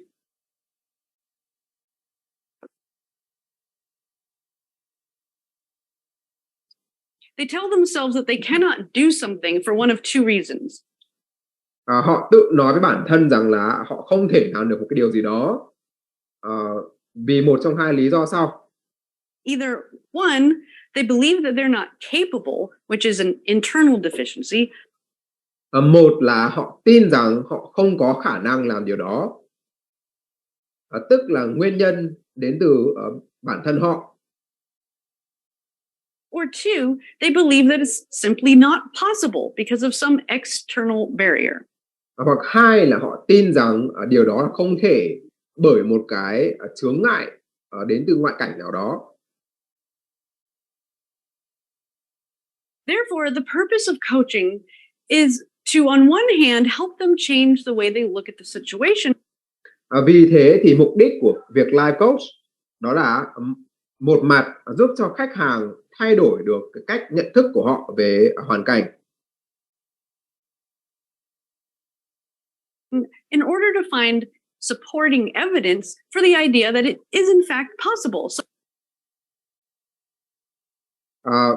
bằng cách là tìm kiếm những cái bằng chứng để chứng minh rằng điều đó là hoàn toàn có thể đối với họ. So for instance, finding a model who represents that it is possible. Ví dụ như là bằng cách tìm ra một cái hình mẫu nào đó mà đã làm được điều tương tự. And on the other hand, the purpose of coaching is to help them see what their true potential is. And Và mặt khác thì mục đích của việc life coach là để giúp cho khách hàng nhìn thấy được tiềm năng thực sự của mình là gì. more importantly, that if they feel they're not capable of doing what they want, Và quan trọng hơn đó là kể cả nếu như họ cảm thấy mình chưa có năng lực làm điều đó, that they are capable of learning how to do what they want. thì họ vẫn hoàn toàn có khả năng học cách làm điều đó. And this is where the growth mindset comes in. And in the next video, we're going Và đây cũng chính là cái định nghĩa của cách tư duy phát triển. to get into detail about how the growth mindset is the core of true confidence and why it really matters. Và trong video tiếp theo thì chúng ta sẽ tìm hiểu là vì sao cái tư duy phát triển là cái cốt lõi của sự tự tin. Và tầm quan trọng của cái tư duy phát triển là gì? But for now, it's important to understand why confidence matters. Nhưng mà trong video này thì trước hết chúng ta phải tìm hiểu xem là vì sao cái sự tự tin lại quan trọng. Whether or not a person succeeds depends on their level of confidence. Cái việc là một người sẽ thành công hay không thì phụ thuộc vào việc là họ có tự tin đến mức nào. Now, this does not mean that they have to be totally confident that they will succeed. Điều đó không có nghĩa rằng là người đó phải tự tin hoàn toàn rằng họ sẽ thành công. And in fact, if they need to feel confident that they will succeed before trying, Mặt thực tế là nếu như người đó cần phải cảm thấy tự tin là họ sẽ thành công thì họ mới thử. then they're probably not going to attempt it at all because it actually works against them to have that need. Thì sự thực là họ thậm chí là sẽ không thử làm điều đó ngay từ đầu. True confidence is different. Mà sự tự tin thực sự thì nó không phải là như vậy. It's a combination of one's belief that they're capable of succeeding Sự tự tin thực sự thì nó là kết hợp giữa niềm tin của một người rằng họ có khả năng thành công. and even more importantly that they're capable of learning.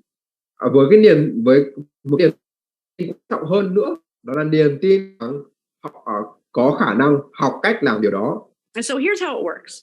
Confidence has three parts to it. Sự tự tin thì bao gồm 3 yếu tố. The first is competence, which is a person's actual ability. Yếu tố đầu tiên là năng lực, hay nói cách khác là cái khả năng thực sự của một người. The second is self-efficacy, which is the person's belief in their ability. Và cái yếu tố thứ hai đó là niềm tin vào năng lực của bản thân. And then the third is mindset, which is the person's belief in their ability to learn how to do it. Và thứ ba đó là cái cách tư duy của một người. Hay nói cách khác là cái niềm tin của họ rằng là họ có thể học cách làm bất cứ điều gì. The key ingredient is not only success, but true transformation. And that key ingredient is that third one, mindset. Và cái yếu tố thứ ba là cái tư duy phát triển thì nó chính là cái chìa khóa để tạo ra không chỉ cái sự thành công mà còn cái sự chuyển hóa bản thân hoàn toàn.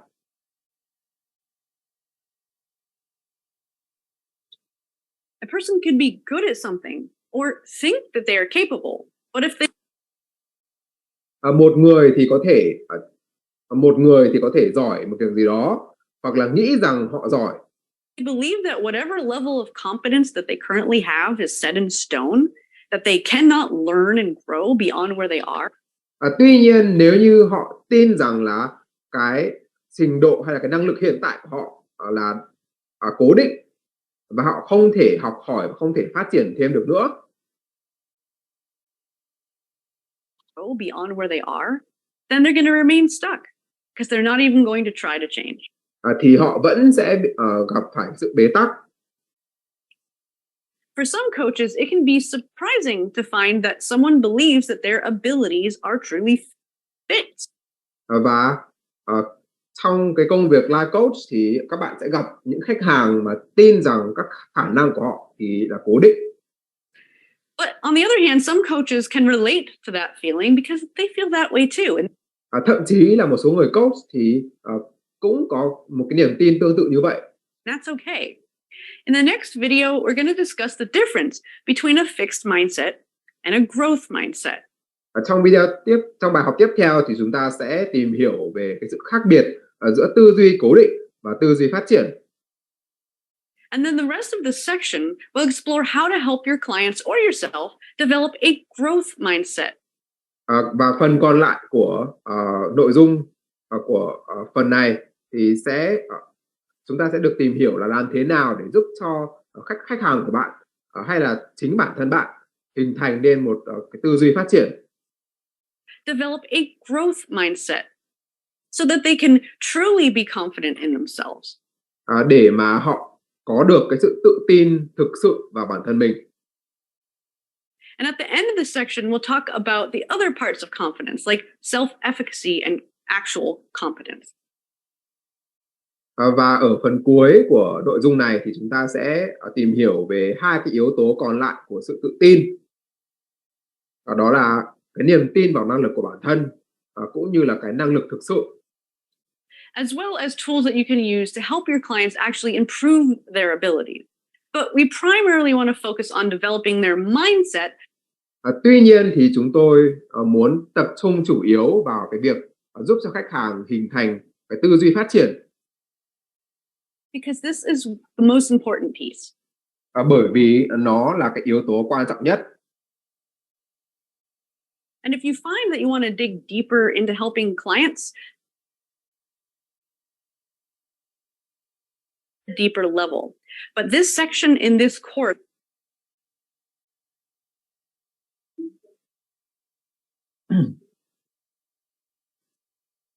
let me introduce you to the growth mindset. Bây giờ thì tôi sẽ giới thiệu với các bạn khái niệm tư duy phát triển. The growth mindset is a foundational point of view that unlocks the true potential of any leader or organization.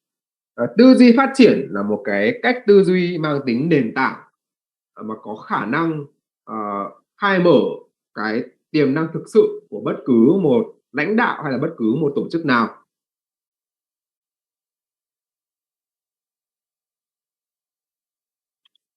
This course is dedicated to exploring why that is and how you can develop this mindset. Và nội dung của phần này thì được dành để tìm hiểu vì sao cái tư duy phát triển nó lại quan trọng như vậy. To thrive as a leader. Cũng như là làm thế nào mà các bạn có thể hình thành nên được cái cách tư duy này để mà phát triển trong cái công việc của mình. But first, you have to understand what a growth mindset is. Đầu tiên thì chúng ta phải hiểu tư duy phát triển có nghĩa là gì đã. So let's look at two underlying psychological principles.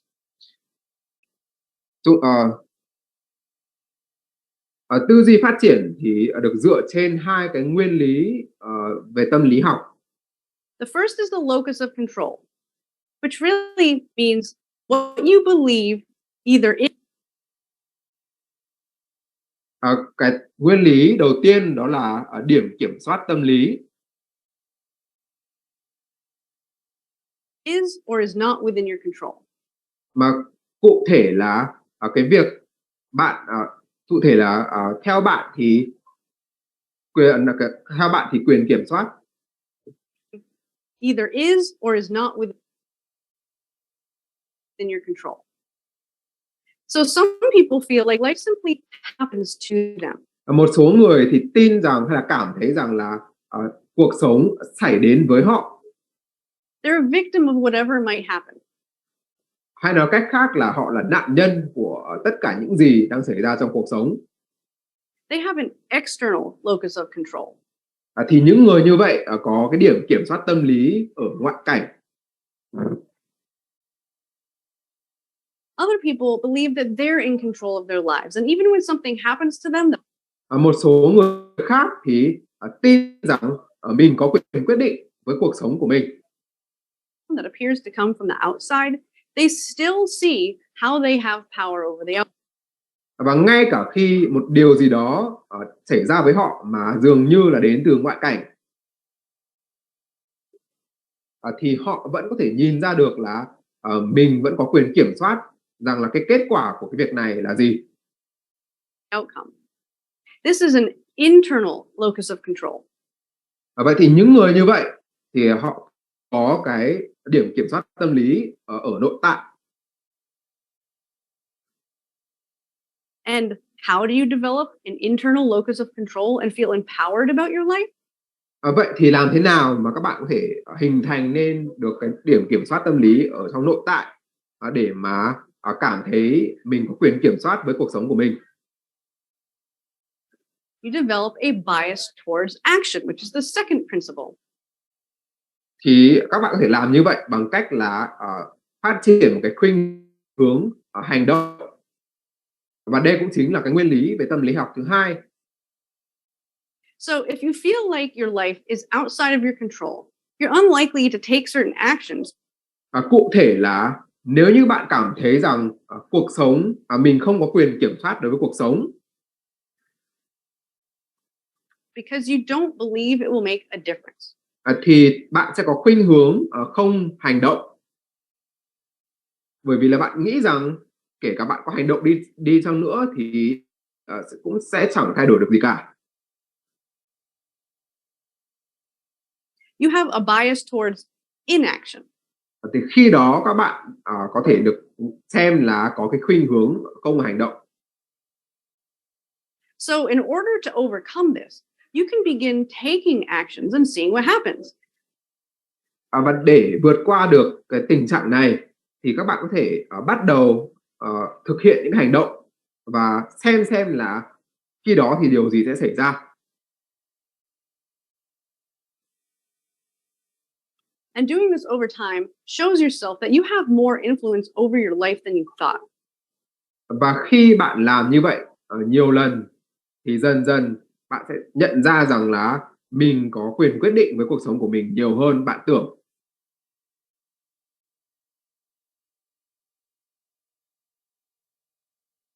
You develop a bias towards action. Và khi đó thì các bạn đang hình thành nên cái khuynh hướng hành động. Meaning you believe you're the type of person who takes action to influence their own life. Có nghĩa là bạn là một người sẵn sàng hành động để mà tác động lên cái cuộc sống của chính bản thân mình. And this, in turn, develops your internal locus of control and makes you feel empowered. Và từ đó thì các bạn sẽ hình thành được một cái điểm kiểm soát tâm lý ở nội tại. To direct your own life. Mà điều đó thì sẽ truyền sức mạnh cho các bạn nắm quyền kiểm soát đối với cuộc sống của bản thân. And it gives you confidence. Và cuối cùng thì thì điều đó sẽ mang đến cho các bạn cái sự tự tin.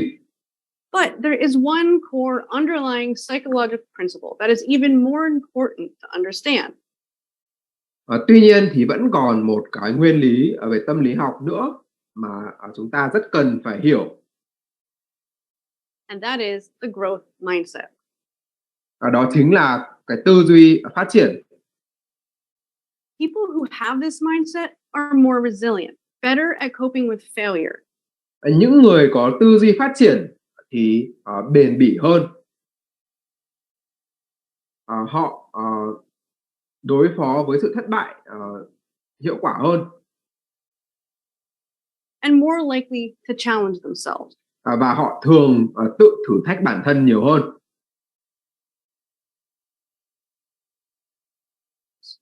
And those who do not have it are less resilient.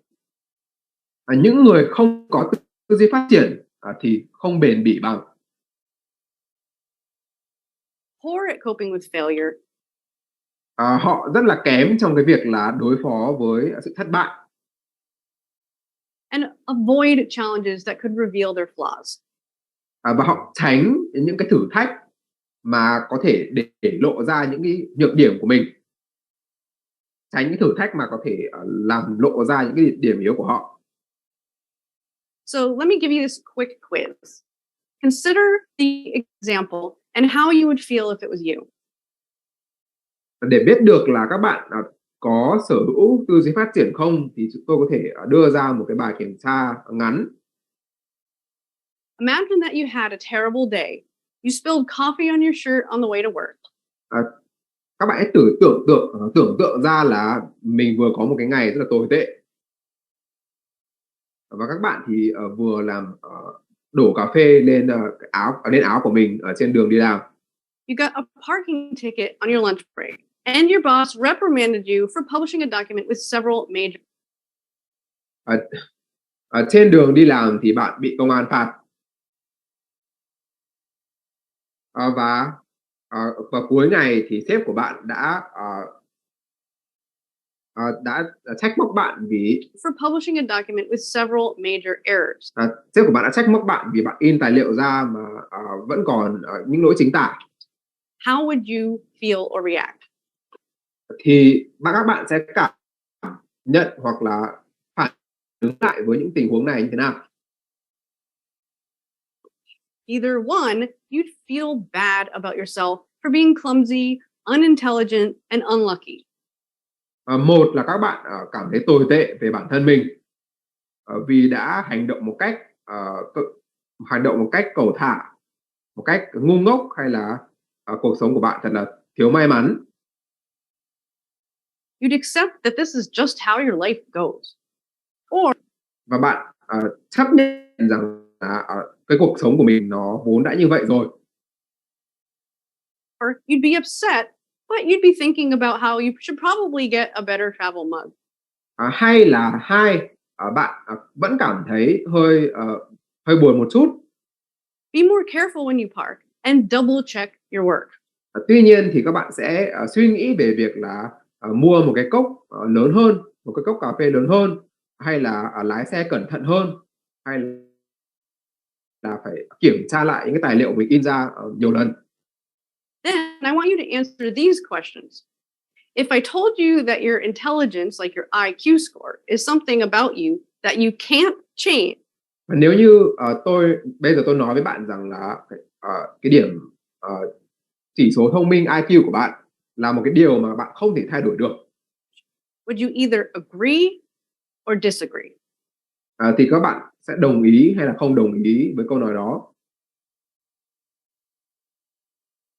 If I told you that talents are something you're born with, would you either agree or disagree? Nếu mà bây giờ tôi nói với bạn rằng là tài năng là một điều gì đó thiên bẩm, thì các bạn sẽ đồng ý hay là không đồng ý? So, did you answer mostly the first option or the second option? Vậy thì trong 3 câu hỏi vừa rồi các bạn lựa chọn phương án thứ nhất hay là thứ hai nhiều hơn? Before you dive into what all of this means, the number one most important thing that you need to know about it is if you didn't already have this growth mindset. Tuy nhiên thì trước khi chúng ta tìm hiểu thêm về câu trả lời thì các bạn cần phải biết một điều rằng ngay cả khi bạn chưa có tư duy phát triển, You can learn it. Thì bạn hoàn toàn có khả năng học được cách tư duy này. This core belief system is called the growth mindset, and it's the opposite way of viewing the world from the fixed mindset. Và cái niềm tin là chúng ta có thể học được bất cứ điều gì, nó chính là cái tư duy phát triển, và nó trái ngược với cái tư duy cố định. So if you answered mostly the second option, then you have a growth mindset. Và quay trở lại 3 câu hỏi vừa rồi, thì nếu như các bạn trả lời là phương án thứ hai nhiều hơn, thì điều đó có nghĩa là bạn có tư duy phát triển. And if you answer some of them with the first option, that's okay because your answers to those questions will Và ngay cả khi bạn lựa chọn phương án 1 cho một vài câu hỏi trong số đó, thì cũng không sao cả. be very different by the time you finish this course. Bởi vì những câu trả lời đó của bạn thì sẽ thay đổi hoàn toàn sau khi bạn đã hoàn thành xong khóa học này. So the growth mindset is a belief that your basic qualities, including your intelligence and talent, Vậy thì cái tư duy phát triển là cái niềm tin rằng những cái tính chất căn bản của con người bạn, bao gồm trí thông minh hay là tài năng, can be cultivated through effort. thì hoàn toàn có thể được trau dồi thông qua việc nỗ lực. This means that while people might be innately different with certain aptitudes and temperaments, Điều đó có nghĩa là mặc dù tất cả chúng ta đều sinh ra chúng ta đều có những điểm khác biệt về bản chất, chẳng hạn như là về năng khiếu hay là về tính cách. all aspects of a person's ability and personality can be changed. Thì bất cứ một khía cạnh nào của khả năng hay là tính cách của một người thì đều có thể được thay đổi, regardless of where their original set point is. bất kể cái xuất phát điểm của họ như thế nào. The fixed mindset, on the other hand, is a belief that these same characteristics are fixed at birth. Ngược lại thì cái tư duy cố định là cái niềm tin rằng những cái đặc điểm đó Or become locked in by a certain age. Thì đã được quyết định vào thời điểm một người sinh ra rồi, hoặc đã được quyết định ở một cái thời điểm nào đó ở trong cuộc đời họ rồi. This means that some people are just inherently more talented or intelligent than others. Họ tin rằng là có những người thì về bản chất là đã thông minh hơn hay là tài năng hơn tất cả mọi người khác. And that's just the way it is. So if you feel like at least part of you believes that intelligence and talent are fixed, Vậy thì nếu như bạn cảm thấy một phần nào đó trong thâm tâm mình tin rằng trí thông minh và tài năng là những cái điều cố định, you're not alone. Most people, especially in the Western world, believe this because our culture teaches us that it's true. Thì bạn không hề là người duy nhất suy nghĩ như vậy.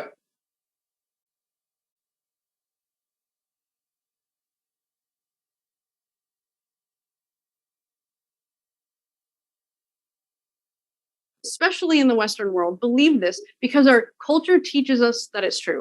Chúng ta có những cái niềm tin như thế bởi vì là chúng ta chịu ảnh hưởng của cái văn hóa, cái nền văn hóa mà chúng ta đang sống. So it's not your fault.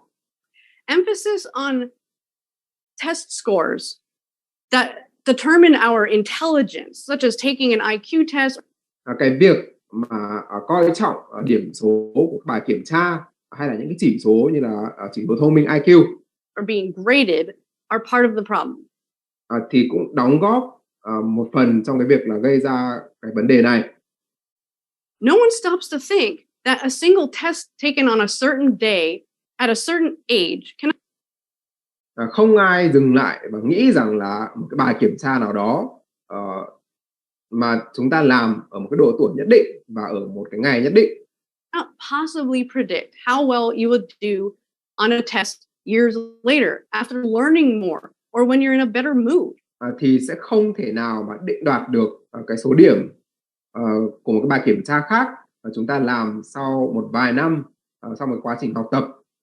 Cái chỉ đơn giản là khi mà chúng ta làm cái bài kiểm tra đó khi tâm trạng của chúng ta tốt hơn một chút mà thôi. But we're taught that these tests identify what we've got and that's it. We're stuck with it. Tuy nhiên thì chúng ta được dạy rằng là bài kiểm tra này thì nó xác định nên cái năng lực của chúng ta và và những điều đó là cố định. And we also live in a culture that's obsessed with natural talent. Và chúng ta cũng sống trong một cái nền văn hóa mà bị ám ảnh bởi khái niệm là năng khiếu hay là tài năng. And there are two problems with this. First, the people who work hard to develop their abilities far outwin the naturals in the long run. Tuy nhiên thì thực tế đã chỉ ra rằng là những người mà nỗ lực hết mình để phát triển năng lực của bản thân thì sẽ đạt được kết quả tốt hơn những người mà chỉ dựa trên cái tài năng thiên bẩm. And if being a natural is so important, it actually discourages the effort that it takes for those who have to work at it. And that's exactly what happens. People with a fixed mindset believe they'll always have the same level of talent. Những người có tư duy cố định thì tin rằng họ sẽ luôn chỉ có cái tài năng của họ sẽ luôn giữ ở một cái mức nhất định mà thôi. Regardless of how much effort they put in, they've either got it or they don't. Cho dù là họ có nỗ lực đến đâu đi chăng nữa, một là họ có tài năng đó và hai là không. And because of this, they spend a lot of effort trying to prove their abilities and intelligence. Vì thế thì họ dành rất nhiều thời gian cố gắng chứng minh những cái năng lực hay là sự thông minh của bản thân mình. They want to look smart. Bởi vì họ muốn thể hiện ra bên ngoài rằng mình là người thông minh. So if they're not immediately good at something, they stop doing it. Và nếu như họ không ngay lập tức làm tốt một điều gì thì họ sẽ không làm điều đó nữa. And this is because they're in a constant quest to prove that they're talented or intelligent and worthy. Và lúc nào thì họ cũng muốn chứng minh rằng mình là người tài năng, thông minh hay là thông minh. To a fixed mindset person, effort is a bad thing. Đối với một người có tư duy cố định thì cái việc phải nỗ lực mới làm được điều gì thì là một điều không tốt. Having to work hard at something is a signal that you're just not a natural talent. Bởi vì nếu như bạn phải cố gắng thì mới làm được tốt được điều gì thì điều đó có nghĩa là bạn không có năng khiếu ở trong việc đó. That you're not that highly intelligent, because if you were, then you wouldn't have to try. Hay là họ không đủ thông minh để làm điều đó. Bởi vì nếu như họ đủ thông minh hay nếu như họ có năng khiếu thì họ đã không phải nỗ lực nhiều làm gì rồi. And as a result, they don't challenge themselves. Và kết cục là họ không bao giờ thử thách bản thân mình cả. They don't like trying new things, and they never develop their potential. Họ không bao giờ thử những điều mới và họ không bao giờ có thể phát triển được cái tiềm năng của bản thân. They're trapped, reaching only as far as their current abilities can take them. Và họ bị mắc kẹt ở trong cái phạm vi trong phạm vi của những cái tài năng hiện tại của mình hay những khả năng hiện tại của mình. They're trapped because failure is devastating. It means they're a failure as a person. Và đối với họ thì cái sự thất bại nó rất là kinh khủng, bởi vì điều đó đồng nghĩa với việc họ là một kẻ thất bại. And because they don't want to have to take on an identity as a failure, they'll often blame others or the outside world. Và bởi vì họ không muốn bị xem là kẻ thất bại thì nên là họ thường đổ lỗi cho những người xung quanh hay là cho ngoại cảnh. They might feel that the world owes them something and complain about it regularly. Or on the flip side, they might always act as if everything's perfect. Fixed mindset people find joy in being the best or being judged as being talented. Người có tư duy cố định thì thích việc được xem là người giỏi nhất ở trong một việc gì đó, hay là thích được người khác đánh giá rằng họ là người có tài năng hay là người thông minh. Or smart. Now, in contrast, growth mindset people see the world very differently. Ngược lại thì những người có tư duy phát triển thì có cách nhìn nhận rất là khác. They believe that the more effort they put into something, whether it's practicing or learning, họ tin rằng mình càng bỏ ra nhiều nỗ lực cho một việc gì đó, cho dù là bằng cách luyện tập hay là học hỏi thêm về việc này, the better they will become. If they're not good at something, they see it as a sign that they have to work harder. Thì họ sẽ càng ngày càng giỏi hơn. Nếu như họ chưa giỏi một cái việc gì thì họ xem đó là tín hiệu rằng mình phải nỗ lực nhiều hơn nữa. They have little need to prove they're talented or intelligent, and instead, Họ không cảm thấy cần phải chứng minh gì với ai cả, are on a never-ending quest to continue to grow. mà cái điều mà họ quan tâm duy nhất đó là làm thế nào để liên tục phát triển bản thân. How hard someone tries is how they measure a person's value. They enjoy challenge and see themselves as an opportunity Họ cảm thấy rất là hào hứng trước những thử thách, bởi vì họ xem chúng những cơ hội để phát triển. And sometimes they even seek out challenge because they want to expand their boundaries. Và đôi khi thậm chí họ còn đi tìm sự thử thách, bởi vì điều đó sẽ giúp cho họ mở rộng ra cái giới hạn của bản thân. They might not like failing, but they don't ever believe that they are a failure. Họ vẫn không thích thất bại đâu, nhưng họ không bao giờ nghĩ rằng mình là một kẻ thất bại.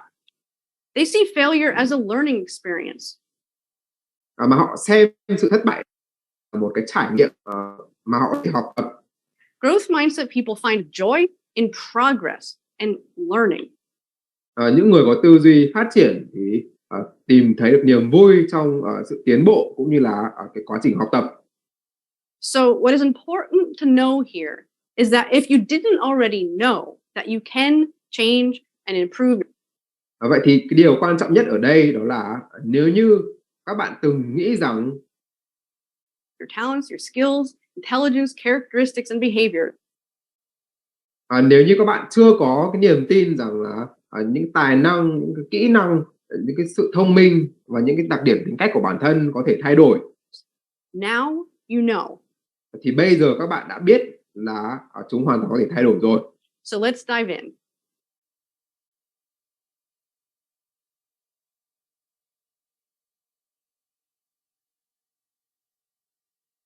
Let's get started with the first step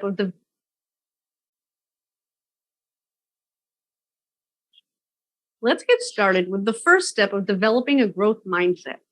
Chúng ta hãy bắt đầu với cái bước thứ nhất để làm thế xong cái việc là làm thế nào mà chúng ta có thể hình thành được cái tư duy phát triển. Now that you know what a growth mindset is and why it's such an important belief system. Giờ đây khi mà các bạn đã biết được cái tư duy phát triển có nghĩa là gì và vì sao nó lại quan trọng đến như vậy, You can begin to practice this way of thinking. Thì các bạn hoàn toàn có thể bắt đầu luyện tập cái cách tư duy này. Developing a growth mindset begins with a choice that you want to believe in the growth mindset. Việc hình thành một tư duy phát triển nó bắt đầu từ cái lựa chọn hay cái quyết định rằng bạn muốn tin vào tư duy phát triển. Even if it's hard to overcome your old way of thinking at first. Bạn muốn tin rằng tư duy phát triển là đúng đắn, cho dù cái việc mà vượt qua được cái cách suy nghĩ cũ nó rất là khó khăn. It also starts with accepting your fixed mindset. Và nó cũng bắt đầu bằng cái việc là chấp nhận rằng có thể là mình đang có cái tư duy cố định. Everyone has fixed mindset tendencies in one way or another. Bất cứ ai cũng có một cái khuynh hướng tư duy cố định ở một cái mức độ nào đó. Only by accepting that it's there do you have any power to change your mindset. Và chỉ khi các bạn công nhận rằng là mình có những khuynh hướng tư duy cố định đó thì các bạn mới có khả năng thay đổi được điều đó ở bản thân mình. There are 3 steps to developing a growth mindset. Developing awareness. Để hình thành một tư duy phát triển thì các bạn sẽ cần phải trải qua 3 bước. Bước thứ nhất đó là hình thành sự nhận thức. Changing your perspective and taking growth mindset action. Bước thứ hai là thay đổi cách nhìn nhận. Và bước thứ ba là hành động theo tư duy phát triển. So let's look at step 1, awareness. Bước đầu tiên là nhận thức của bản thân. And that is awareness of your self-talk and your fixed mindset triggers. Mà cụ thể là nhận thức về những cái điều mà bạn đang tự nói với bản thân mình, cũng như là nhận thức về những điều gì thì sẽ kích hoạt tư duy cố định ở trong bạn. Everyone has an internal voice, and part of this voice is an inner critic or an inner hater or an inner doubter. It's the fixed mindset persona. Tất cả chúng ta thì đều có một cái giọng nói, đều luôn có một cái giọng nói ở trong đầu mình. Và đôi khi thì cái giọng nói này nó tự dằn vặt, nó tự chỉ trích hay là nó tự hoài nghi với bản thân chúng ta. Và những cái sự tự hoài nghi hay tự dằn vặt hay tự chỉ trích đó nó được gọi là cái nhân cách của tư duy cố định. You can hear this persona within the negative self-talk that happens in your thoughts and mind. And it can sound something like, I'm not good enough. Mà nó có thể nói với bạn những cái điều chẳng hạn như là mình không đủ tốt đâu. I will probably fail. Chắc là mình sẽ thất bại thôi. I can't do this. Mình không làm được đâu. I don't want to risk it. I shouldn't have to try so hard. If I'm not naturally good at this, I should just quit. Nếu như mình không có năng khiếu gì về cái việc này thì thôi mình từ bỏ đi vậy. It's not my fault. Đó không phải là lỗi của mình. This makes me uncomfortable. I'm not doing it. Điều này khiến cho mình không thoải mái nên là mình sẽ không làm nữa. Why try if it won't change anything? Việc gì phải cố gắng nếu như sẽ chẳng thay đổi được điều gì cả. However, it is not a villain. In fact, it believes its job is to protect you and to keep you safe. Tuy nhiên thì cái tiếng nói này nó làm những điều như vậy nhằm mục đích là bảo vệ bạn và giữ cho bạn an toàn khỏi những cái điều khỏi những mối đe dọa. Unfortunately, it's learned faulty methods for doing that.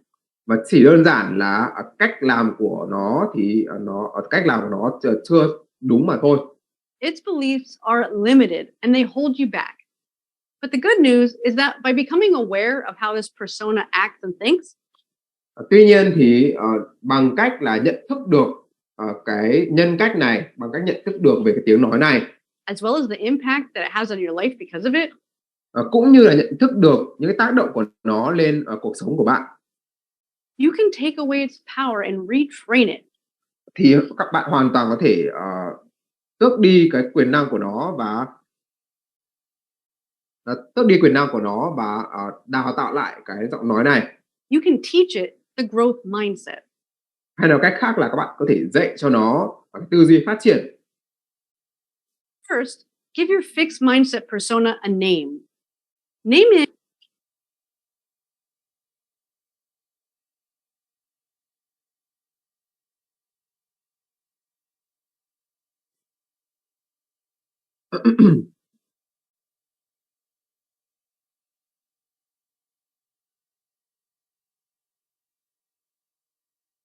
Helps you remind yourself that this mindset or habit of thinking is not who you are. Đầu tiên thì các bạn hãy đặt cho cái nhân cách này một cái tên để mà nhắc nhở bản thân rằng cái nhân cách này nó không phải là con người thực sự của bạn. Second, identify your triggers.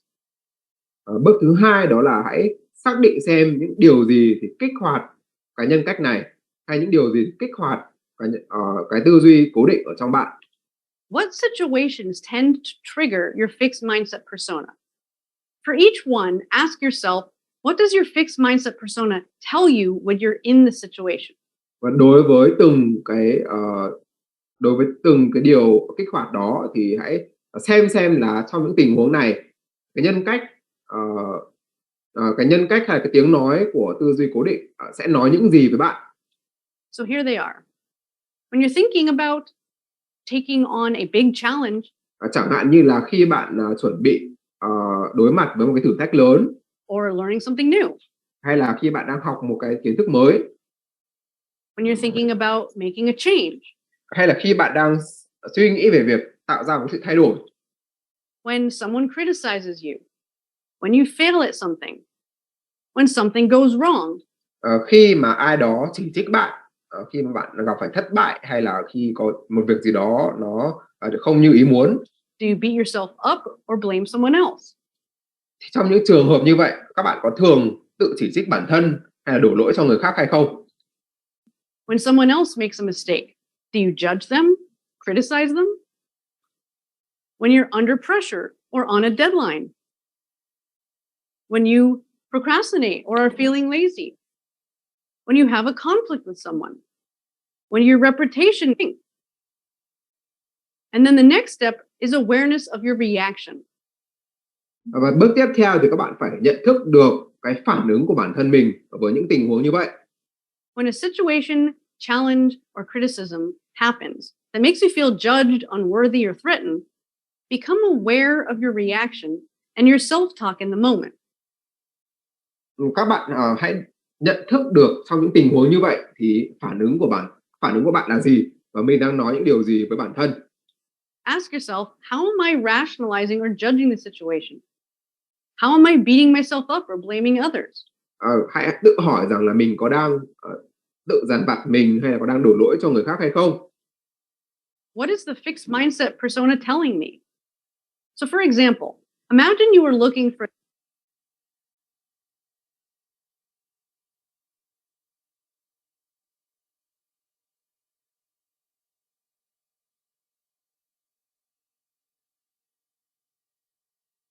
your fixed mindset persona is acting up again.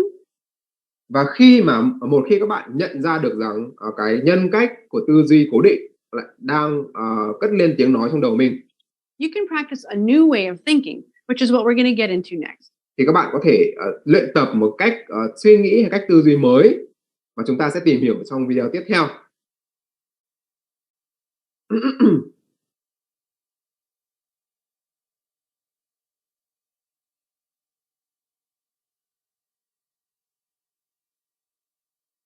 So our perspective to any situation will determine how we see it, Cái bước tiếp theo trong cái quá trình hình thành tư duy phát triển đó là thay đổi cách nhìn nhận. will determine how we see it, how we view it, how we feel about it. Cách chúng ta nhìn nhận một vấn đề nào đó hay một tình huống nào đó thì sẽ quyết định xem là thái độ của chúng ta hay là cảm xúc của chúng ta với tình huống đó là sẽ như thế nào. How we react to it. So understanding how to change our perspectives to an experience that we might have is critical to creating the state of mind that we might have. Vì thế thì chúng ta rất cần phải hiểu được làm thế nào để thay đổi cách nhìn nhận của mình về một cái trải nghiệm. It's critical to creating the state of mind or emotional state that we want to help us create the reality that we want. Bởi vì chỉ có làm như vậy thì chúng ta mới đạt được những cái trạng thái cảm xúc hay những trạng thái tâm lý cần thiết mà có thể giúp cho chúng ta tạo ra được cái cuộc đời mà mình mong muốn. So I'm going to go over several different ways for you to be able to change your perspective. Vì thế nên là tôi sẽ chia sẻ những cách khác nhau mà các bạn có thể sử dụng để thay đổi cái cách nhìn nhận của mình. So the first one is to reframe the situation. Cách đầu tiên đó là thay đổi cái khung nhận thức của bản thân. The second one is going to be rationalizing. And Cách thứ hai là hợp lý hóa. third one is cognitive reappraisal training. Và cách thứ ba là luyện tập tự đánh giá lại nhận thức. And then I'll talk to you about how you can utilize these to help create your reality. So let's go with the first one, which is to reframe the situation. Vậy thì cái cách đầu tiên đó là thay đổi khung nhận thức về vấn đề. So realistically, things are not always going to go the way you want them to. Trên thực tế thì không phải lúc nào mọi chuyện cũng sẽ đi theo đúng cái cách mà bạn muốn. But you can always find things to be grateful for about that specific situation. Tuy nhiên thì trong bất cứ tình huống nào, các bạn cũng đều có thể tìm ra được những cái điều mà mình cảm thấy biết ơn. So by shifting how you're viewing the situation can truly help you long term and short term of how you feel about it. So It might even be the opposite, where you start considering how it could have even gone worse. If you can't think of something positive to look about the situation, it's about Hoặc là các bạn cũng có thể suy nghĩ theo chiều hướng là mọi việc có thể đã có thể xấu đi hơn như thế nào. challenging Và thật may là nó chỉ xấu đến mức như thế này thôi. yourself to change your current mood. Và bằng cách đó thì các bạn có thể thay đổi được cái tâm trạng hay là cái cảm xúc của mình về cái tình huống. So if you're in a situation that is negative, overwhelming, and things like that, try to find things that you're grateful for about that particular situation. Khi bạn ở trong một cái tình huống không mong muốn thì hãy cố gắng tìm ra những điều mà bạn cảm thấy biết ơn ở trong cái tình huống đó. About your environment, about the experience. Because once you do that, you can't be grateful. Even if it's something minor, you can't feel gratitude and really still feel anger, fear, and things like that, because it actually changes the thought process and how your wiring works in your brain. Và khi các bạn cảm thấy biết ơn thì sẽ không còn chỗ cho những cảm xúc tiêu cực như là sự tức giận hay là sự sợ hãi hay là sự lo âu. The next step or the next tool that you can use is rationalizing. Cái cách thứ hai các bạn có thể sử dụng để thay đổi cách nhận thức đó là hợp lý hóa. This is something that we do naturally. So every time we have a situation, our mind tries to fit it into a box of understanding. So it's rationalizing the situation. Oh, this happened because you're dumb. Or this happened because you weren't prepared. Cái việc hợp lý hóa này thì chúng ta đều chúng ta đều đã luôn làm trong cuộc sống của mình rồi. Or this happened because you weren't prepared. Chẳng hạn như chúng ta có thể phản ứng lại với một cái tình huống không mong muốn bằng cái suy nghĩ rằng là cái điều đó xảy ra bởi vì là bởi vì mình ngu dốt. Or this happened because you weren't prepared. Hay là nó xảy ra bởi vì mình chưa chuẩn bị chưa đủ. This happened because people don't like you. So hay là điều này xảy ra bởi vì là mọi người ghét bạn. Instead of ghét mình. Rationalizing to a negative perspective, you can try, and not just try, you can do. You can shift it by rationalizing in a positive way. Và thay vì cái sự hợp lý hóa theo chiều hướng tiêu cực như vậy, thì các bạn có thể hợp lý hóa theo cái chiều hướng tích cực hơn. For example, have you ever heard the phrase, everything happens for a reason? Well, it does happen for a reason if you find a reason for it. So it's finding that reason for your situation. So it might be, well, this happened because it's going to help me grow in this way. Chẳng hạn như là điều đó xảy ra bởi vì nó sẽ giúp mình phát triển theo chiều hướng như thế này. This happened because it puts me more in alignment with this. Điều đó xảy ra bởi vì là nó sẽ giúp mình sống đúng hơn với con người thật của mình. This happened because maybe long term will give me a better opportunity in my job and work. I got fired because maybe there's a better situation out there for it. Ví dụ như là mình bị sa thải bởi vì là ở ngoài kia sẽ có một cái công việc tốt hơn đang chờ đợi mình. You know, my relationship didn't work out. Well, maybe that happened because it's supposed to help me find somebody who truly completes me.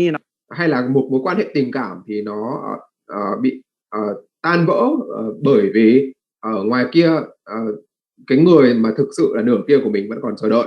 I complete that, you know, resonates with who I truly am. You know, or even in your emotional state. You know, I felt anxious at that moment because my body and mind were telling me something, maybe training. The next one is cognitive reappraisal training. Cái cách thứ ba đó là luyện tập tự đánh giá lại nhận thức. And what you're doing here is that you're strengthening the circuitry that supports your emotional resilience. So many times when we have a situation, we tend to maybe catastrophize it, exaggerate it, our thought process. Maybe we're behind something about work and we're like, oh no, I'm going to get fired. Or this person's going to hate me. Or this is going to happen to me. So we try to push it as much as possible. And it makes us feel worse. It makes the situation even more daunting, more stressful than it really needs to be. So what you really want to do in these situations is get yourself to the point that you're actually an absorber of the situation. Trong cái cách làm này thì thay vì cái việc là chúng ta là người trải qua một cái trải nghiệm nào đó thì chúng ta biến mình trở thành cái người quan sát, observing yourself, saying, well, is this really accurate? và khi đó thì chúng ta sẽ nhìn lại xem là cái suy nghĩ vừa rồi, cái suy nghĩ tiêu cực của chúng ta thì nó có thực sự đúng hay không, Is this really what's going to happen? hay là cái điều mà chúng ta lo sợ là sẽ xảy ra thì có thực sự là sẽ xảy ra hay không. What is the worst case scenario really? And if that worst case scenario, what are the chances of it even happening? Và cái tình huống xấu nhất thì nó có thực sự là nó có sẽ thực sự xảy ra hay không. And a lot of times, if we're able to sit back and just look at our thoughts and look at how ridiculous they might be, Và nhiều lúc thì nếu như chúng ta có thể có thể lùi lại một bước và quan sát những cái suy nghĩ của mình một cách khách quan, at times, what it actually happens is that it works out your prefrontal cortex. So thì chúng ta có thể nhận ra được là những cái suy nghĩ tiêu cực của mình nó thái quá đến mức nào. observing it and seeing sometimes how ridiculous it is or questioning it, what you're doing is that you're training your brain to triggering your prefrontal aspect of your brain, the one that through, to think about the situation before it responds. Và từ đó thì chúng ta có thể thay đổi được những cái suy nghĩ tiêu cực. So the next time you say, oh, this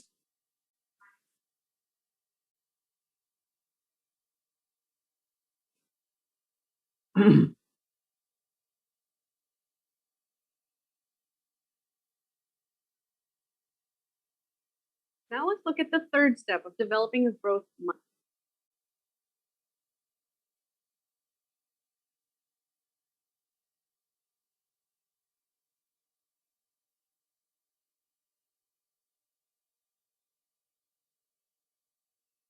Cái bước thứ ba của quá trình hình thành tư duy phát triển là cái bước đưa ra hành động. Thì ví dụ cũng như là những cái hướng dẫn của cái phần này thì nó cũng có trong cái phần tài liệu của cái bước này rồi. Nên là em xin phép được kết thúc buổi học ngày hôm nay ở đây ạ.